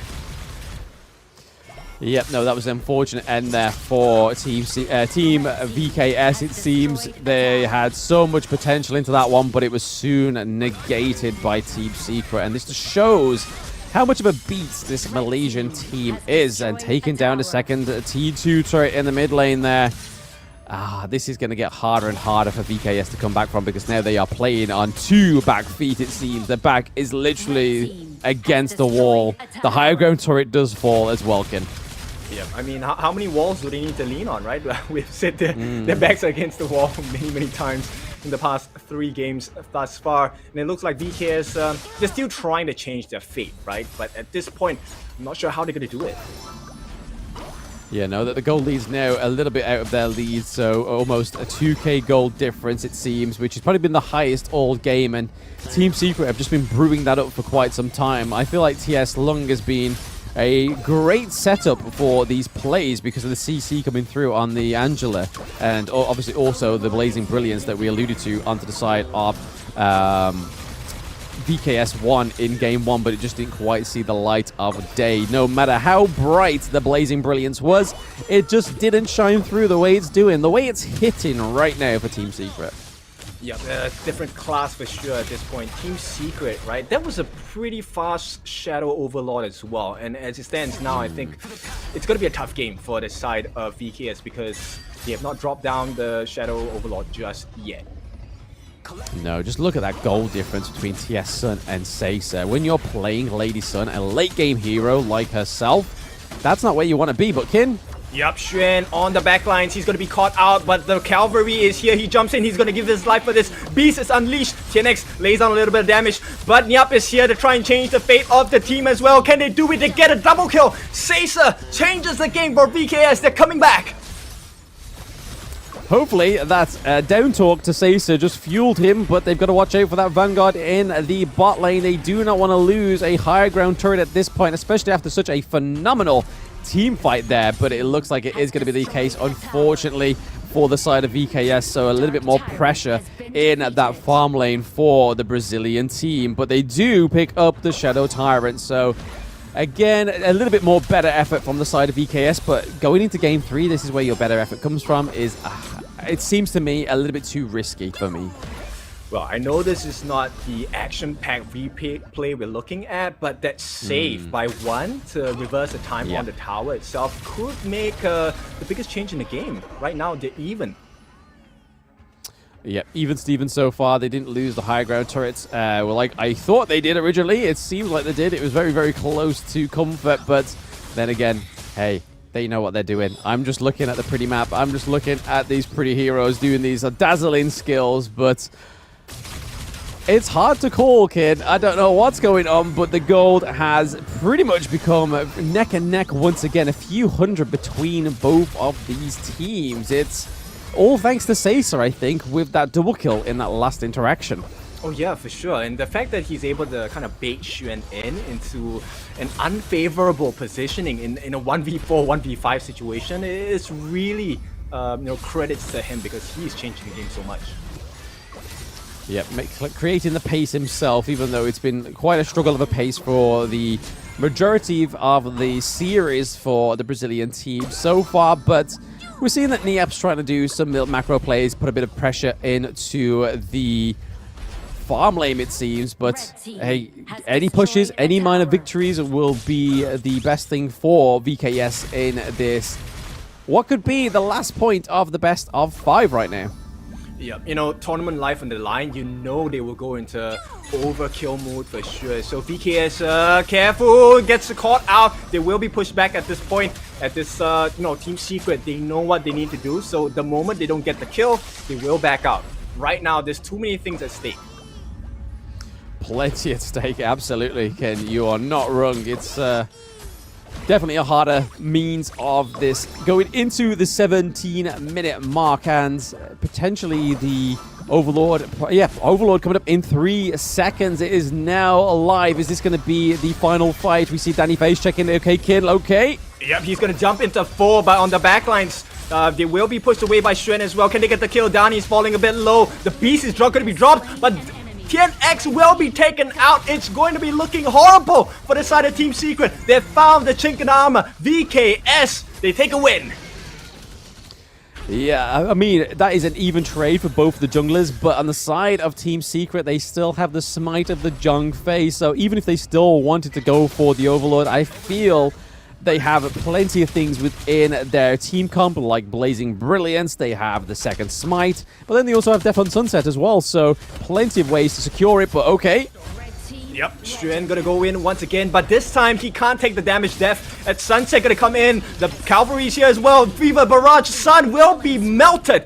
Instantly delayed, and this is going to be VKS. They breathe some life. They lose the tier 3, but they're winning the team fights as well. One gonna push them away. Right now, it's all about the reset. Mankey is up as well. Danny, can he make the game-changing play? I feel like they're going to do a lot within this next 25 seconds whilst they have the Elaine off the cards, whilst they have the Marco Polo off the cards as well, because if they don't, then I feel like those 2 wins were nothing more than trying to gain a gold lead for the side of VKS, which at the end of the day, yes, it's more gold, it's more items, but you definitely want to be taking some of these jungle objectives, just like they took the Shadow Tyrant there. But we see that Team Secret's able to call back with the Shadow Overlord, looking to push this mid T2 turret. Kin, are they going to be able to take it? Yes, they are. But Yukio Tachibana is on the rotate. They've got to be careful as they are now getting pincered in by Team Secret. Yep, he's gonna try and make life a little bit more difficult on Niap, but Xuan gets caught out. Yuhan as well. This is a horrible situation if they get caught out and die here. And Yuhan right away gonna be using the Leaping Savior to push away that aggression. Right now, Sun eyes on the Zero Golem. It's not looking good, but Team Secret, they're not just out at the moment. Yep, someone's had to go back, and it looks like it's going to be Niap to try and clear that minion wave down in the bot lane, because that is looking too close to the crystal for me. I would not want to be in that situation in the ranked game where your team decide to take a team fight and then they finish you off. But okay, we are seeing a potential engage here, it seems. It looks like Team Secret are a bit hesitant though, Ken.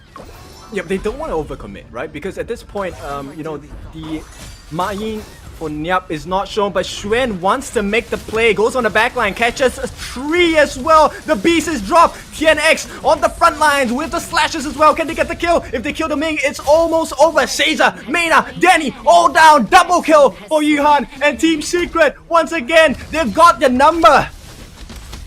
It's going to be another nice kill there. And I mean, Blam, this could be the end of the game.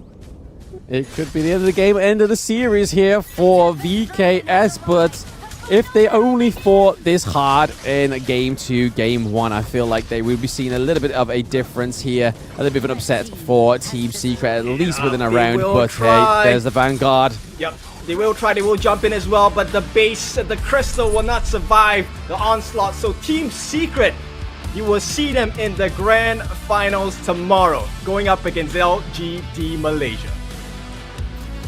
Yep, unfortunate for VKS, they do fall out of the competition at the semifinals and dethroning their crown as the Season 2 champions. There will be a new Invitational champion go through tomorrow, and it's going to be either Malaysia or Malaysia, baby. Team Secret against LGD. It's something that we thought was going to be the case towards the end, but hey, VKS gave them a shot at the end, but it wasn't a big enough shot, just like an ultimate shell, but it felt like a lesser shell. Here is the loser interview to hear from VKS. You guys with me here? We have to give it to VKS. That was one amazing, phenomenal run, man. Can we have a bit of a chest for VKS, guys?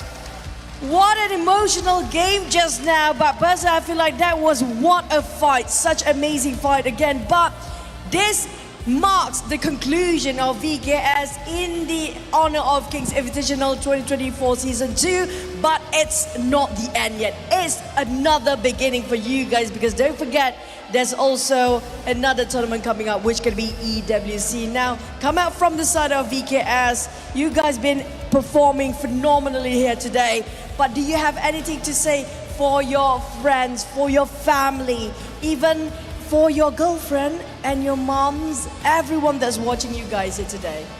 Parabéns, jogaram muito bem, né? A gente queria saber se tem alguma mensagem para seus fãs, para suas namoradas ou para as mães, qualquer mensagem que tiverem para eles todos.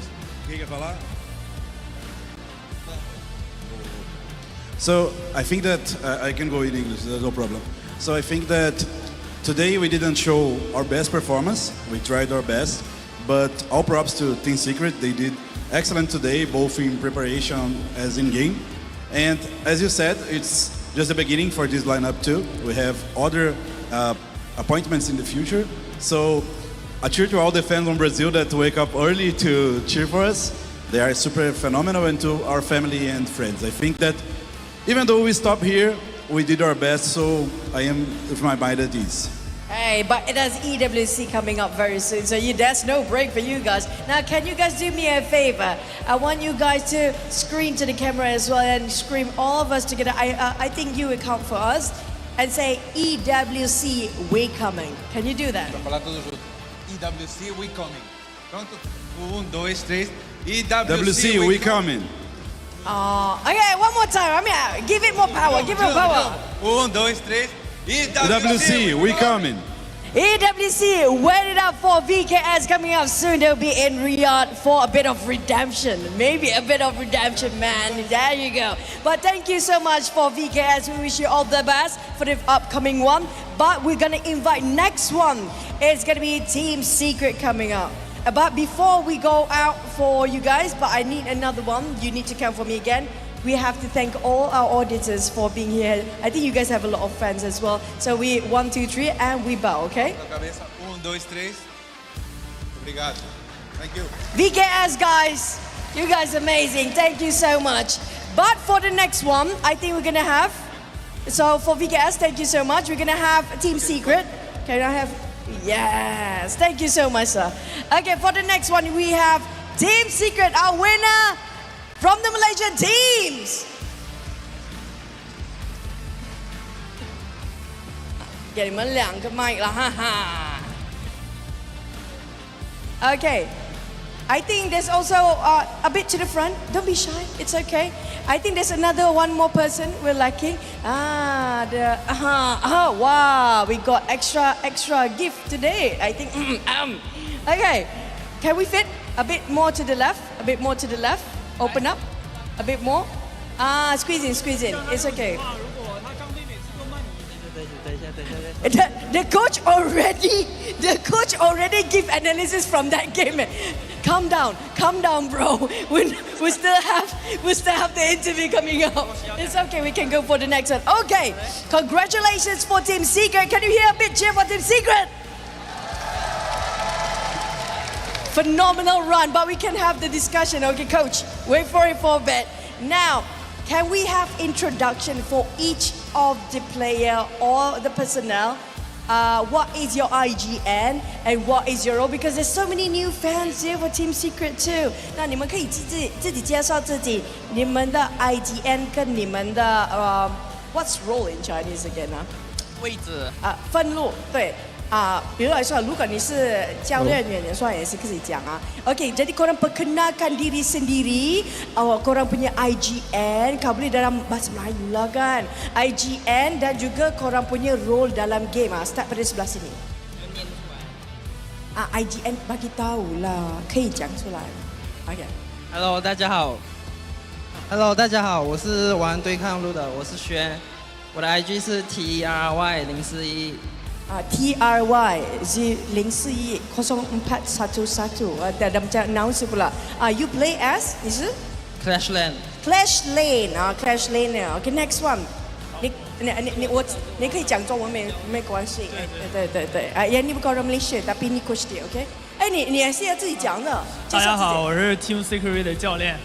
你叫什么？我叫凯凯，然后来自中国。 nama dia Kai Kai. Dia ada coach daripada negara China all the way. Okay, Sek 10X, your turn.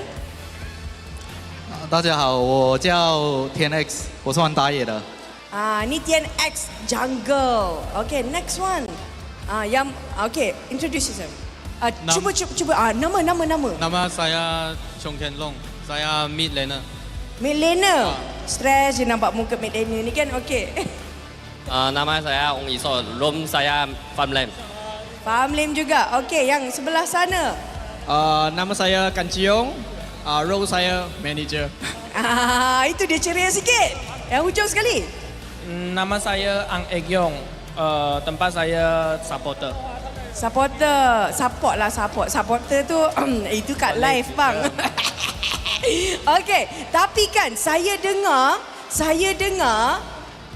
tu kejap lagi. Saya nak dengar daripada manager lah. Abang manager. Abang nak nama mic dekat abang manager boleh? Ada. Abang Melvin nama. Melvis. Dia anak pada Elvis tapi atuk lain. Melvis. Melvis, macam mana keadaan tim sekarang untuk ke grand final sekarang? Diorang punya persediaan macam mana? You mean feeling? Yeah, feeling right now for the team. First of all, saya sangat gembira lah. Kita punya team form like 3 bulan sahaja. Dia orang ada performa hari ini. Saya mesti proud of them. Promise me you all will keep it on. Oh, jadi 3 bulan je. It's only been 3 months journey for the side of Team Secret and now you're here in the grand finals. If you talked about the journey from day 1 until now, how was it, man, for you guys? Train, eat, sleep, continue, same. Train, eat, sleep, game, repeat. That's gamer's life for you. Jadi basically diorang punya persediaan dah 3 bulan sahaja sampai ke tahap ini di grand final. Cuba bayangkan kalau masa lebih sedikit. Last but not least, I heard somebody's birthday today. Birthday siapa ini sebenarnya, Mavis? Support. Captain punya birthday Yuhan. Happy birthday. Boleh tak saya nak dengar daripada fan cakap happy birthday Yuhan, boleh tak? Boleh? Boleh. 1, 2, 3. Happy birthday.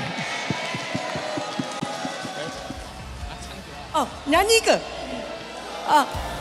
Alamak, dia orang dah nyanyi dah. Birthday to Yuhan. Happy birthday to you. I think that's it. All the fans already said happy birthday to you. Now you have to give them back for the next grand finals. And of course, that's going to be the end of the day. Almost heading into grand finals tomorrow. So stay tuned with us. We're going to toss you back to the casters to wrap things up.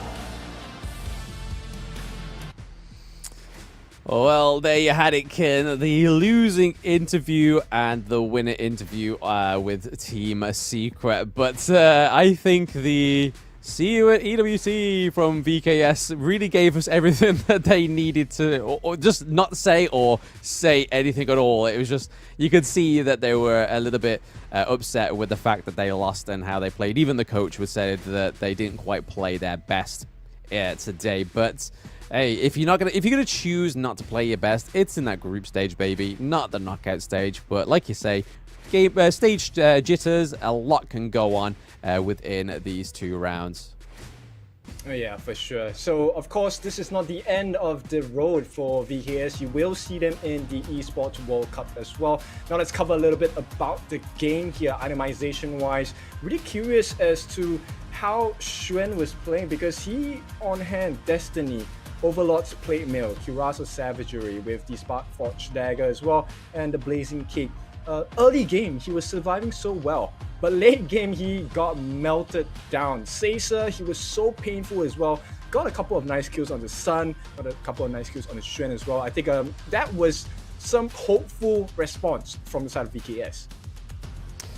Yeah, it was definitely. I mean, game 3 was a little bit of a late one to start that response. It would have been nice for them to just completely drastically change that into game 2, I feel, because then like I was saying at the end of Game 3, they could have been a little bit more of a turnaround here for VKS, a little bit more hype for them going into the final round. Even if they didn't win Game 2, they know that there's a little bit of a give and take going on between these two teams. But yeah, the last game of the series was definitely the best. A little bit of a vice versa for Loops. First game was the best. VKS last game was the best, but here are the stats, and TS Sun, man, just peaking over 100k once again. 158k on the Marco Polo, and then obviously we saw for VKS that one had really shined on this Hino pick with 140k damage. Those scepters just flying through. That clutch kill onto the lane, oh, in the clash lane, it was just beautiful, Kin. Tell me about it. Yeah, for sure. That dive, right, the Scepter of Fate, really sealing the fate of Mr. Xuan at the start of the game. And one of the things that I think One did really well was the fact that when Xuan jumps into the backline, One was that guy, the shield, the gate that everyone had to get past. But I think towards the late game, everyone just skipped that boss. Yuhan was responsible, of course, with the 121,000 damage that he tanked to allow the members like Sun to really just go in and do the damage as well. It's really hard to catch. And when you have Sun, you're pretty much focused on him, which opened the door floodgates for TNX to really just come in for the kills as well.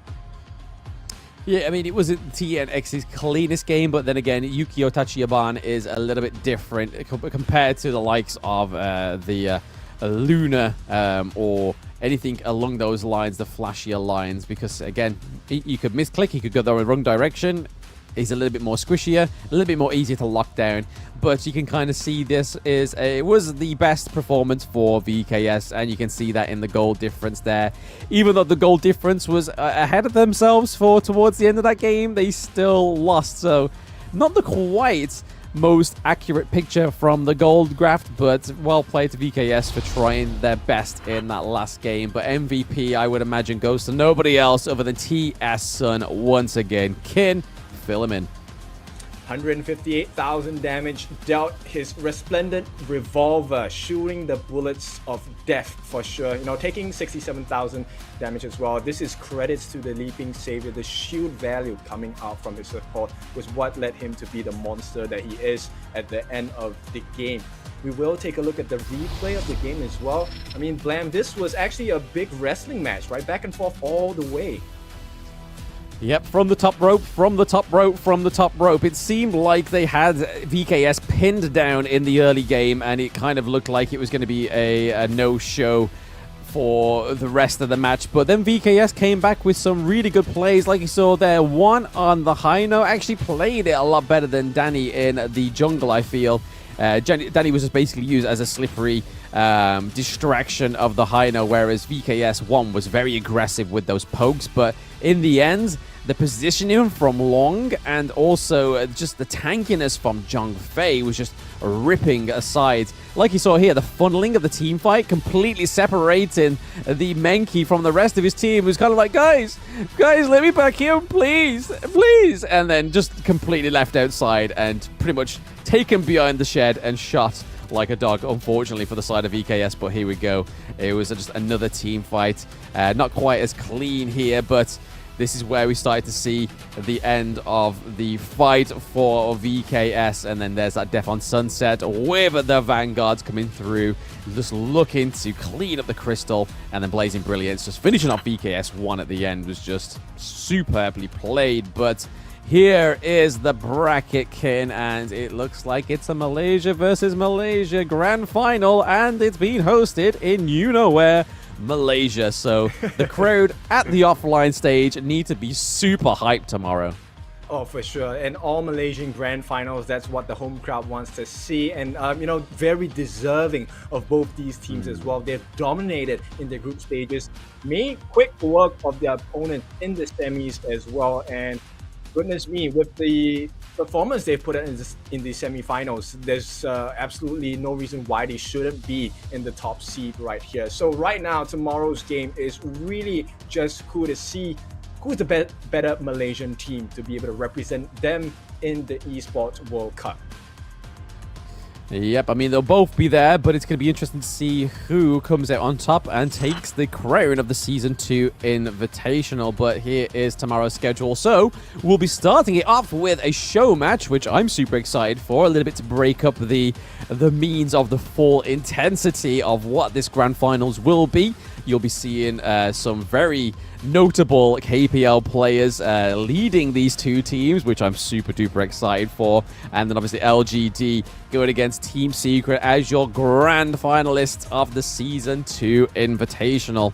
And again, that will be a best of 5. So hopefully not another 3-0. We'll see a lot more tit for tat with these two teams, I think, Ken.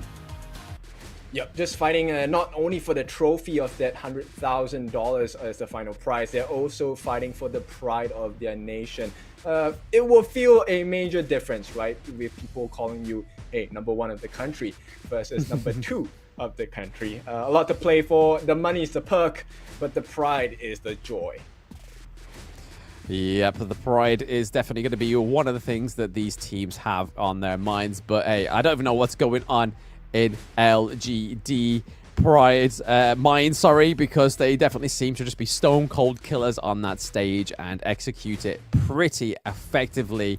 But speaking of executed things very effectively, the EWC will be taking place for Honor of Kings towards the end of this month, and all the top 8 teams are going to be going through to Riyadh to show themselves against the KPL Dream Team, and then see some other teams from the rest of the world there as well. Obviously Team Falcons will be there, and obviously we have the last chance qualifier happening after tomorrow as well. So thank you for EWC for partnershiping and sponsoring the Season 2 Invitational. It has been a fantastic stretch to get there. Yep, for sure. And of course, our last bit of glory here comes in the form of Infinix GT 20 Pro. So we talked about the frame rate, we talked about, the professional players use this, but there's one personal benefit you can benefit from, and that is the flashy lights of the RGB on the phone. Imagine getting a kill, getting an assist, getting a win, and having your phone announce it to the world. That's one of the benefits of the Infinix GT 20 Pro as well. So get your hands on it as fast as you can, because it should be running out pretty soon. I do recommend you though, Kin, don't take it out in public. There may be a lot of red flashing and people be like, hey, I watched that Season 2 cast. I know what that means. This guy, if you approach him, he's more than likely going to smack you. So the amount of times he's died and the amount of red I've seen on the back of that phone, we'll stay away from this bull. Well, hoping to be like a shining star, you could be part of that experience as well. If you haven't gotten your hands on the Shining Star Yao just yet, it's time to open up those game UIs. Take a look at Yao, press that buy button and get into the Hero's Gorge as well. He's not going to be just helping you out with the stars, he's going to be helping out with the highlights as well. Imagine getting your personal highlights in the form of circling around your opponents. That's what Yao offers you. Guys, go and get this hero if you have it. Yes, very, very fun hero to be joining the rest of the roster onto the Gorge. Obviously, won't be joining us in Season 2 Invitational. But speaking of the hero that was before Yao, Luara, we haven't seen her in Season 2 Invitational at all. It'd be really nice towards the end of this Season 2 Invitational if we actually did get just one little match. That's my only pray now. Just the Malaysian teams be like, hey, look, we've got your Brazilian hero here, and we're going to show you how to play this hero at least once within that best of 5. I think that's all I can really hope for, Kin, going into this grand final. Yeah, I think we will expect a lot of different things from both teams of Malaysia at the same time, right? So I'm going to be prepping myself. Likewise for you, Blam. I think we had a very fun day. It's been nice to see you join us. We'll hope to see you tomorrow as we go through the show match and the grand finals. Goodbye for now, and we'll see you tomorrow. See ya. Take it easy.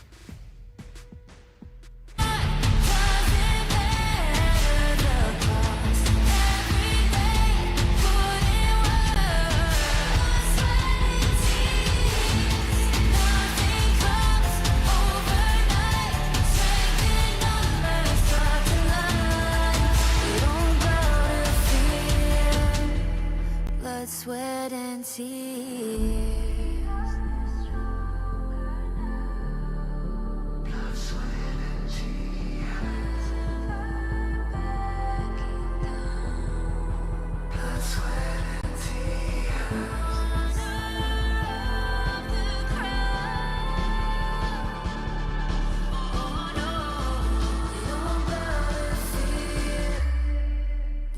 sweat and tears. Fight for what we want. Doesn't matter the cost. Every day, put in work. Nothing comes overnight.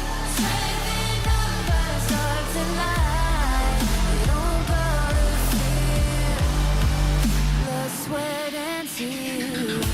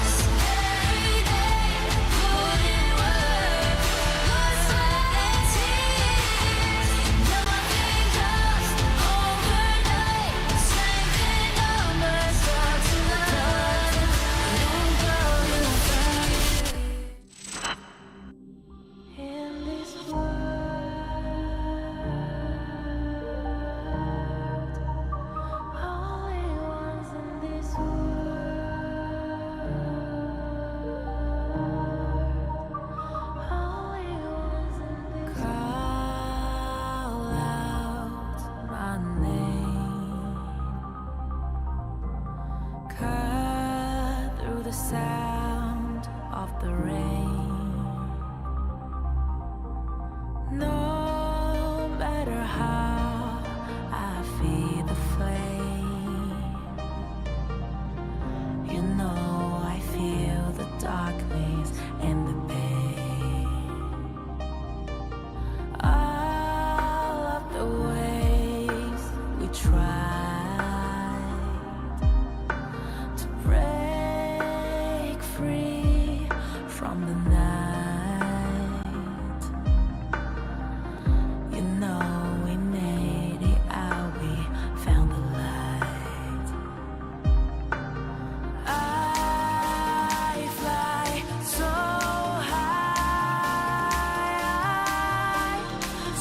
high, light up the skyline. Let's do it this time, like it's a whole new vibrant world.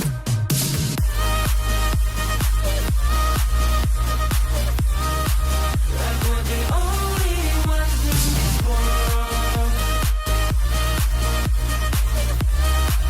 Like we're the only ones in this world. Now I see